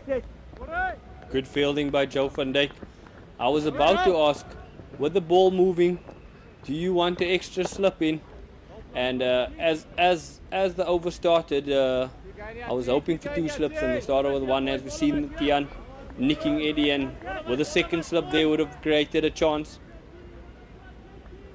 We're thinking about the confidence that they had in Dame Patterson having 3 slips in at some point. Yeah, I think with scoreboard of 300 plus there, you want to be more on the attacking side. Having the extra slip in always. I think that's what WSB Western Province, they carried their slips almost until the end of the power play. And with Tian van Vuuren getting the ball to nip, I'm still asking for the extra slip there.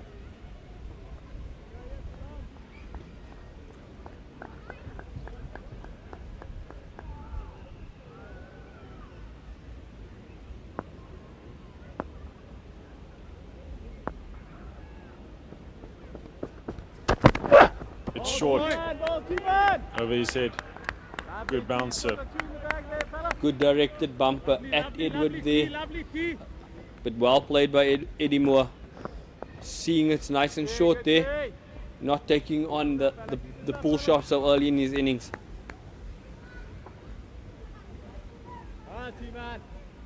Definitely part of the plan, having the deep square out, deep square leg.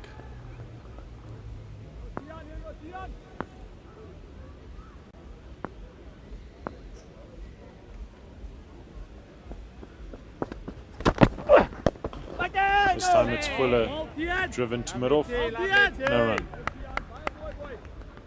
I just want the Knights attacking a bit more, just defending here in the power play, wanting to get, I think, just through the power play, and then their two international spinners to take over. But as we've seen in that first over, it didn't really spin, so they have to strike with a new ball. You raise a very valiant point.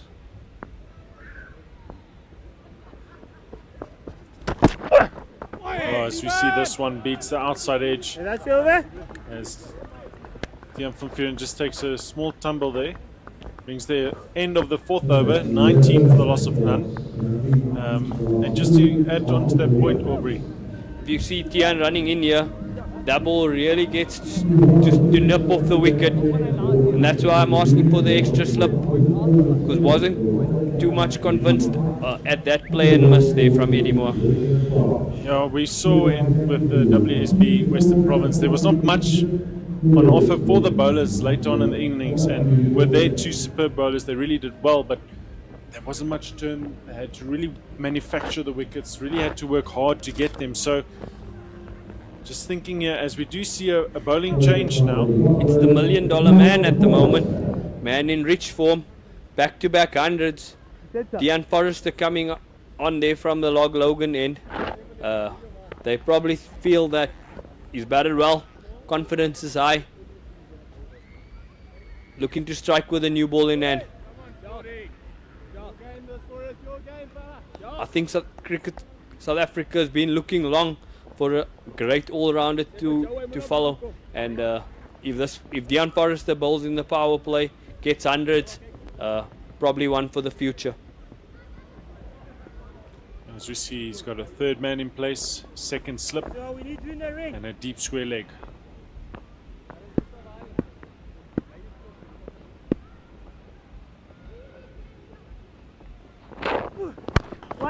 First ball is full, but well fielded by Jacques Snyman, diving to his right there, sticking out the right hand. Great fielding from the Knights there, Jacques Snyman. Yeah, I just think it's not the wicket that you can just run up and put the ball there now from the Log Logan in. Not a lot of lateral movement we've seen all day there from that side there, John. No.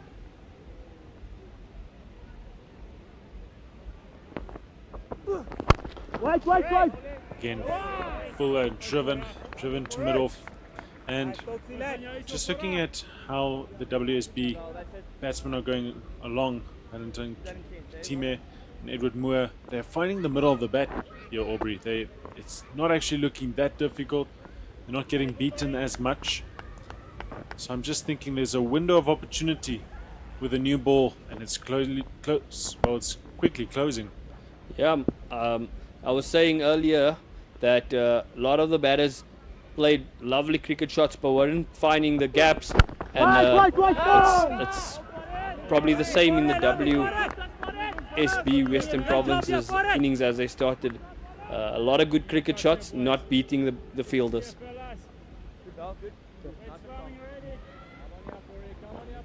Dean Forrester halfway through his over here. Good length here. Good fielding from the Knights. Knights probably just feel great pressure can get them a wicket here.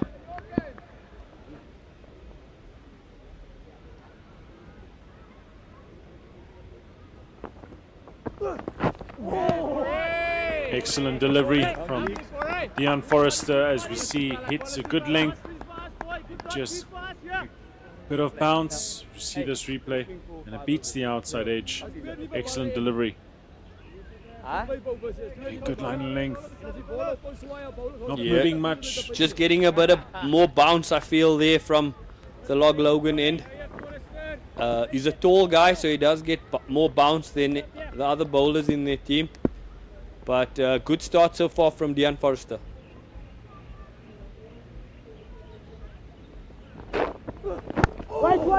This one a bit straighter and it's pushed towards mid-on. A run. It's been a very good over so far. Give it to 4 us dot now, balls. lads. 5, excuse me.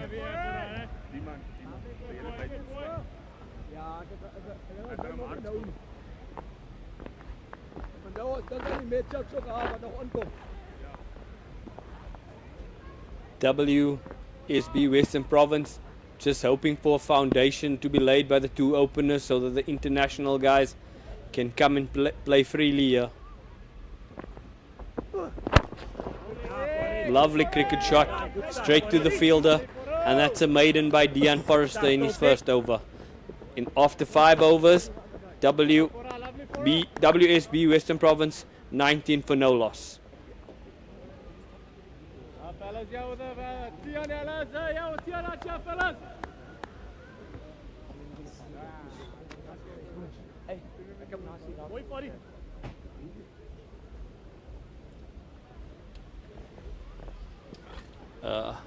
John, I still think with Tian getting the ball just to do a little more than his partner, hoping for that extra slip to come in here.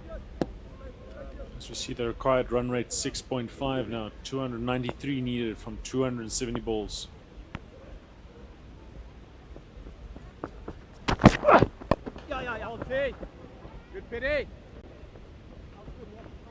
As Edwards has stuck that into the vacant mid wicket and gets 1.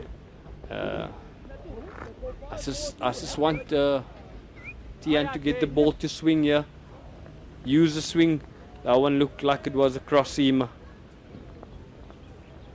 Now, one thing Katima and Moore have done really well, just starting off in this first 5 overs, is they've made it comfortable for themselves. They haven't looked troubled. They're scoring well. They know that if they can just get through this power play, they can build a set foundation for their team. They stand a good chance here today. Yeah, the one thing I can say in the first 5 overs, haven't been a lot of dot balls. As Valentine Katimia gets 1 into the square leg region.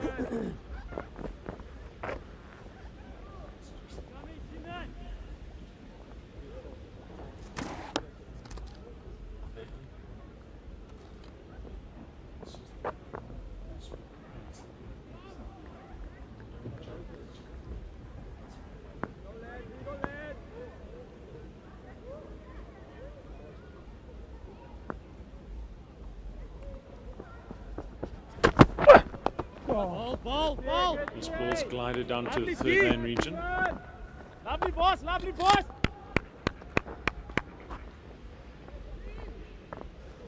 Besides that, 2 boundaries in Jacques Snyman's over. Quite tidy start there from iTech Knights.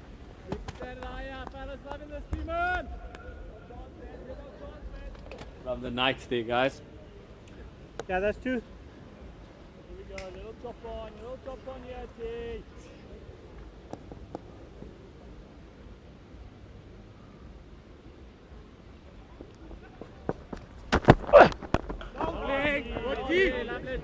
Lovely T. Great delivery there from Jan van Vuren, getting good back of the length, no ball, dot ball. I do feel that scoreboard pressure is very important here in the second innings. Knights looking to squeeze as much dots as possible. Western Province looking to get a run rate at about 4.5 to give him 45 after 10, but wickets in the bank is important for WSB Western Province. As you see, this ball's just defended down to mid-off.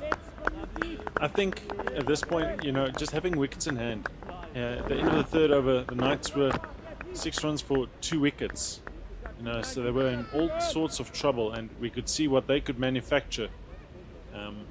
I don't think that the Knights just relying on scoreboard pressure will be enough here today.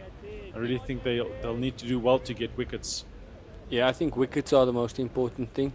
We've seen there in the back end with wickets, with the in batter and having wickets there, could easily score at 10s plus there. So wickets in hand is really important for WSB Western Province, I feel. That's over. As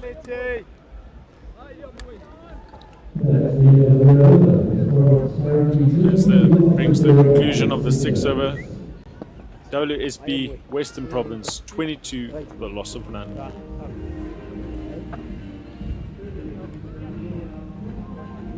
Albeit it does feel we just saw that sensational power hitting from Tiam van Vuren and Deon Forrester that, you know, we're expecting that fireworks now. I'm sitting here awaiting those big shots, but we're at a new game, new phase.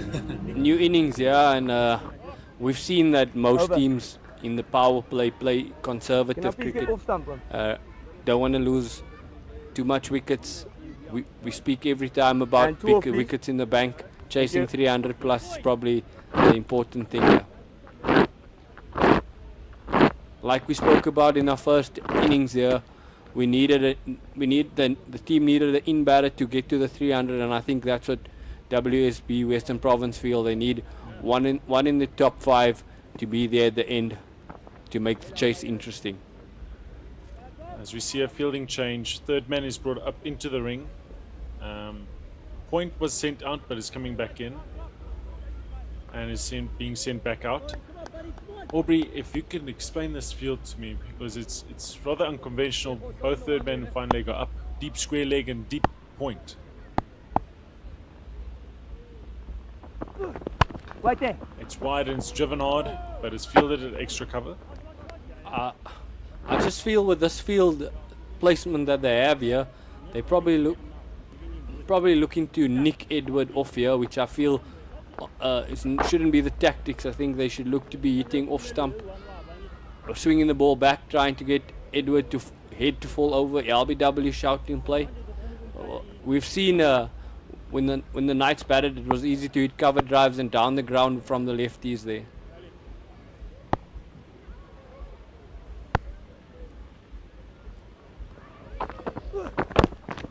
No.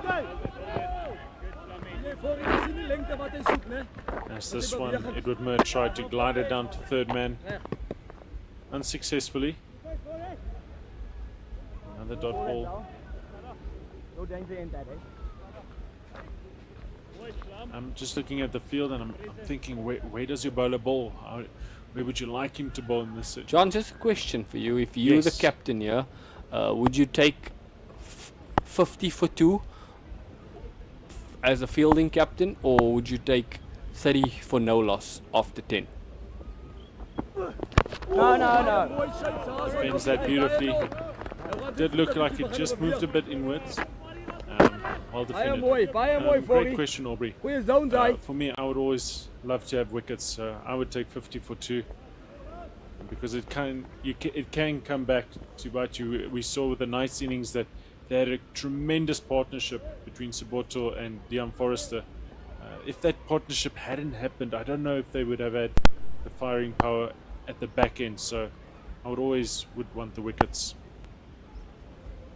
Just looking at the Western Province batting lineup. Oh, there's a big shout. Great shout there. I think there was some glove involved there. Inside edge driving there. We'll just have a look at it again. I'm definitely sure there was some inside edge there. Does look like there was an inside edge. Good decision from Stephen Harris there. Just looking at the WSB Western Province batting lineup. Batting quite deep with Kyle Simmons coming in at 9 and has a couple of first class hundreds to his name. So they do bat deep here, the Western Province team.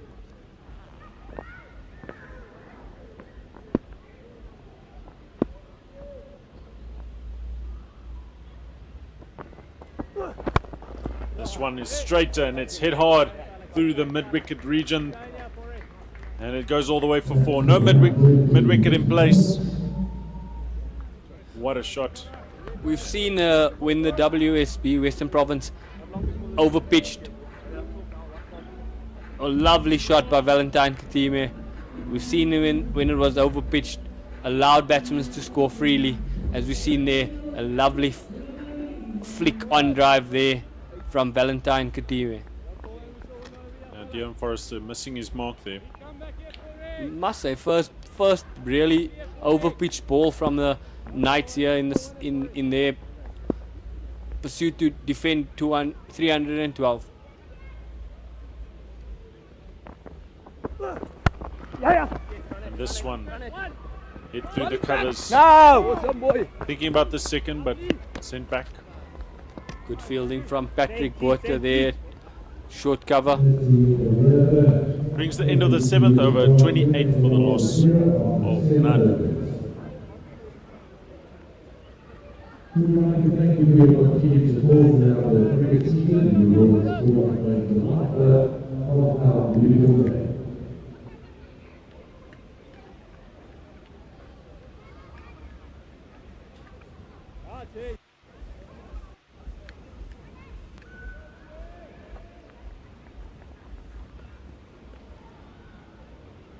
As Tian van Vieren starts his 4th over from the Willows end. Swings not as much as it was in the first innings here.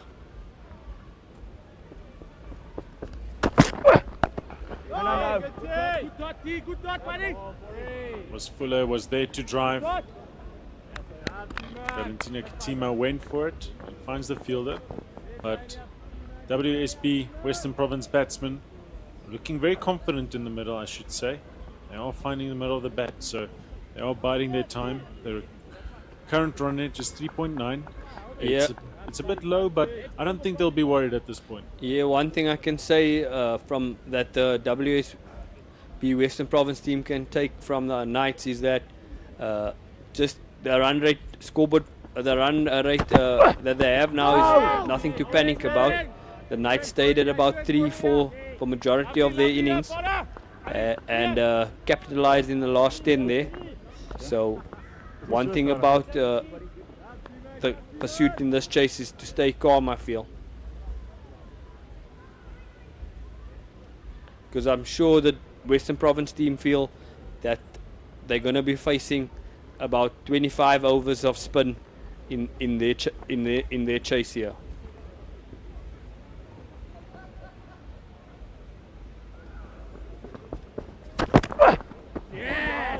Excellent delivery there from Tian van Vieren. It's Valentina Katime looks to hit the ball, but it beats him inside as he just moves back just a bit. Reminiscent here now of the first innings, how good Dane Patterson was for the WSB Western Province, having picked up those 2 brilliant wickets. As we see a replay of this, Tian van Vieren slightly bringing it back off the deck. So it's still a bit lively. Tian van Vieren moving the ball just a bit.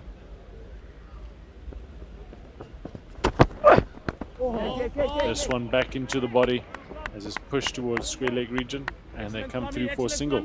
Yeah, the one thing I can say is that Tian van Vieren hasn't give Eddie or Valentine anything to score really. He really hitting a good area here with the new ball, making the ball swing still, and that's the difficult thing here. Haven't given anything square, anything worth to score on, which has made it quite difficult for both batters here early on in the innings. As we see slip go to the gully region. It's short, it's cut, and it's hit straight to point, and that's the first wicket for the Knights. Edward Moore has to depart for 18 from 20 deliveries. It was definitely planned, it was short, it was wide, he went for it, and he's very frustrated with himself having been caught at point. Yeah, that's probably the first shot out of anger from Eddie.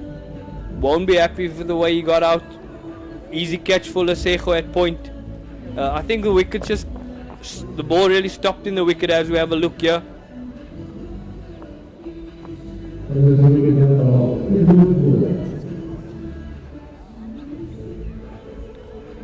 coming off the toe of the bat there.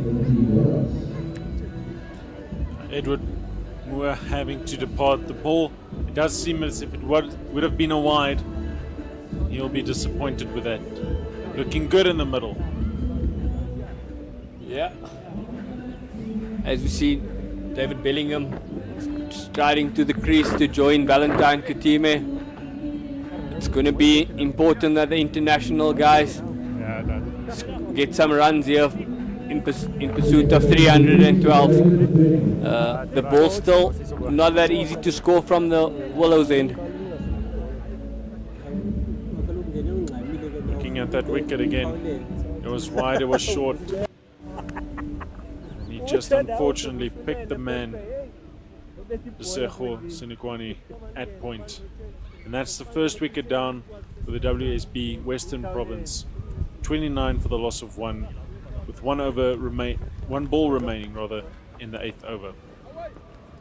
I just feel that having two left-handers, two right-handers at the crease, probably a time to see the left arm spin early into the game here. Aaron Pangiso has played more than enough cricket in South Africa already over the years. Get him early on, hoping to strike to the international. Good matchup to have to the right-handers.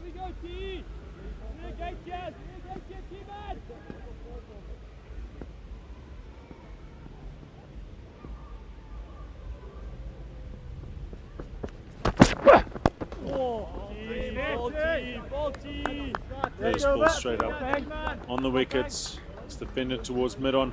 That's the end of the 8th over. 29 for the loss of one.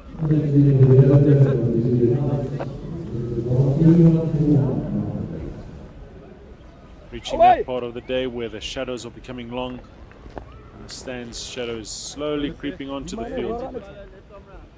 Thinking of how probably within the hour, how the floodlights start taking effect.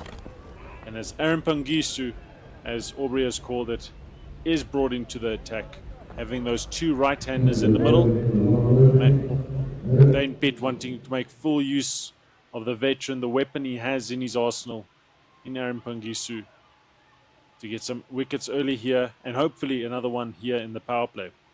Yeah, we called for this.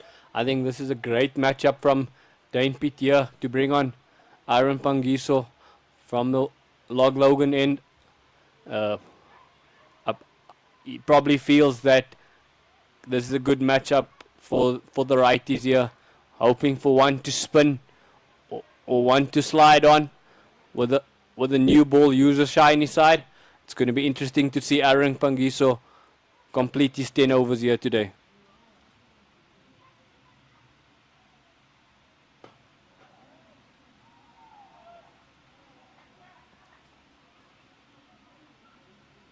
And Bangisu has a long off, deep square leg, and one slip in place. This one got down leg.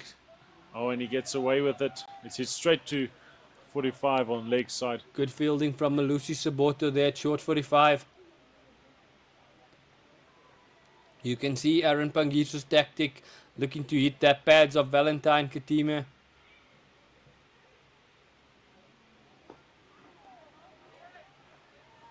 The first sign of spin from the left-hander there must be encouraging for Dane Pitt there, as Aaron Pangiso gets the ball to spin.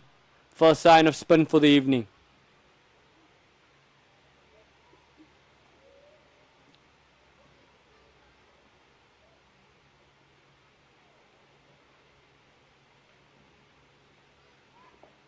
It's down leg, it's swept, it was aerial.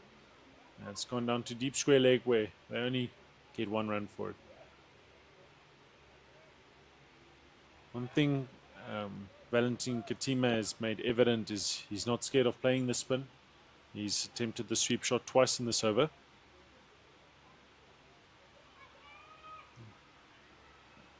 Great play of spin. David Bellingham for his second delivery. It's full and he's punched it down to long off for a single.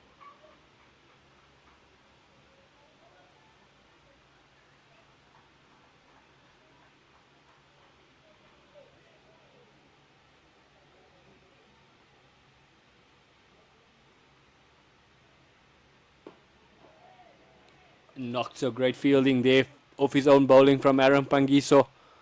I'm sure he sets high standards in training. You should be upset about that. But a good start so far from Bellingham and Valentine Katime to the spinner. As Tiaan van Vuuren comes from the Willows End for his 5th over. Yes, entering the last over of this power play, the WSB Western Province on 32 for 1.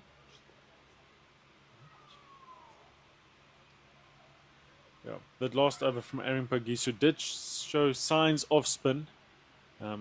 Was a bit full, they did score, but yeah, promising signs for the Knights.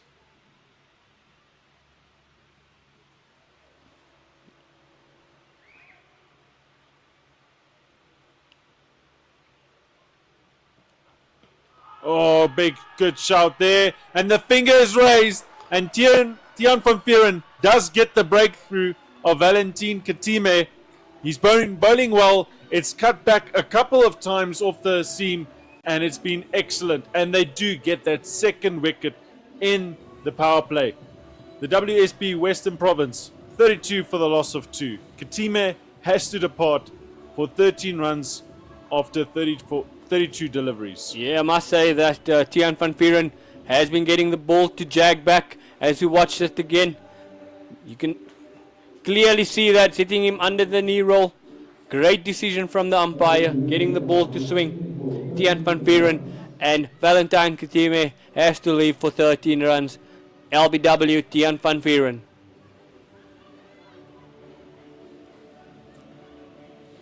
Spotted bother here for WSB Western Province. Finding themselves 32 for 2 as the captain joins Bellingham at the crease. This is the partnership that the Knights want to break, as Bellingham and Barreina at the crease now.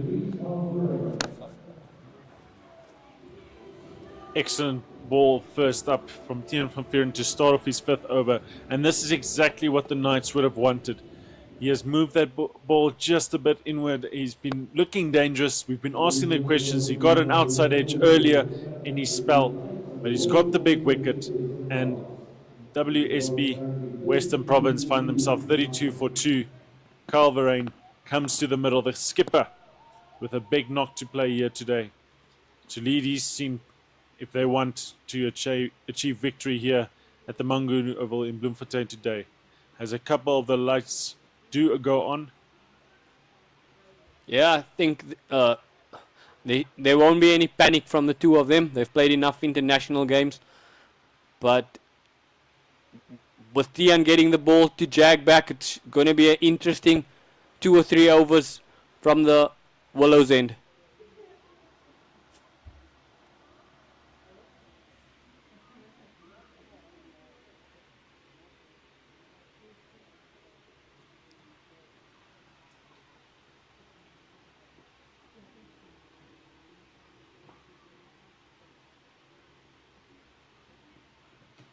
Oh, great ball first up. Again, coming back just a bit. Getting a thick inside edge, Carl Verheyen. And it's not easy in the middle at the moment. And as we've been saying this whole game, especially in a run chase, wickets are crucial. You would love to have them in hand for the later stages of the match. But in this case, because of that high score, because of the innings of Deon Forrester achieving 311 for the Knights, scoreboard pressure is always there.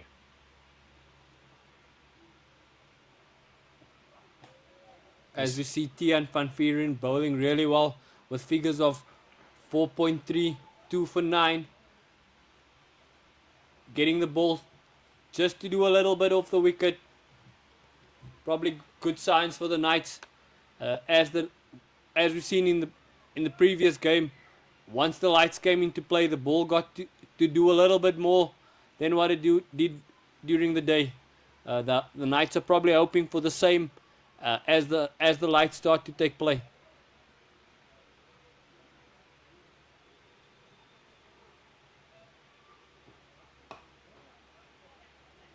Excellent stop there at mid-wicket. Great diving effort from Patrick Botha.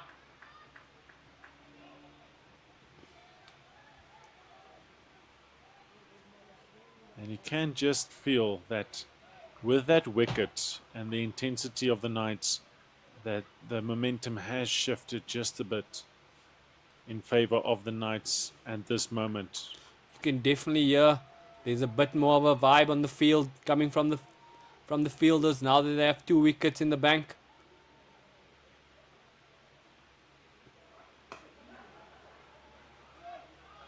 Again into the body, and it's pushed to mid-wicket where Patrick Botha has been fielding exceptionally well within this first 10 overs.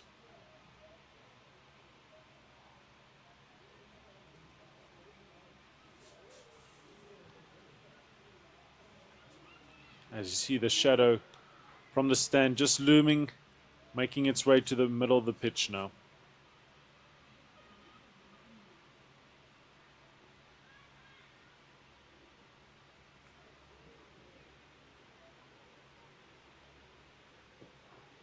And this one's picked up by David Bellingham over mid-wicket, and it's gone all the way for 4. Yeah, as we come to the end of the power play there. Great shot from David Bellingham, flicking it over mid-wicket there for 1 bounce 4 as we watch it again. Lovely head position, full extension of the arms. Great flick from David Bellingham. As we come to the end of the power play, WSB Western Province 37 for 2 after 10 overs. If you just joined us, the loss of wickets are Eddie Moore for 18, Valentine Katime for 13. Both wickets are from Tian van Vieren.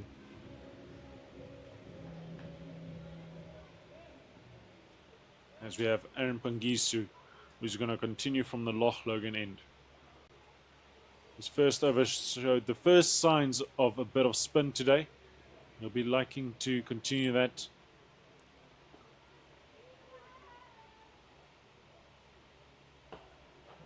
This one's full and is pushed to extra cover.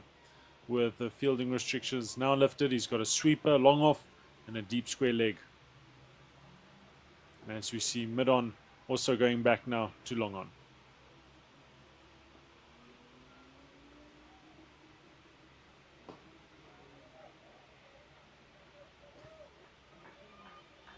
I know the Knights have 311 on the board.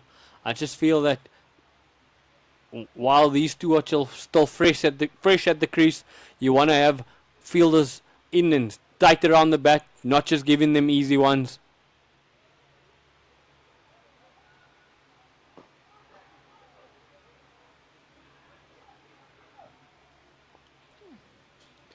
As we see another single there as it's pushed to the long on fielder who has to come in from the boundary. Second time we haven't seen great fielding from Aaron Pangiso off his own bowling. That's always the debate, Aubrey. Do you go for wickets or you want to be conservative, let the batsman make the mistake?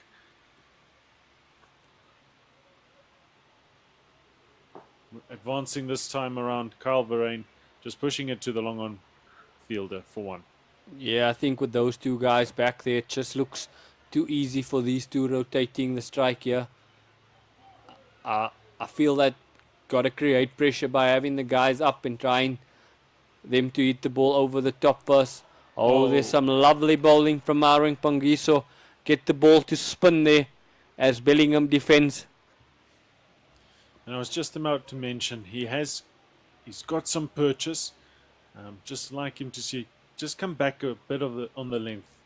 He's been very full this over. They've been playing him well. These two are exceptional players of spin. A lot of experience. Oh, that one again, just asking the right questions. Aaron Pangisu. And that concludes the 11th over, 40 for the loss of 2.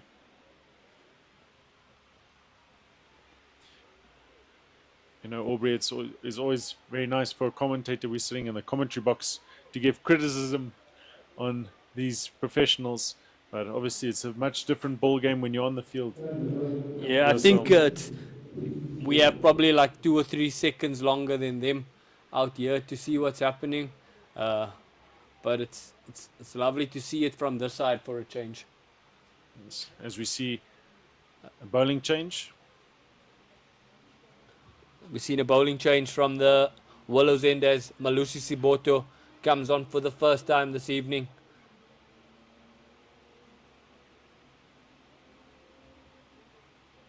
Dane Pitt just getting his field ready. As we see a fine leg, deep square leg. Sweeper on the offside, and the third man in place. Yeah, definitely gone conventional field just outside the power play. Normal 4 out here. I still feel Knights mid wicket and cover and deep short point should be cutting off the ones. No easy ones here.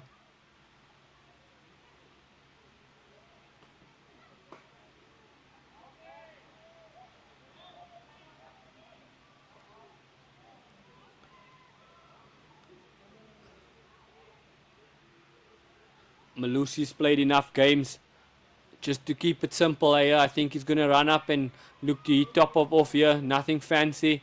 Hoping that the WSB batters, Western Province batters, give him something from his length.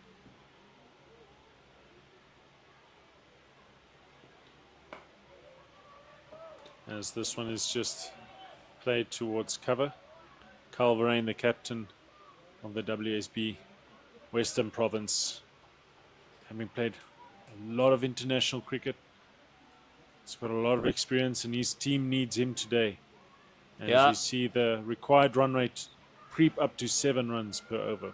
I must say, John, there's been 61 overs played and the inconsistent bounce from the one side, it's clearly showed dividend there as Verena finds it difficult to rotate the strike from the Willows end.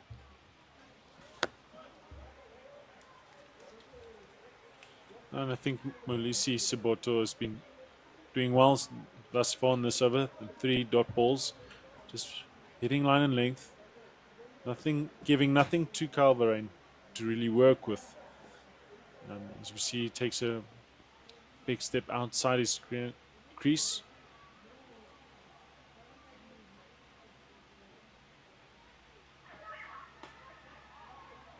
This one he is able to get through to the sweeper fielder. Single taken. Yeah, we know what we're going to get from Malusi here. He's going to run up and hit the hard 4-day length. As we've seen in the first game they played against the Northwest Dragons. He ran up and kept it simple there. But one thing he did was he didn't give them anything to score. Nice and straight at the stumps. Brought back the run rate in the previous game, and that's what Dane Pitt's expecting him from this game. This one struck firmly back. Siboto does get a foot to it, but they do come through for 1. I think it was a half chance there. Nowadays we expect bowlers to take those fingertips there as we watch it again. Oh, definitely a half chance. Those are the ones you want to stick. Those are the ones that create momentum into the bowling team. Change of momentum there with those ones sitting in the hand.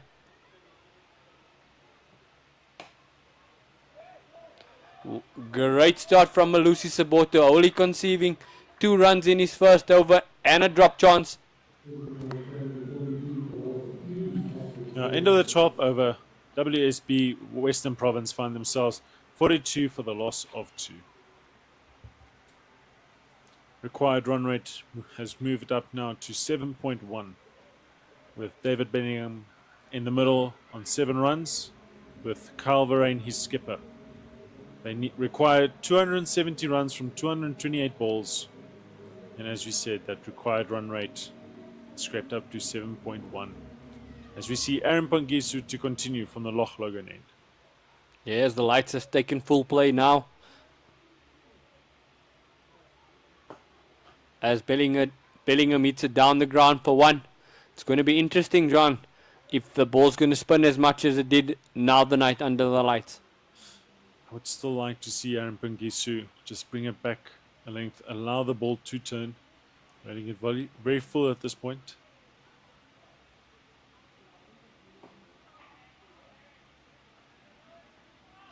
Lovely to see that The Knights have carried the slip, looking for the outside edge here. With the run rate creeping up to 7.5 here, pressure's been built from both sides here.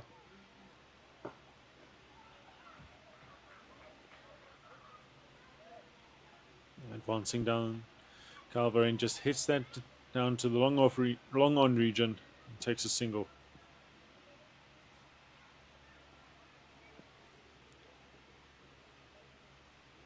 Just a delay there as a field change.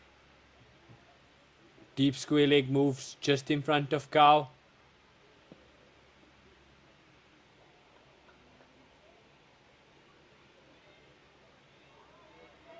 That's a much better length from Aaron Pangisu. It just beats the outside edge. Asking good questions here, Aaron Pangisu. Definitely more spin once the lights have come on.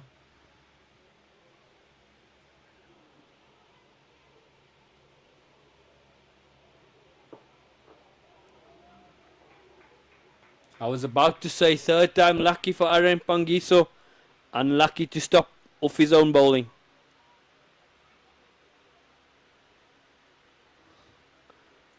Three runs conceded so far on this over. 2 dot balls, valuable dot balls. 1 ball to come. Calverain on strike.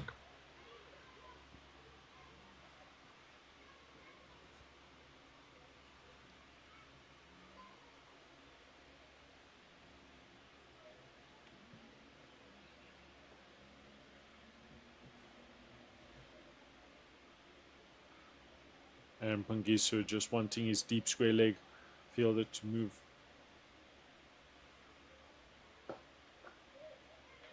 Making good use of the feet, Calverain, pushing that ball to long on. That's a single, and that concludes the 13th over. WSB Western Province 46 for the loss of 2. Yeah, the interesting thing here of Kyle playing spin, where we didn't see much of it from the Knights guys, was the way he moved his feet. But as we have a look in the middle, the leadership group of the Knights having a chat there, probably thinking who should be bowling at which end and where they're looking to find the next wicket. But it's lovely to watch Calverain play spin, moving his feet, playing it late.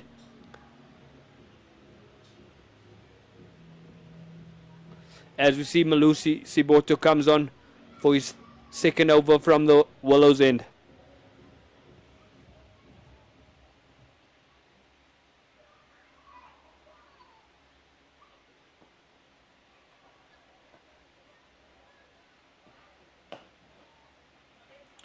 Driven firmly down to middle, straight to the man, the skipper, Dame Pete. No run. Yeah, I think it's been a struggle all day. That great cricket shots were not giving any boundaries, just the slowness of the wicket, not allowing the batters to find the gaps.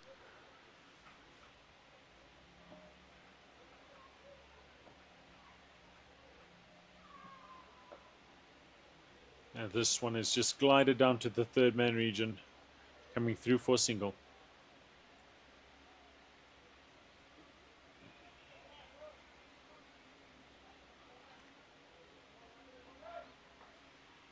Tidy overs here from Aaron Pangiso and Malusi Siboto at the moment.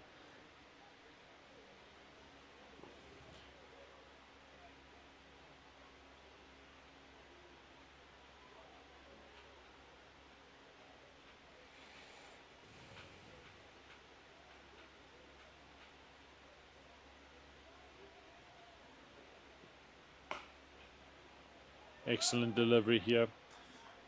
Mr. Siboto hitting good line length. David Bedingham just defending.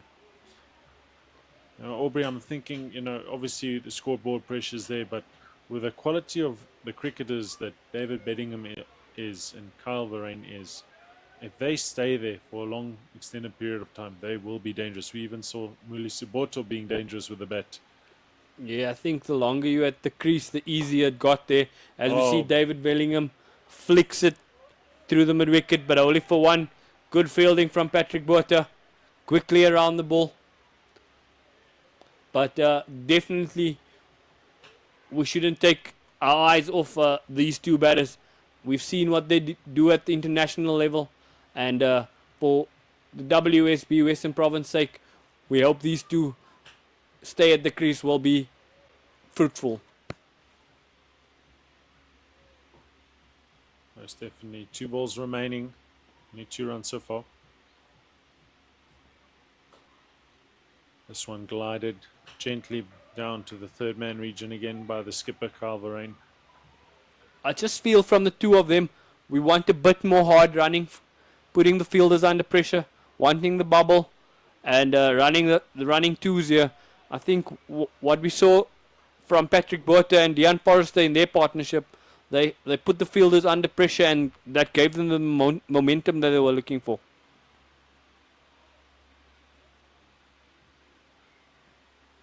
This one a bit straight, it's hit down to square leg, who recovers well. And that is the end of the 14th over, 49 for the loss of 2. And I tend to agree with you. Excuse me, it's 50 for the loss of 2. That brings the 50 up for the WSB Western Province. And I just wanted to say, I tend to agree with you, Aubrey. The running has been a bit nonchalant, not running the first one hard, but also I've been observing the boundary riders. They are a good, the sweeper field has been a good 12, 15 meters inside the ring, and as you would say, schoolboy cricket is in no man's land. Yeah, but I think it's just the dynamics of the field being this big. You're allowed to be 10 or 15 off the ropes, saving that 2 runs, cutting that 2 into 1. As we see, David Bellingham flicks it to deep square. Good fielding from Jacques Snyman.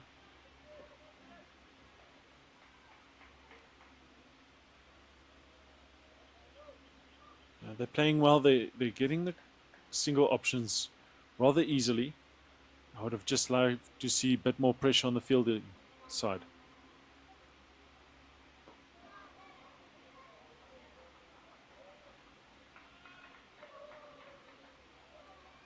Yeah, we've seen Kyle Verheyen previous over running down the track, punching Arang Pangiso down the ground. This one sit backs and tucks it into the vacant cover region for 1.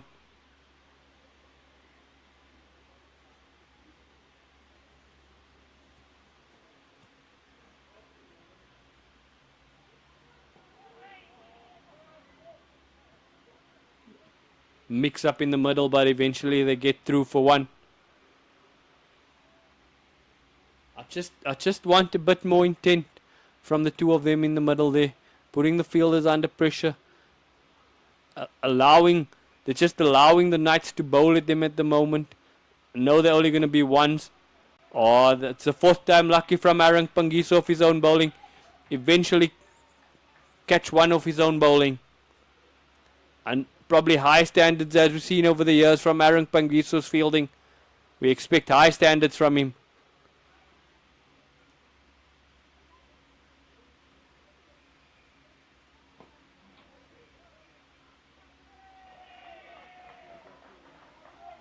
Excellent pick up there by the skipper Dame Pitt, mid-wicket, to stop that ball from going through to long on for a single. Kyle Verheyen making use of his feet here in this inning so far.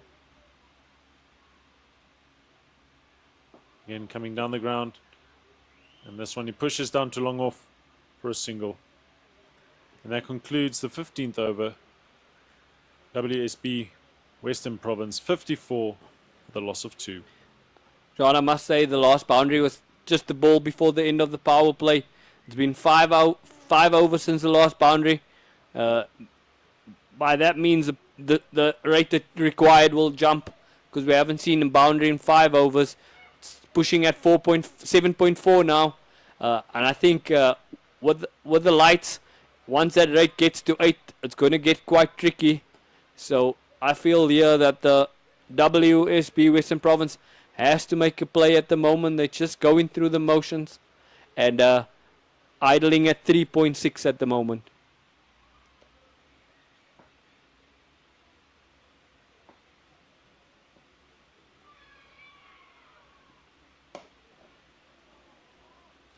This one's driven hard back. Mulisi Sabotu gets a good hand on it. Tries of catch it. Was it maybe another half chance? We'll see on the replay. And definitely it does look, it was aerial. It's the second one that was there for Sibutu. Yeah, we need the older guys in the Knights team to hang on to these 50-50 chances that they're getting here. But this is great pressure from Malusi Siboto and Arang Pangiso outside the power play. We haven't seen a boundary yet in 5.2. And 2 half chances from Malusi's end. Both batters giving half chances at the moment.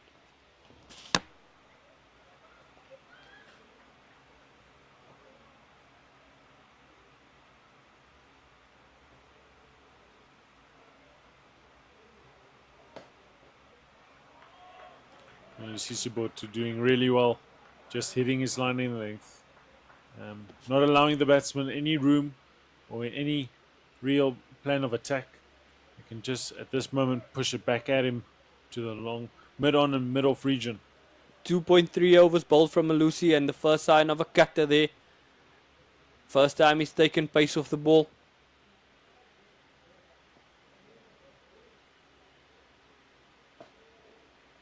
This one drifting onto the pads, and they are able to get it away to the square leg region and come through for a single.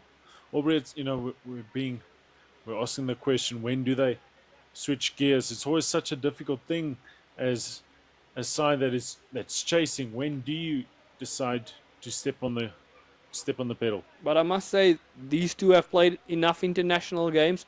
We've seen in 2020 formats that teams do not panic about run rate required. They're happy to chase at 10s as we see a field change as fine leg comes into the ring.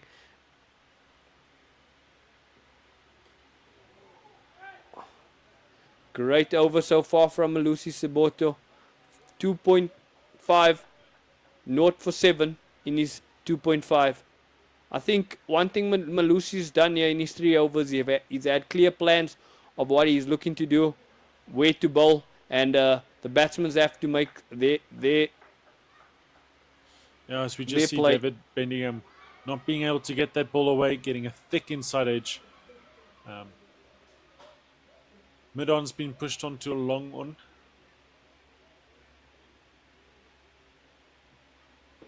Oh, there's an appeal, thick inside edge. And it did get a bit more bounce there, Aubrey. And that concludes the 16th over. The WSB Western Province, 55 for the loss of 2. Yeah, I think drinks looming as we watch Malusi's final ball. Just a bit of bounce there. Definitely straight, but a bit of bounce. That's what the umpire felt. But I think the WSB Western Province are looking to just get to drinks and recalculate after drinks.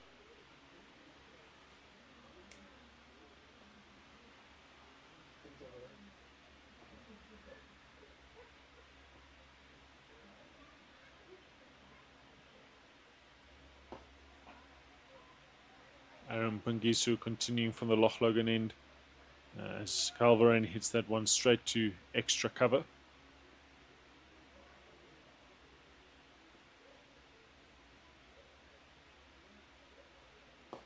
Using his feet once again, Calverain. Straight back to Aaron Pangisu. I definitely feel that there's a bit of tension out there from the batters.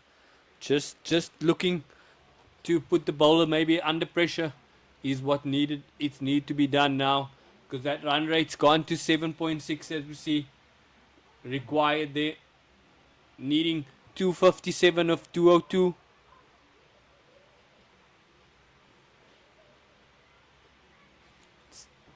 It's a game here played here between Arang Pangiso and Calverain.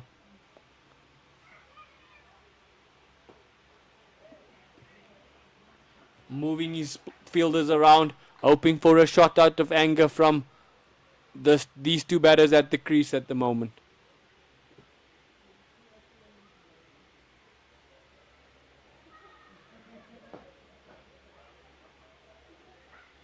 Carvel Reina using his feet well again, pushing that ball down to long on region, coming through for a single.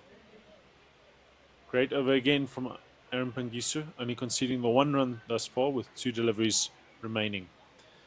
One thing I've noticed is he's constantly communicating to Jock Snyman, who's on deep square leg. He loves having him in front of square.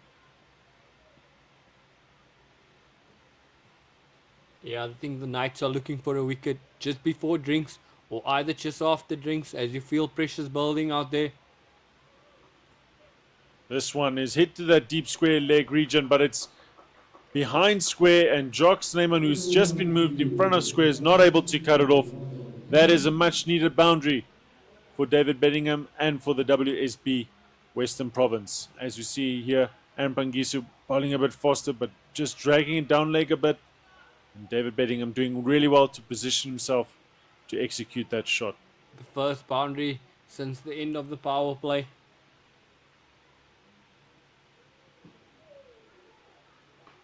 There's the side. Oh, it's full. It was on the drive. David Bedingham inclined to drive. He gets a thick outside edge, and it's caught at backward point. Johan van Dijk completes the catch. And again, we see a wicket fall just before Drinks. And I believe Drinks is called. David Bedingham has to depart. And WSB Western Province find themselves 60 for the loss of 3. David Bedingham removed for 17 runs, facing 21 deliveries. My oh my, what a crucial wicket.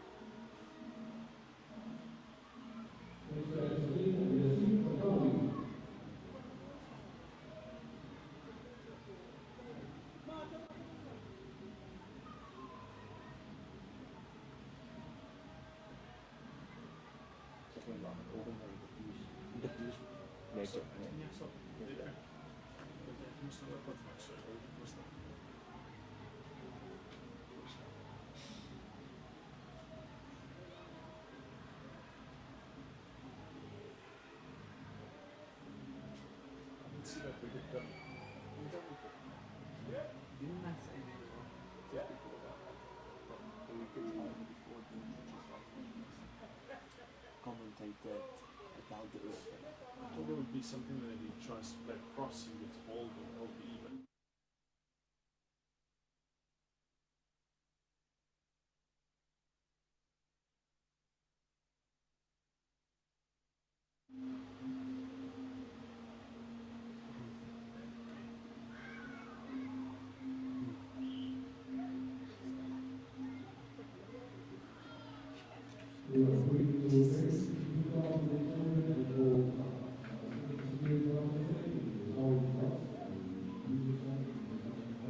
Looking at that final delivery, Aaron Pangisu running out wide. David Bedingham going for the drive, getting a thick outside edge, caught at backward point by Johan van Dijk. Crucial wicket for the Knights. And Ruan Cornea taking over commentating duties. Now, the big question here, Aubrey, I have for you is when do you think Captain Dane Pitt will introduce the pacer Johan van Dijk into the attack? Yeah, well, I think everybody's excited to see Joe bowl. But the most important thing is when does he bowl himself? We've seen in the first game the Knights played, he's only bowled 6 overs. Hoping to see he bowl 10 as there's a bit of spin in the wicket, but Malusi runs up and hits the deck hard there. Just, I must say, Ruan, in the first 3 overs we've seen from Malusi, He's kept it simple. Make sure he top of off. Hasn't give the batters anything to score. As a new batter, Yasin Vali. We're going to see a lot of running here between the two of them.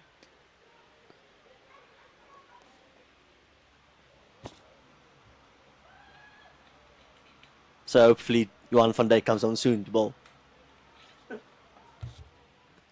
I think that's the $1 million question we got to ask ourselves. When does the captain feel it's right? From my side, I feel that Malusi should go for 1 or 2 more, and we see Joe coming on from the side, the Willows end. Just sliding down the leg side there for Malusi. But clearly the plan is to bowl nice and straight and need that top of off. And like you just said, Aubrey, I mean, he's definitely kept it simple. And I mean, the more overs he keeps it simple for the Knights, he definitely is not going to go for a lot of runs. And that will be definitely music to the ears for the Knights.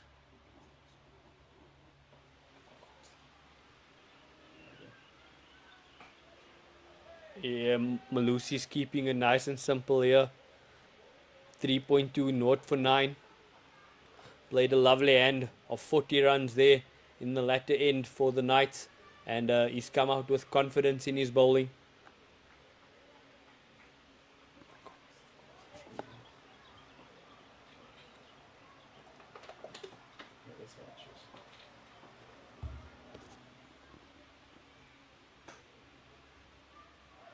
Oh, great piece of fielding there by Patrick Botha. As we just spoke about, the older players in the team need to pull up their hand in the field, and Patrick Botha has just done that. Great effort, as you can see, there are smiles there between Dion and Pat. Great fielding there, nice straight ball, top of off. Great diving effort there from Pat, stopping the single.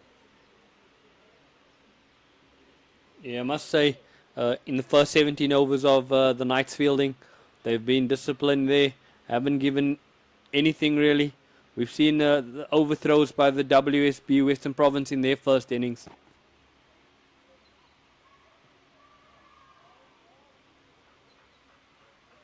That bouncer didn't look too convincing by Mo Vali there. I think with Mo playing the bumper the way he played it, it should be interesting calls for when does Joe van Dijk bowl. I mean, if he's struggling with the short ball, especially, I think Joe would be vital in this area, as he has got a bit of extra pace on him, and definitely think he could be a wicket-taking option here for Captain Dane Piet.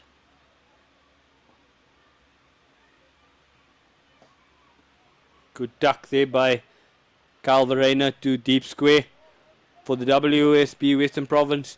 They need their captain to bat long and deep into the innings here in pursuit of 312. They need someone in the top 6 or 7 to score a massive score the way Dean Forrester and Patrick Botha got the partnership started for the Knights.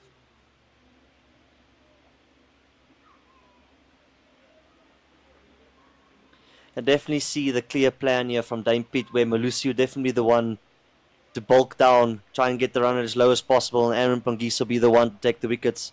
So I feel like he might actually continue while Pangiso's bowling, because I think it's tough to have to constrict the batting team to go at low run rates if you have 2 strike bowlers bowling from either end. So you always have the risk of leaking a bit of runs.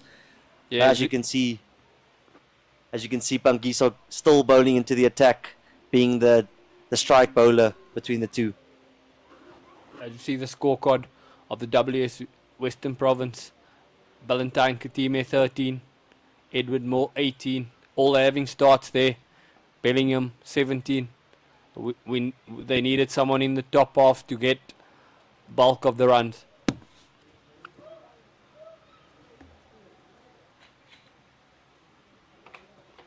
Slight field change here. Long on comes up to mid on, trying to see if they can squeeze an extra bit of dots on Vali, and definitely feel like mid off also comes up. Definitely a aggressive field placing here. Try and see if Vali takes the risk to go over the top, because I know another wicket in this over.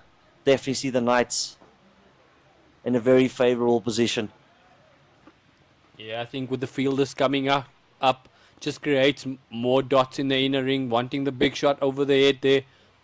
But the run rate required keeps jumping, as it's 7.8 to then over.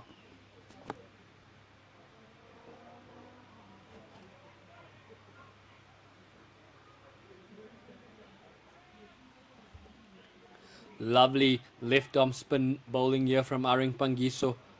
5.2, 1 for 19. Just show his value in the team here.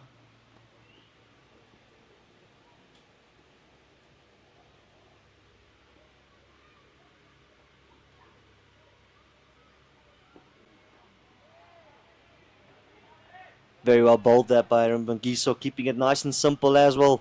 Hitting those stumps, hitting his lengths. Was a touch too full in the start of his spell, but definitely found that he's getting into his rhythm and getting that right lengths.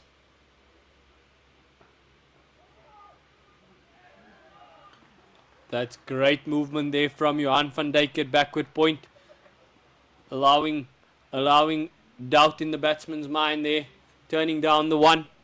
Can definitely see the extra jump in his step there. Keen to bowl. Captain, I'll need a ball. Showing some good efforts in the field.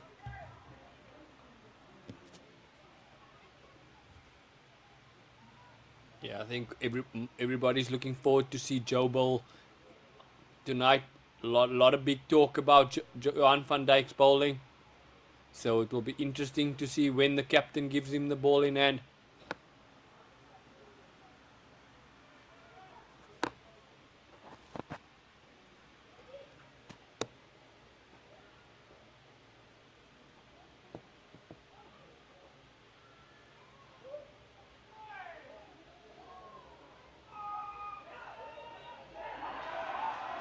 Oh, there's a mix-up in the middle, and Mo Valley has to go. Run out there. Wasn't great communication between the two batters. Misfield from Patrick Botha, but great reactions and gets a run out for the Knights.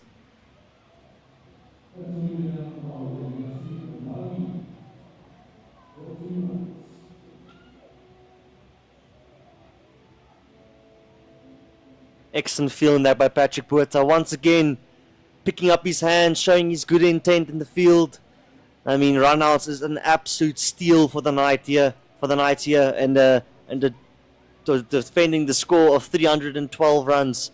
I feel like any fielding team, if you can create 2 run-out chances, you're definitely helping your team to succeed. And I mean, excellent fielding from Pat Botha. Good acceleration, good agility, good form of awareness to throw at the keeper's end. And then the mix-up definitely allowed for an easy run-out chance. As we watch it again there, wonder if there was a nick there, but great reactions from Patrick Botha to get the run out for the Knights there. As George Linder joins his captain at the crease here, left and right combination. This is probably one of the most important partnerships for the WS Western Province in pursuit of 312. They need one of these two to bat long, and a big partnership needed at the moment.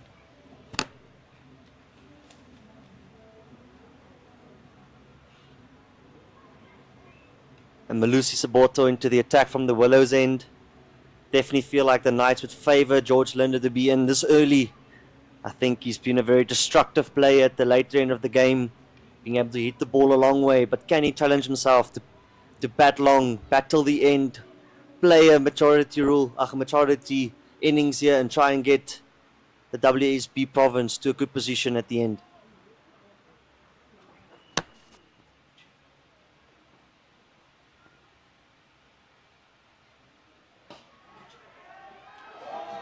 And there was a chance, diving forward by the captain Dane Piet, and he bubbles it.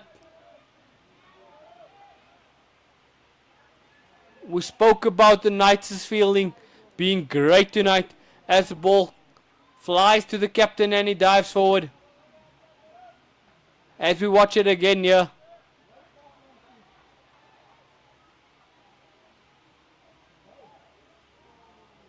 not the ideal chance there from the captain. If that catch went to hand, Western Province would definitely be under pressure.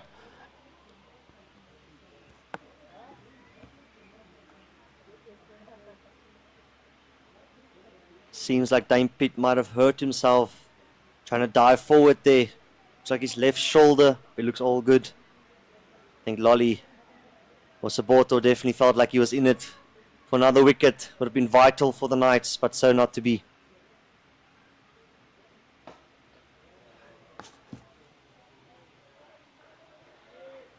And a coach's nightmare. Drop chance and the very next ball. Lovely cover drive from Calverena to give him 4 runs.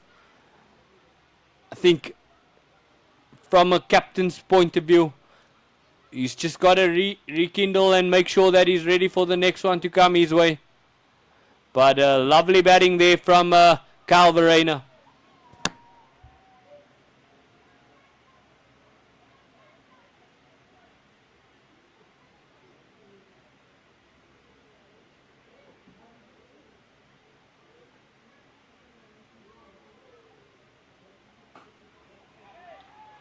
Yeah, as a batter, that's especially one of the senior batters. If you put him down, I think he definitely is going to fancy his chances to bat deep, try and face as many balls as he can and get a big score. Especially giving a chance and not being taken, going to have to make them pay, have to capitalize on this opportunity that's been given to him. Ruan, I must say, 20 overs into the province innings and the inconsistent bounce from the Willows end is still shown. As another chance, and it's caught by Patrick Botha. So the drop chance hasn't paid a lot for the Knights. As I just said, he needs to capitalize. There's another chance. And as you mentioned, it has to be a factor here, because there's been all the wickets from the seam has mostly been from the Willow end, and an inconsistent bounce has definitely played a role. I mean, as you can see, ball fairly straight, seems to hold a bit, stopped in the wicket. Looks like a leg cutter there from Malusi Saboto, called by Patrick Botha, and the captain must be absolutely thrilled with that.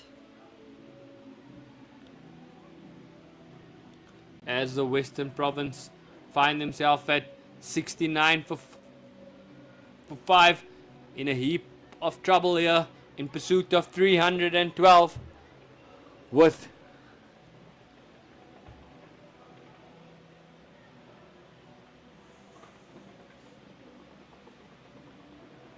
Pongwana joining George Linde at the crease.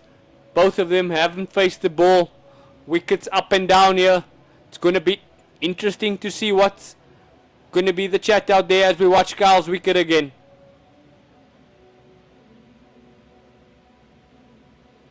Quite a simple catch there from Patrick Botha, but you can see the joy in their face once Patrick has taken that catch, because quite a dangerous player to drop.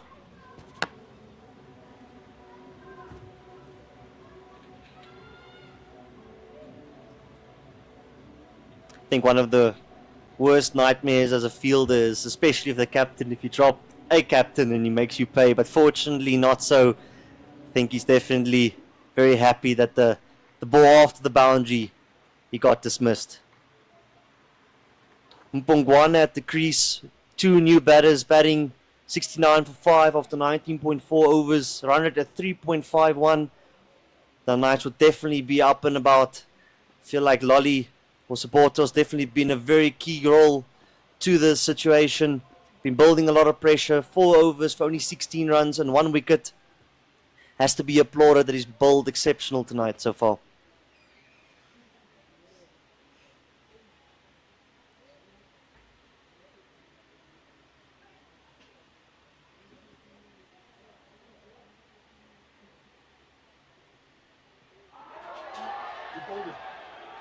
As Malusi runs up and he hits the timber, first ball, gets the ball to jag back to Pongwana.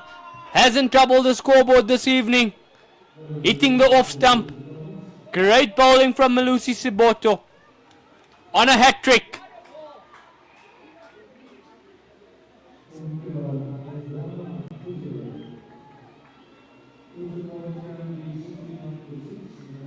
We spoke about it, Ron.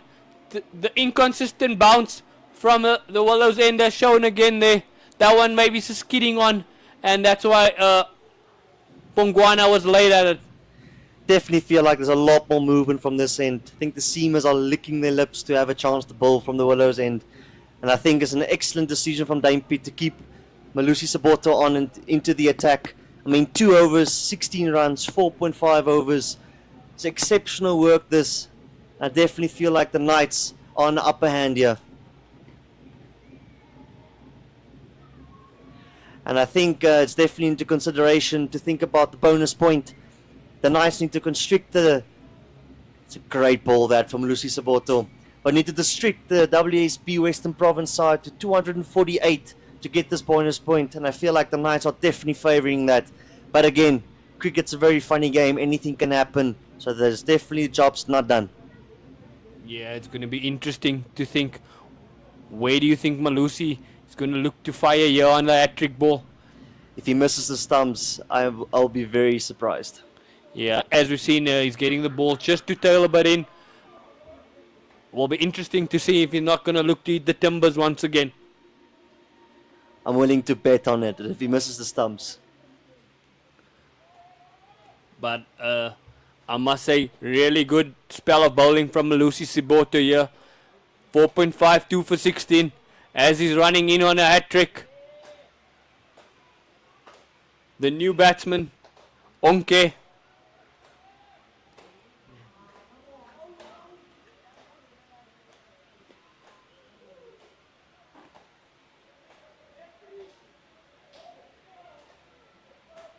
There's a bit of delay as fielders are getting around here for the hat-trick ball.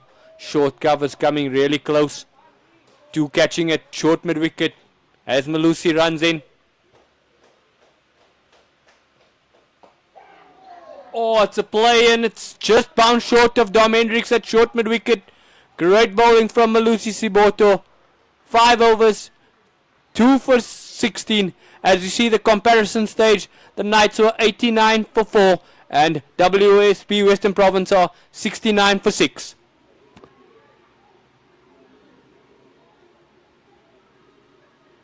Definitely on the money that from Malusi Saboto, hitting the stumps. But once again, excellent bowling this from Saboto.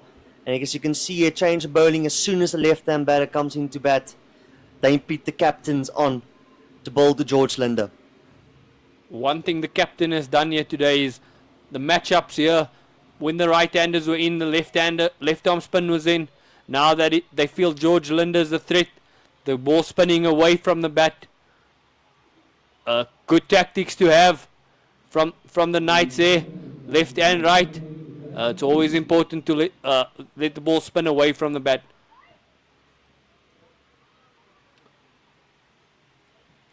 We'll see when Dane bowls to the right-hander.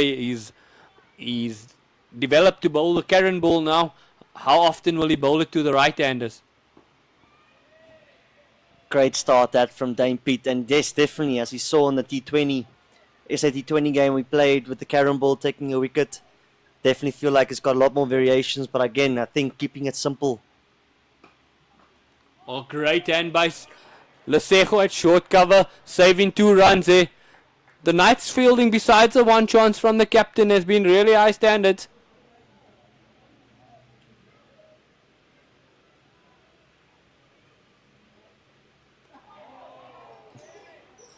I'm definitely convinced here, Ruan. Once the lights have come in, the ball has definitely spun more, both from Dane Piet and from Arang Pangiso.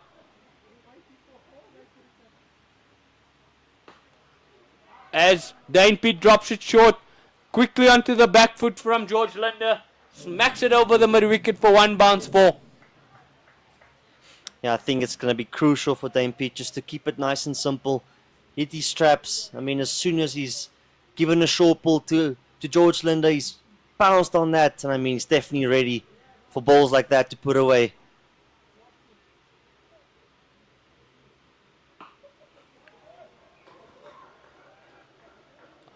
Back-to-back boundaries here by George Linder. As Dane Piet drops it short, George Linder sits her back on the back foot, punch it over the vacant mid-wicket area for 1 bounce 4. Good intent here from George Linder. As we watch it here, really gets back and punches it. Yeah, as we see a change in the field there. George smacks it down the ground for 1. Yeah, as we said before, it's definitely not over here, Aubrey. I think the Knights are still going to have to be very disciplined and realize they still have a job to do, not to all of a sudden drop their intensity and drop their focus, because I think as soon as you do that, you definitely allow a dangerous player like George Linder to get on top of you. Yeah, as we watch the scorecard again there, all 4 in the top 4 getting starts there. As a coach of the WSB Western Province, you wanted one of them to get at least bulk of the runs here in pursuit of 312. But great bowling from the Knights there.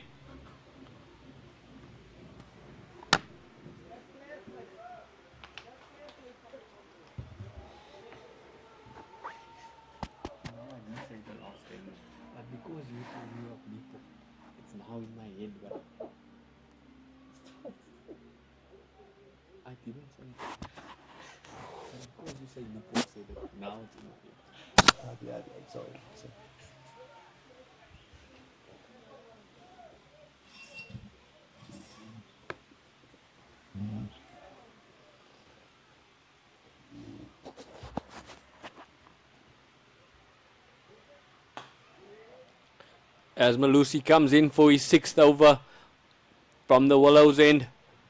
I think Dane Pitt is looking to get a wicket here because I feel he's looking to get George Linder. The game's not over until he gets George Linder, I feel. We've seen George in his last couple of innings for my Cape Town, putting teams under pressure.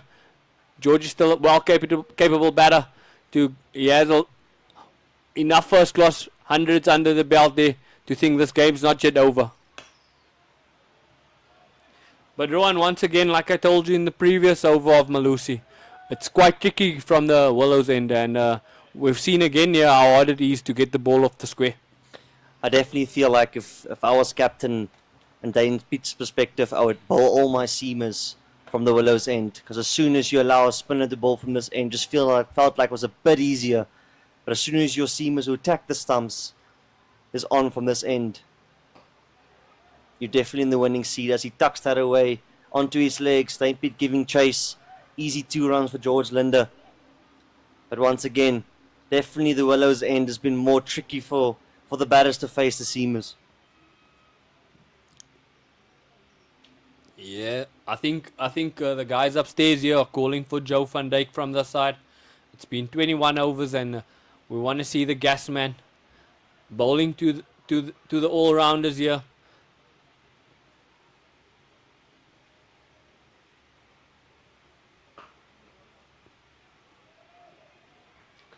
But you do feel also, with the nature of George Linder being extremely aggressive and usually trying to take the more aggressive route, I do feel like as a captain you won't mind that, because I mean he's definitely going to try or probably give you a few chances. So I reckon if the fielding side from the Knights is just awake and just aware that it might come and not let the chance go by, I feel like it's definitely a winning option from the Dane Pitt. Yeah, there's a back foot punch there from George Linder. Good stuff from Dean Forrester. Batting bulk of the overs, still nice and quick across the park. Good to see from the young lad. As Malusi runs up here to Manyaka. Onke here. Manyaku.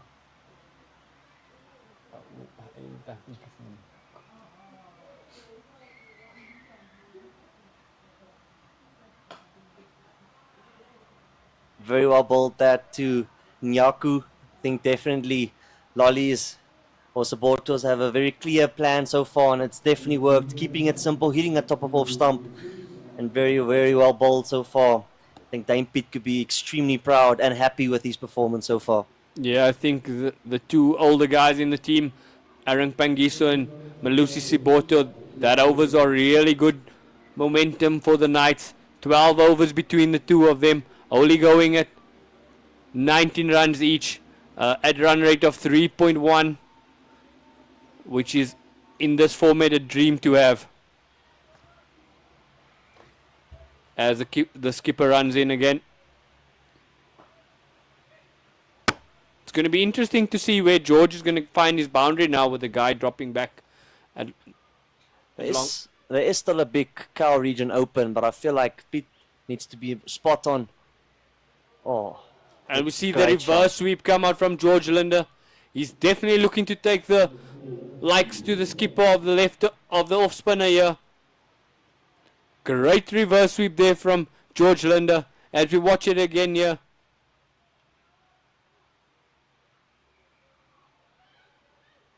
He's found a liking here to the skipper.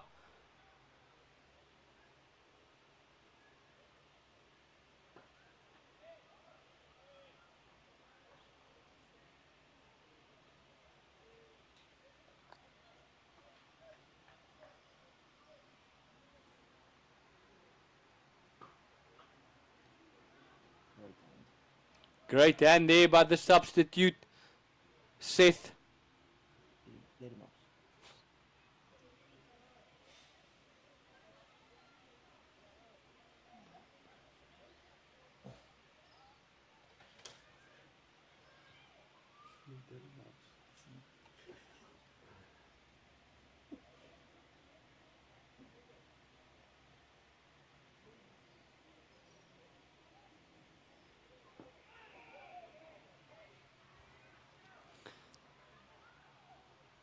You're going to have to ask the question as well. I mean, looking at who's batting at the moment with Onke and George Linder, I do feel like the bowlers need to realize the situation, probably get George Linder off strike, trying to bowl majority of the balls to Onke, especially seeing that he's not in as of yet as he tucks that one to the leg side. Yeah, as we come to the end of Dane Pete's over, WSB Western Province, 87 for 6 after 23, needing 225 of 162. Run rate required is 8.3. As you mentioned before, you said as soon as it's under lights and the run rate climbs up above 8s, it's definitely going to start getting tricky. And it's even more tricky if you only have 4 wickets in the hand. So I think a lot of responsibility here on George Linder and probably Onke and Yako too, just to try and stay with George and maybe try and build a partnership and create something here.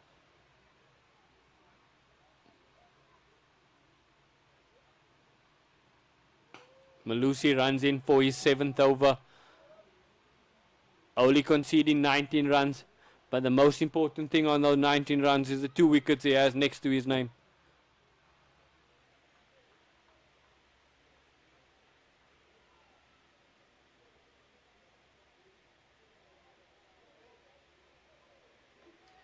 All Malusi Siboto did this evening was run in and hit off stump, and nothing different to what he did in the previous game.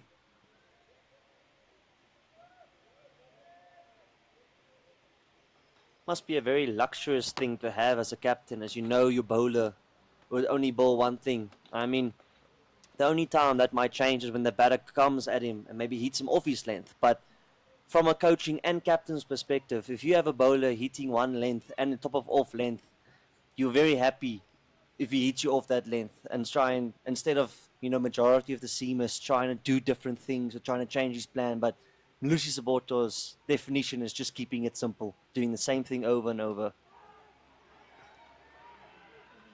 Oh, as he gets a short ball from Malusi Siboto, diving effort from the substitute fielder. That would have been a great diving chance there. As we watch it again here. Great bumper from Malusi Siboto. Running effort from the substitute fielder. Gets both hands there, but doesn't keep it, and he bubbles it.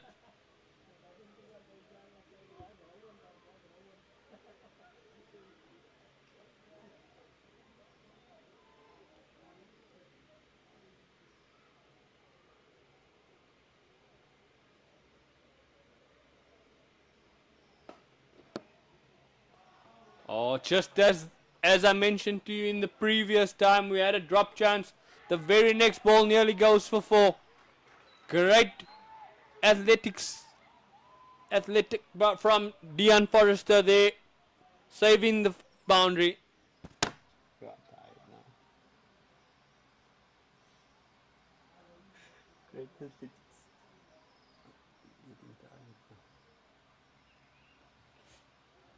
You don't say anything when you want to laugh at me. I do say, I do, while you use fucking words.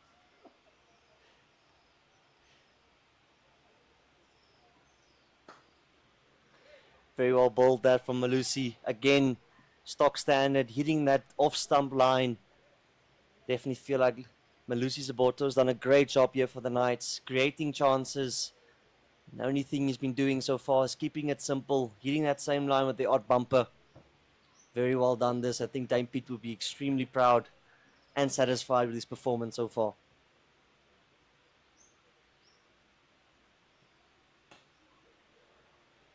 Again, well bowled. Trying to get George to play nice and straight. Gets the outside edge of the bat. Only one. Good fielding from Johan van Dijk. Only giving one there. As it reaches the end of the 24th over, the WSB Western Province are 93 for 6.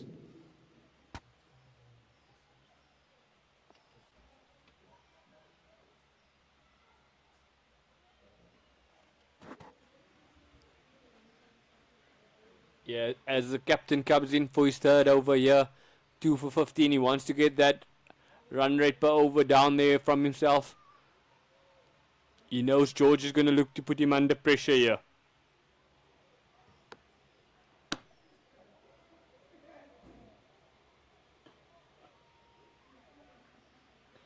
Nice and full that from Dame Piet. Driven to the sweeper boundary. Only one for George.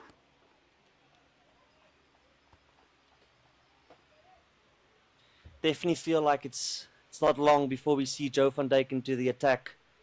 Another wicket-taking option for the Knights. Yeah, especially a guy that can bowl high 130s to the all-rounders will make it interesting here.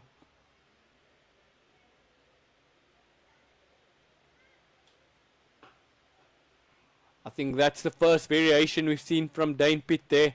We'll just have a look. Does look like the Karen ball.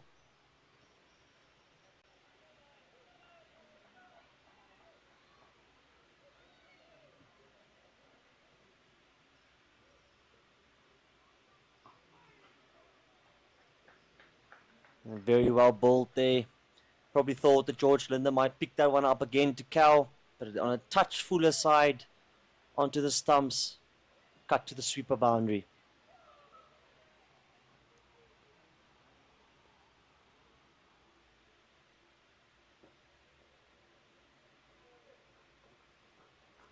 Halfway through the over, conceding four ones there. Easy tucks here. Just finding a bit momentum for the WS Western Province. As George goes on the reverse sweep once again. Same result as the previous over. 4 runs. Definitely finding the liking to the skipper Dane Pitt here, as it brings up the 100 of the Western Province team. 100 for 6 after 24 overs. As we watch it again here. Sets himself early and he gets down. Plays the reverse sweep.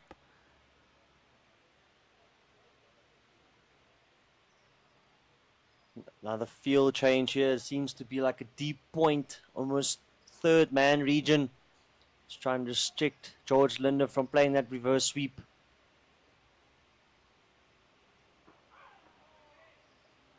Because as you feel as a bowler, there hasn't been a lot of ones that George been hitting convincingly. So I feel like as soon as you take that strike rate option away, then it's happy days. And I think from a comparison point of view, the Knights were 111 for 4.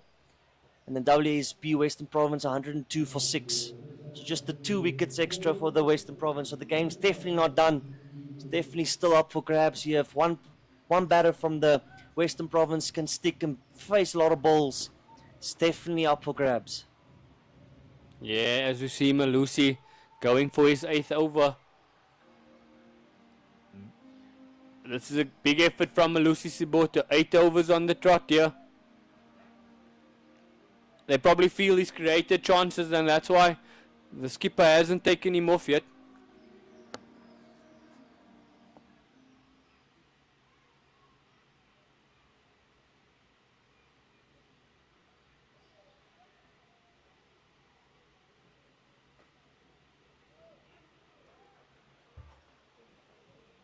Great feeling that by Lesego Sinokwani at point. It's again good bowling, hitting that top of off stump from Saboto. Definitely in the skipper's head, thinking of a change from the Log Logan in there, as he's bowled 3 overs for 24, 7 runs and 8 runs and over. That's the momentum that WSB Western Province is looking for. He needs someone to bowl pressure with Malusi Siboto here. Do you maybe take the chance and bowl Joe van Dijk from that side, or do you bring Aaron Bongiso back on? What would you do if you were skipper Aubrey? I just feel that with the left-hander at the crease, Dane Pitt will be in doubt of the left-arm spinner. He'll probably look to either his opening bowler or Joe van Dijk, Dean van Vieren, to strike for him. But once again, in this little partnership of 34 runs, I mean, majority of the runs have been scored by George Linder. I mean, he's on 27, and Nyaku's on 7 only. So I feel like, again, just trying to get George Linder off strike and bowl to Nyaku would be the key for the Knights at the moment to grab another wicket. We've seen everybody that faced Malusi wander down the wicket, batting outside the crease. Definitely the pace of the wicket, not allowing them to play from the crease.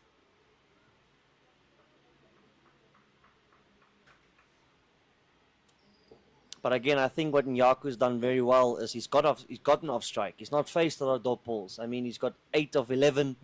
So definitely doing his job at the moment, and definitely requires a lot more. I think if he can stay there with George Linder, it's definitely a game on for the Knights. Yeah, it's quite difficult for the bowlers to settle with a left-right combination. Batters are rotating at easier. Oh, and we see one really keep low there from Malusi Siboto. Not great wicket keeping there from Gian Kluter as Province find 2 byes. Not great keeping there from Gian Kluter, but that one definitely kept low.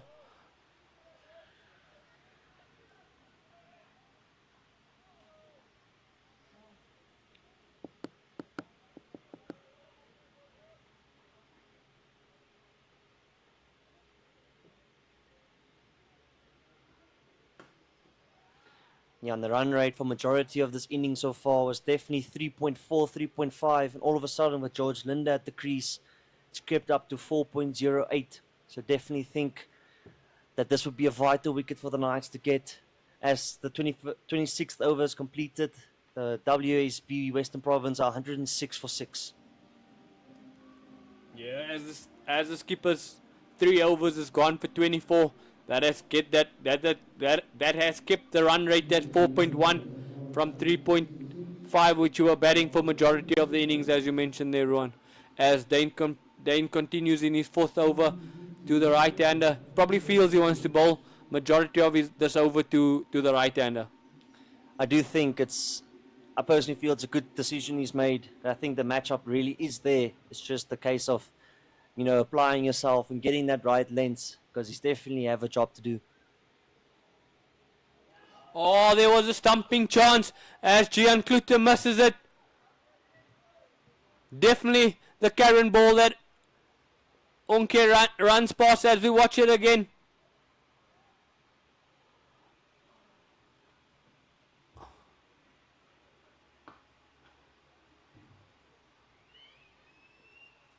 Again, 2 chances gone begging here for the Knights. Definitely feel like since the 6th wicket they've fallen, the intensity in the field has just lacked a little bit. They still need to definitely try and keep up the standards and keep up the high intensity in the field, because I mean that's what got them the 6 wickets in the first place. Good energies in the fields, backing their bowlers. That's exactly what brought those wickets. And all of a sudden, maybe thinking of you've already got the game in the bag. Cricket's a very funny game. Yeah, good ball striking here from George Linder, hitting the sweepers hard, putting them under pressure. Doesn't allow Dane Pitt to settle here.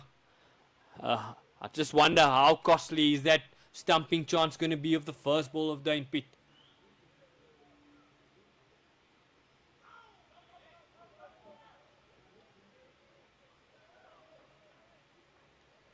We just haven't heard the Knights outside there. Has gone quiet in this partnership of 39. When the wickets were collapsing, you heard them nice and bubble outside.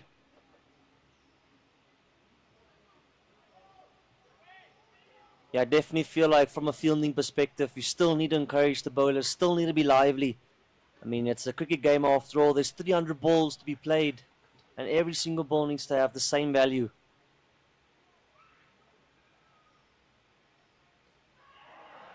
Excellent bowling by Dane Pitt, as I've just spoken about. He knew his match up, he knew that he had to stay on, even though he was getting hit a bit. Stayed on, still stuck to his lengths, and he got the breakthrough. Definitely felt like it was the right decision to keep bowling. Onke and Yaku out. Try and defend just outside the off stump, spun between bat and pad. Excellently bowled by Dane Pitt. Yeah, I must say, just with the Karen ball, put some doubt in his defense there. With the Karen ball running past the first one, setting him up nicely for the big booming off spinner, right through the gate there. And he find himself his first wicket. Good bowling from the captain, as he was under pressure.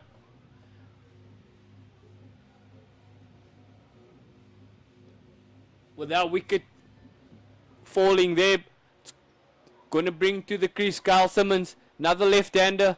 Captain's going to be licking his lips. I definitely feel like he's going to stay into the attack now. Once again, as we've said before, felt like Dane Pitt's matchups today has been exceptional. Having the right bowlers bowl the right batters and gotten the breakthrough multiple times. 27th over complete, 108 for 7. As we see, Malusi has the ball still in hand. Bowling 8 overs, 2 for 27. Looks like he's going to complete his 10 on the trot. Yeah, he might as well. I think considering that you still have Tian van Vuuring in the bag and Joe van Dijk who hasn't bowled the ball, you can may finish support or try and see if you can finish the game quickly and keep the foot on the throat. Yeah, as Kyle Simmons wanders to the crease, WSB Western Province needing 204 of 138. Run rate required, nearly at 9s, finding at 8.9 at the moment. As we see the bowling figures there of the Knights. Great bowling display here from Malusi Siboto. 8 overs, 2 for 27.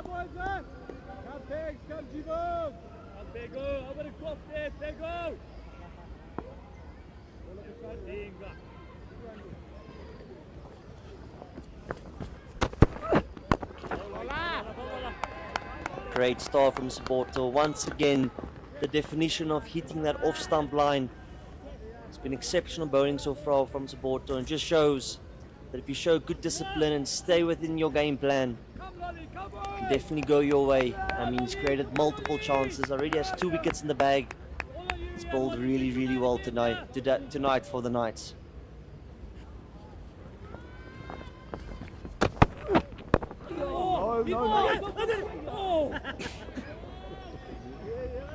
Lots of ooh and ahs over there as the ball might have trickled back onto the stumps. Once again, great bowling, hitting those lines and then consistently. Definitely inconsistent bounce, putting some doubt in the batsman's mind to get forward there as that one skids on from the wicket. Keep going low, keep going low.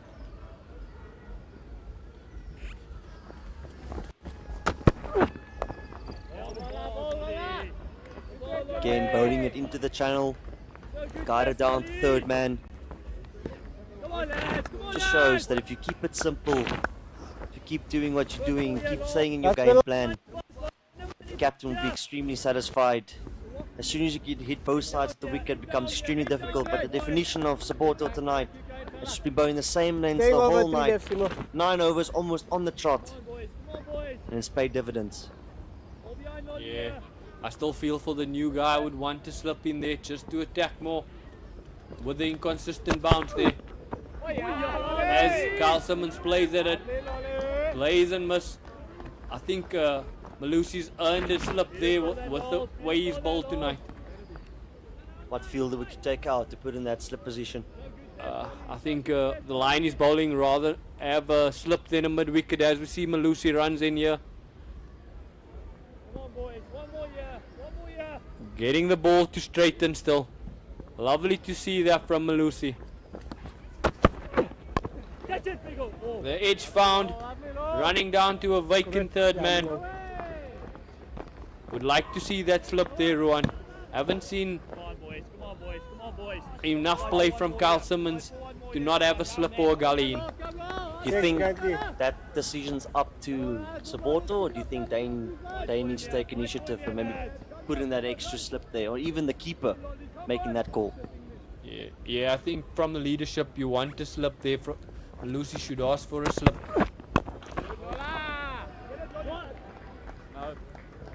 As Malusi has finished his 9th over.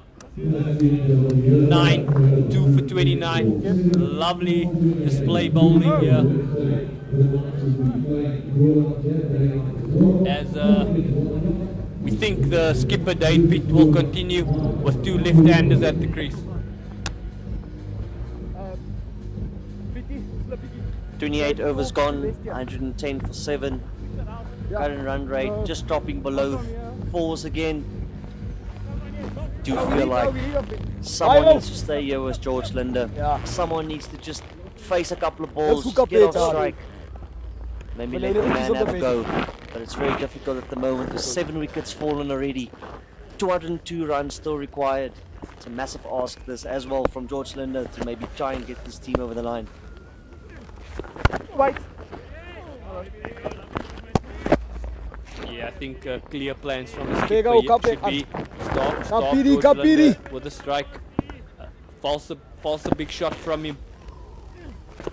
Yes, we see some spin there from Dane Pitt. Got to put Carl Simmons under pressure. Getting the ball to spin. It's good to see the slip finally in play.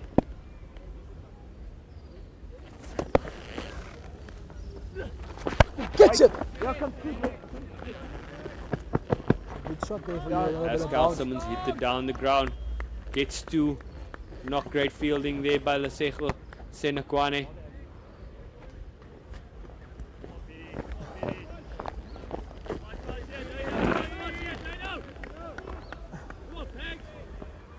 Go late!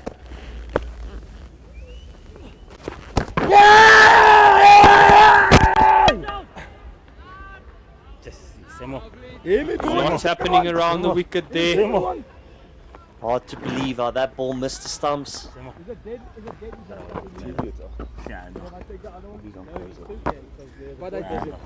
Great delivery that from Dane Pitt. Looks like beat the outside edge. Again, very good decision to keep himself on, realizing the matchup here, bowling to 2 left-hand batters. It's definitely an off-spinner's dream. Yeah, we've seen the ball spin here, both from Aaron Pangiso and Dane Pitt. As Dane drops it short. Good chase van Tian. Cuts off the boundary. Run rate required, climbing up to 9.4 at the moment. Definitely do think it's a very big ask this from the WSB Western Province, but game's not done yet. As we see a slog sweep attempt there from Carl Simmons. Ball's just spinning and bounce. Play and miss. But he's come out here with good intent.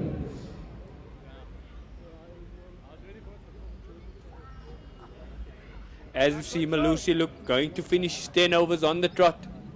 10 overs. It's not an easy thing to do here in Bloemfontein, Rowan.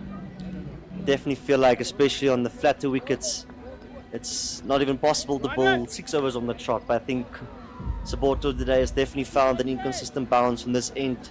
As we might have seen early on when Dane Patterson was bowling, definitely was something into the wicket from the Willows end. And I think this is great captaincy by keeping Saboto on, who's definitely found a rhythm and hitting the right spots.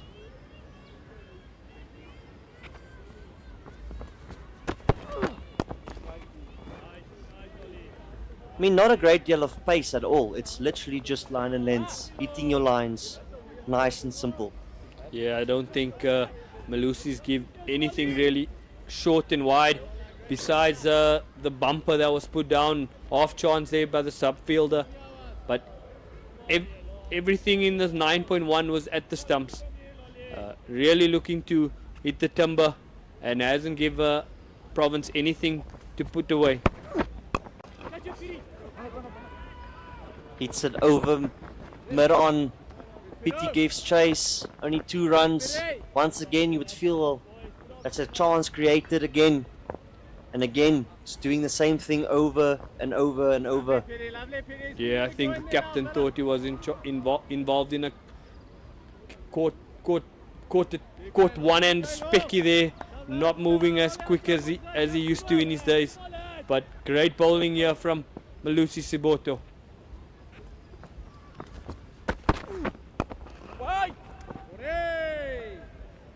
I must say, it's been quite tricky to hit Malusi Siboto off that hard 4-day length here. And we said it multiple times, keeping it nice and simple. Do feel like the Knights have done extremely well to get 7 wickets so far in 29 overs. And I think the key success is definitely from Siboto holding up this end.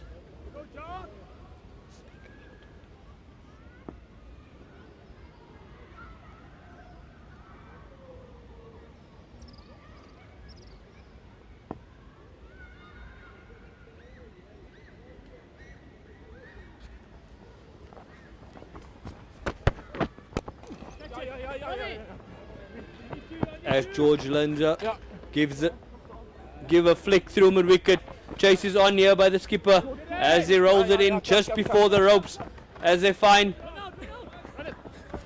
4 runs from the 2 batters. Not great fielding there, great running from the batters. I reckon Dane has given his all running there to the cow boundary and still be running 4. Feel like you would be in disbelief, giving his all, chasing the ball. Just shows you how big the Mangaung Oval is. Running 4s here, guys. Oh, and Malusi drops it short this time. George Linder pulls out. Can't help to mention, but the Knights need to be on it, trying to restrict the Western Province to 248 to contain the bonus point. That will be a massive victory for the Knights at the moment, as they've lost the Northwest game and the Washtag game against the Warriors. Feel like they definitely need some momentum to get this campaign going.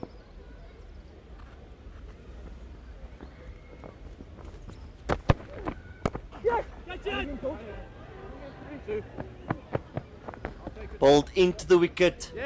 Looked like it was spliced up. Again, Pity giving chase. Only 2 runs. An excellent spell this from Malusi Siboto. 10 overs, 37 runs for 2 wickets. Very, very well bowled. Definition of keeping it simple, doing the same things over and over. As I probably mentioned this over and over. Very well bowled.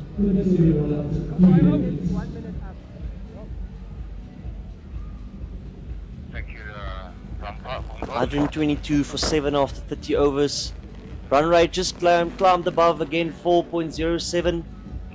And again, man on screen has bowled exceptional well today. Again, like I've mentioned before, very, very boring cricketer in terms of what he's done today. The same thing over and over, but again, paid dividends. 2 for 37 and 10 overs. It's very well bowled that by Malusi Siboto. Long chat happening there in the middle between Aaron Pangiso, Dane Pitt and Gian Klutter. They got to decide who's going to bowl from the Wallows end as Malusi has completed his 10. Can't help but to think it might be Joe van Dijk. 30 overs into the game, still haven't seen the speedster coming to bowl. Must say fancy his chances to be bowling the next over. Yeah, as Dane Pitt drops a cow here to Kyle Simmons.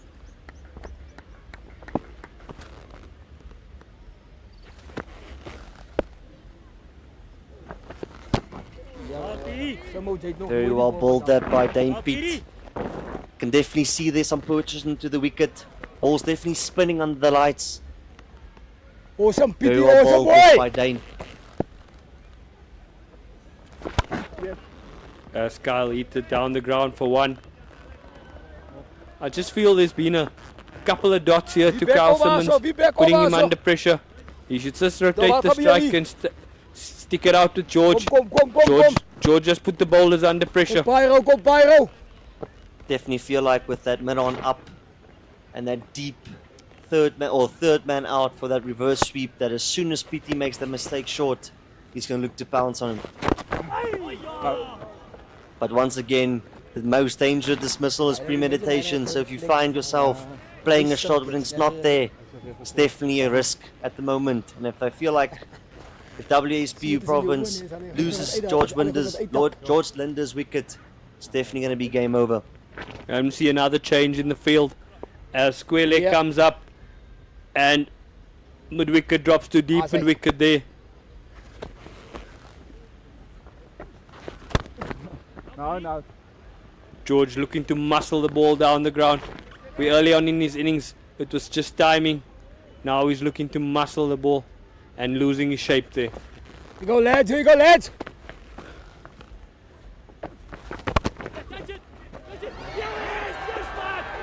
Great catch that by Lesego Senekwane. Finally holds on to one. George Linder's not happy about that dismissal. And again, as I've mentioned before, it feels like all hope might have been lost. George Linder at the crease. Another start for the WSB Western Province men. 37 runs. And I felt like another wicket here might have just finished the game for once and for all.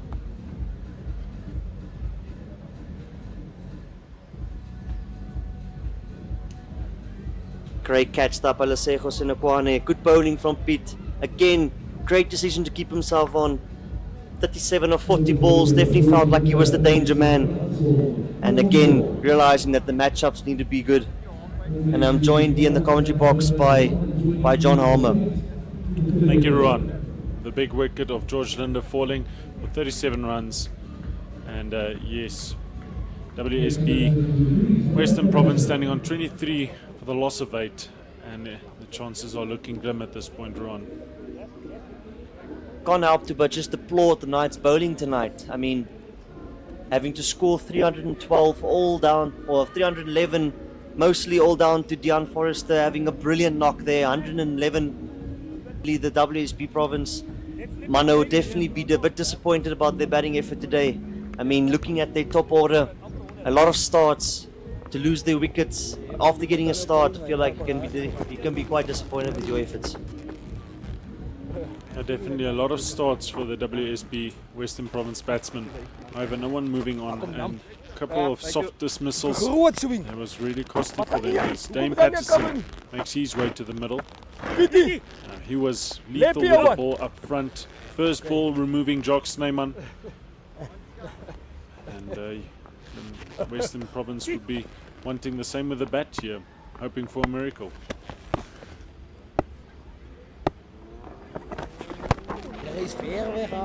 Playing a miss.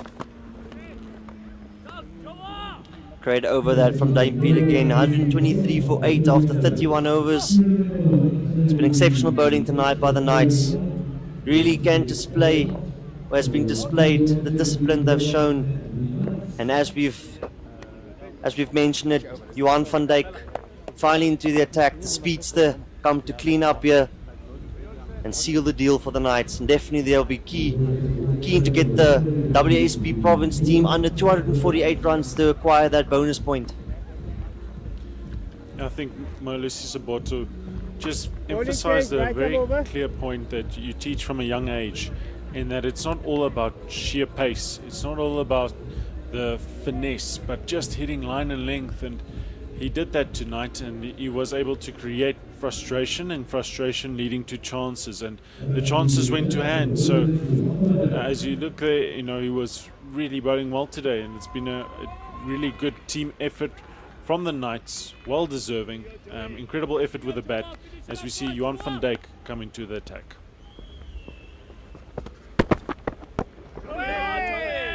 Great stomp from Johan. Once again, hitting that hard length. Definitely feel like the Knights have been bowling their seamers a lot more from the Willows end, as I feel like the Western Province have maybe just chosen the other end throughout the day. And I think that might have been a small mistake on their behalf, not identifying the inconsistent bounce from this end. As obviously Dame Pete's recognized this, and all the seamers have bowled majority of their overs from this end.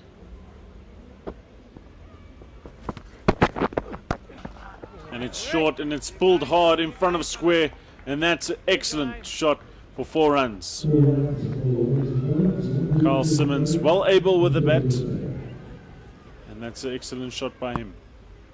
Takes the WSB Western Province score 127. As we look at that instant replay, he was on it, on top of it, and it's a brilliant shot.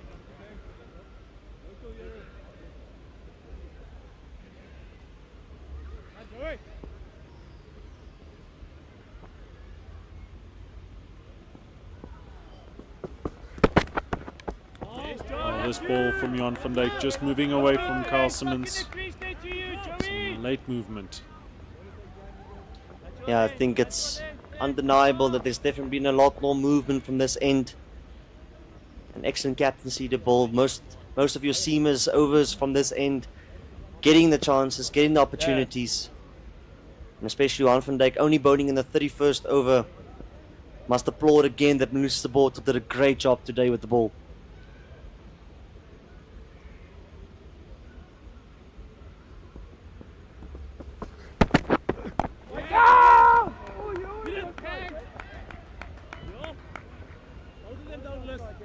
A little stare down there from Johan van Dijk. Don't run away.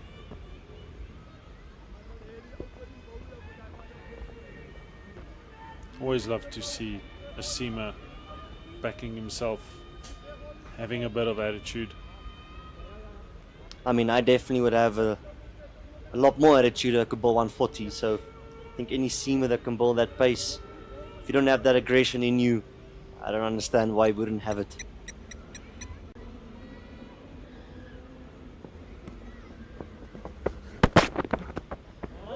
It's a shorter ball. Big swing from Carl Simmons, trying to hit that flat bat, maybe over the bowler's head. Misses it completely.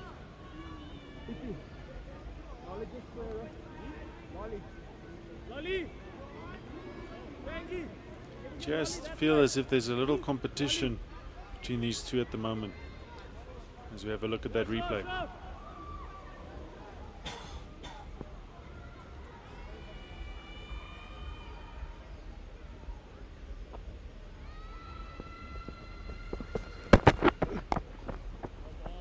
This one's nicely glided down to third man for a single. That'll be the end of the over, the end of the 32nd over. WSB Western Province 128 for the loss of 8.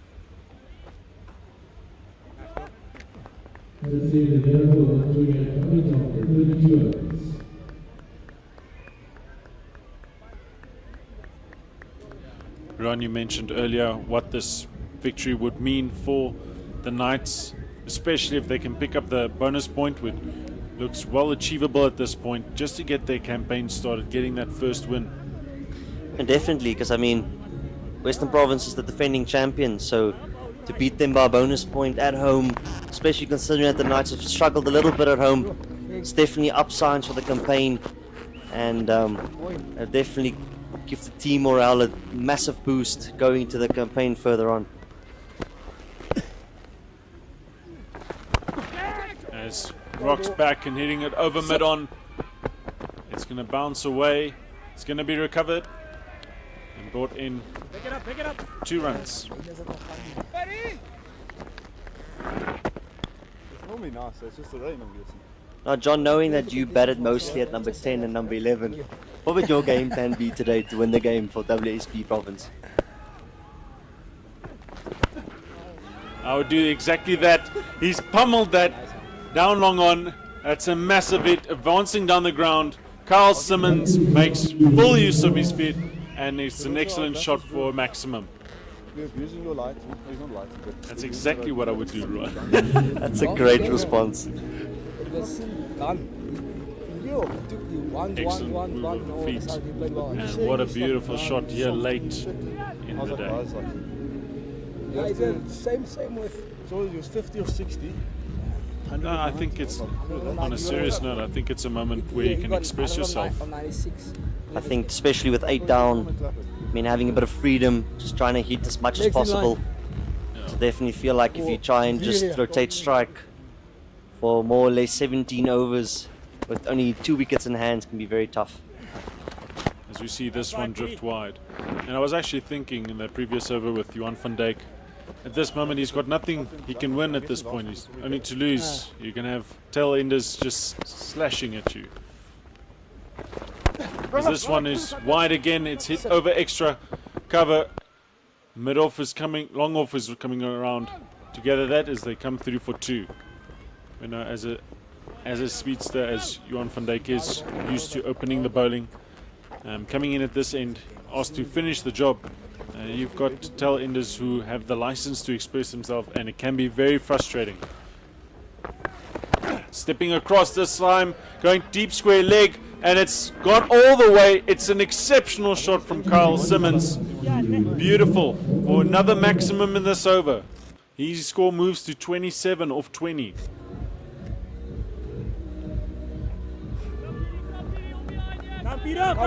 Compiro! We look at this replay. What a beautiful shot.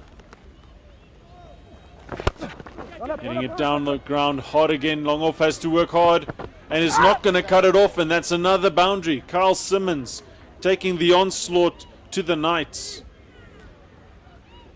Yeah, as you mentioned, he'll do exactly that, John. Expressing himself, trying to hit the ball as far as he can, as hard as he can. I think at the moment doing a great job, Kyle Simmons. One.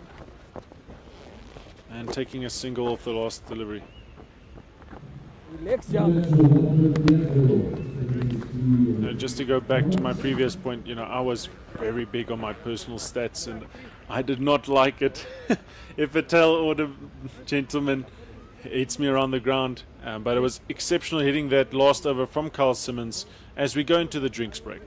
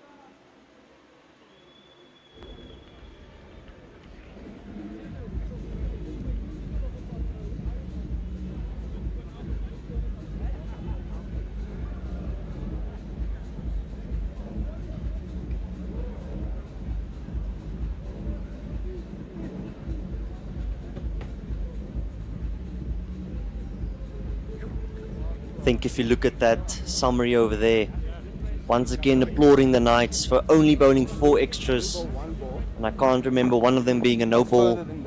So definitely on the more disciplined side between the two sides at the moment. And you have to applaud the discipline showed here by the Knights tonight.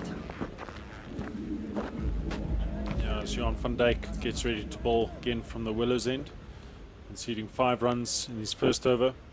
He will be looking to get those last 2 wickets here. Remember, this is after stripping. Sweeper, third man, fine leg and deep square in place.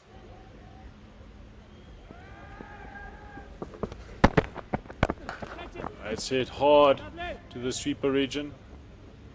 Full swing of the bat, they only come through for 1.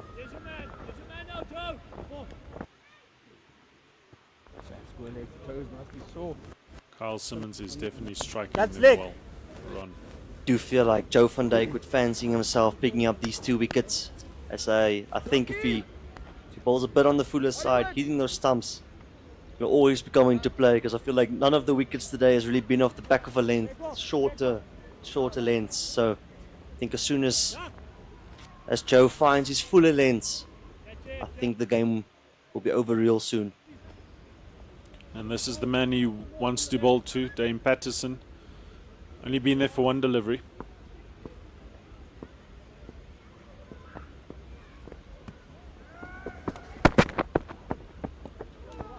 As we see, he chases him as he walks away.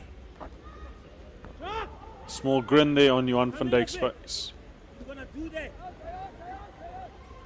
Yeah, I don't think Dane Patterson fancies this space at the moment. Backing away, trying to give himself room. Definitely do not think he'll like it very much if he comes closer to his body. So I think if Joe van Dijk can just hit those stumps, that should seal the deal.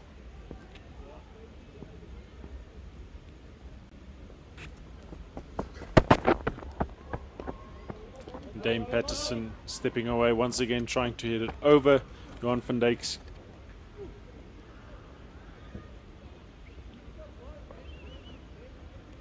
Ron, this reminds me when we were at school at St Andrew's School and Gerald Kutsia would come and bowl at the death of the practice to me.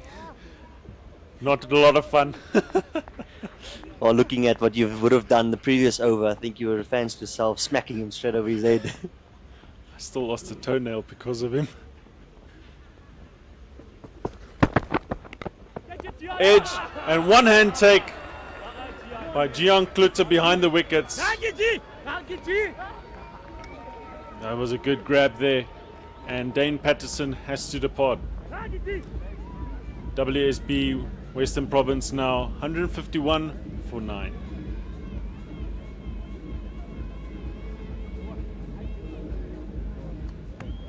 Only 1 more wicket required here for the Knights. Have to restrict the WSB province for 248 to get this bonus point. Be a massive victory for the Knights at this stage of the campaign. Looking at this replay,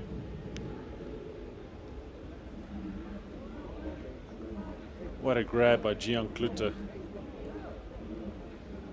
and a traditional cover drive from a tail order.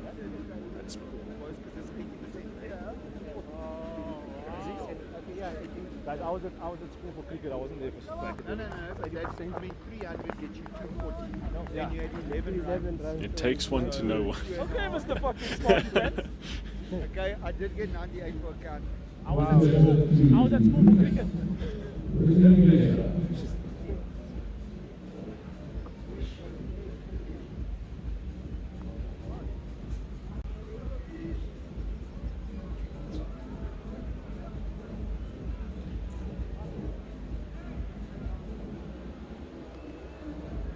New batter coming to the crease. Wesley Beja. Definitely think that Johan van Dijk would be aiming for the timber over here. Because I think if you can do that, should be sealed deal. And again, a massive victory here for the Knights tonight. I mean, I must applaud again the efforts today. Deon Forrester batted extremely well, took responsibility. A very mature innings he showed today. I mean, if you have your number That's 6 leg. scoring hundreds for you game after game, definitely needs to put the team into a good Right, position. over I to left. definitely feel like the top order will bounce on that momentum.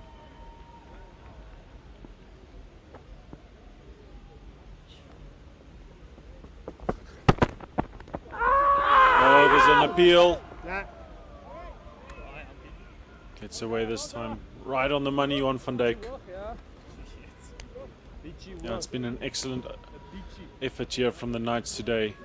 Really needing that first win in their campaign as we have a look at this replay. A bit high there, but definitely feel like Good Wesley has been done over here.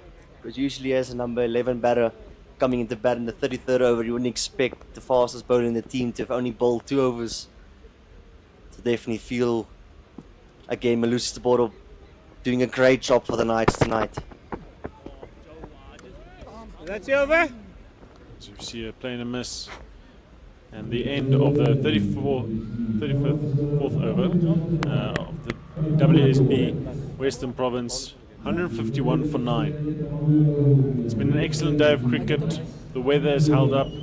It's been warm, but not too warm. Only temperatures of 29 degrees here in Bloemfontein. And the crowd has come out today. It was lovely to see all the children back on the embankment playing cricket, really having a festive time. And we've seen some excellent cricket here today. From Dion Forrester, some beautiful bowling, Dane Patterson up front, and some really good fielding efforts. As we see Tiaan van Vieren being brought back into the attack from the Loch Logan end.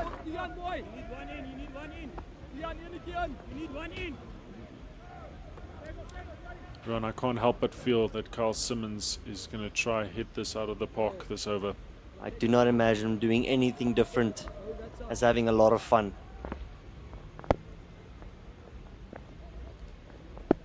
Standing on off stump. Fourth stump. What's that, Carl? 6th stump.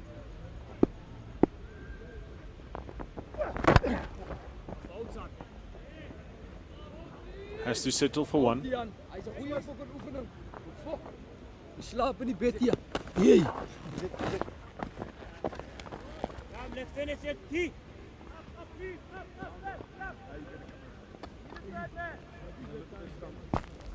Anything that might just go away off the left.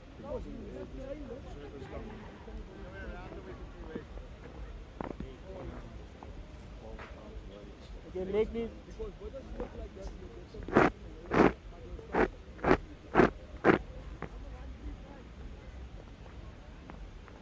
I feel like it's only a matter of time here now for Tiaan to finish the job and again give the Knights a very well deserved victory as they played exceptional cricket tonight.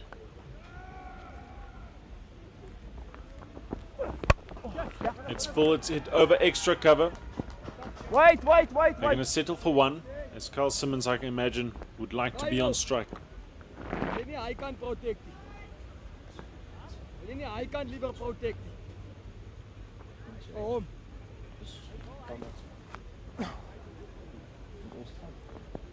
Kijk, die zit die lekker zijn tijd om te zeggen. Laat hem maar oefen.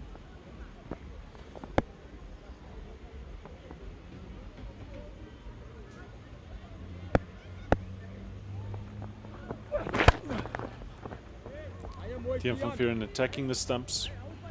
Carl Simmons hitting it down to long on. They take a single.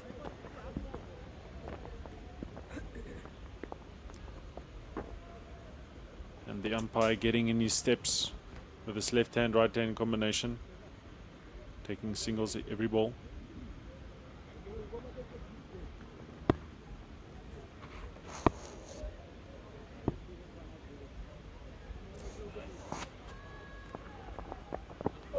Oh no. It's full again. It's up in the air. Pointer's gathering himself. And it's taken. And that seals the victory for the Knights here at the Mangaung. It's been an exceptional game. They've bowled out the WSB Western Province for 154. And what a victory, Ruan. Once again, like I've said before, absolute massive victory as we see the last wicket fall of Wesley. Nice and full, hitting the outside edge of the bat. Nicely taken there by Patrick Botha. And once again, an unbelievable win for the Knights here in this one-day campaign. Getting their campaign started as well. I mean, what a performance from Dion Forrest, that must be said. Definitely my man of the match today. Came in when the game was tough. There were 4 wickets down. Had to rebuild, had to get a partnership going. Scoring yet another century. I mean, it's tough. That's almost unheard of. Definitely deserves the applaud. And did very, very well today to win the game for the Knights. But once again, I mean, him taking responsibility with the bat, you cannot deny the great bowling performance today. I mean, still had to bowl them out for 154 runs. Did exceptionally well. I think he'd be very proud of this performance and a massive confidence and momentum boost for the campaign ahead. Yes, we know this will mean a lot to the Knights in their campaign. Winning by 157 runs, and I do believe they have secured the bonus point victory. A long campaign still ahead, and yeah, some work for the WSB Western Province. A couple of questions asked today that were not answered. No, definitely. I think they'll be disappointed with their batting efforts, especially having their main batters in the team getting a start and getting out. But again, must say, only 4 extras from the Knights. And again, Malusi Saboto bowling exceptionally well today. And again, the matchups from Dame Pete, the captain, must be applauded. And so very well deserved victory this for the Knights. And definitely a massive morale boost, beating the defending champions at home. It has been a pleasure to commentate today's game. It has been a spectacle where the Knights have scored 311 for 6 and have bowled out the WSB Western Province for 154. They have won this match by 157 runs. I want to thank my commentary team, Ruan Cornea in the box today with me, and Aubrey Swanepoel. It has been a pleasure, and we trust you have enjoyed watching this game with us. Cheers, good night.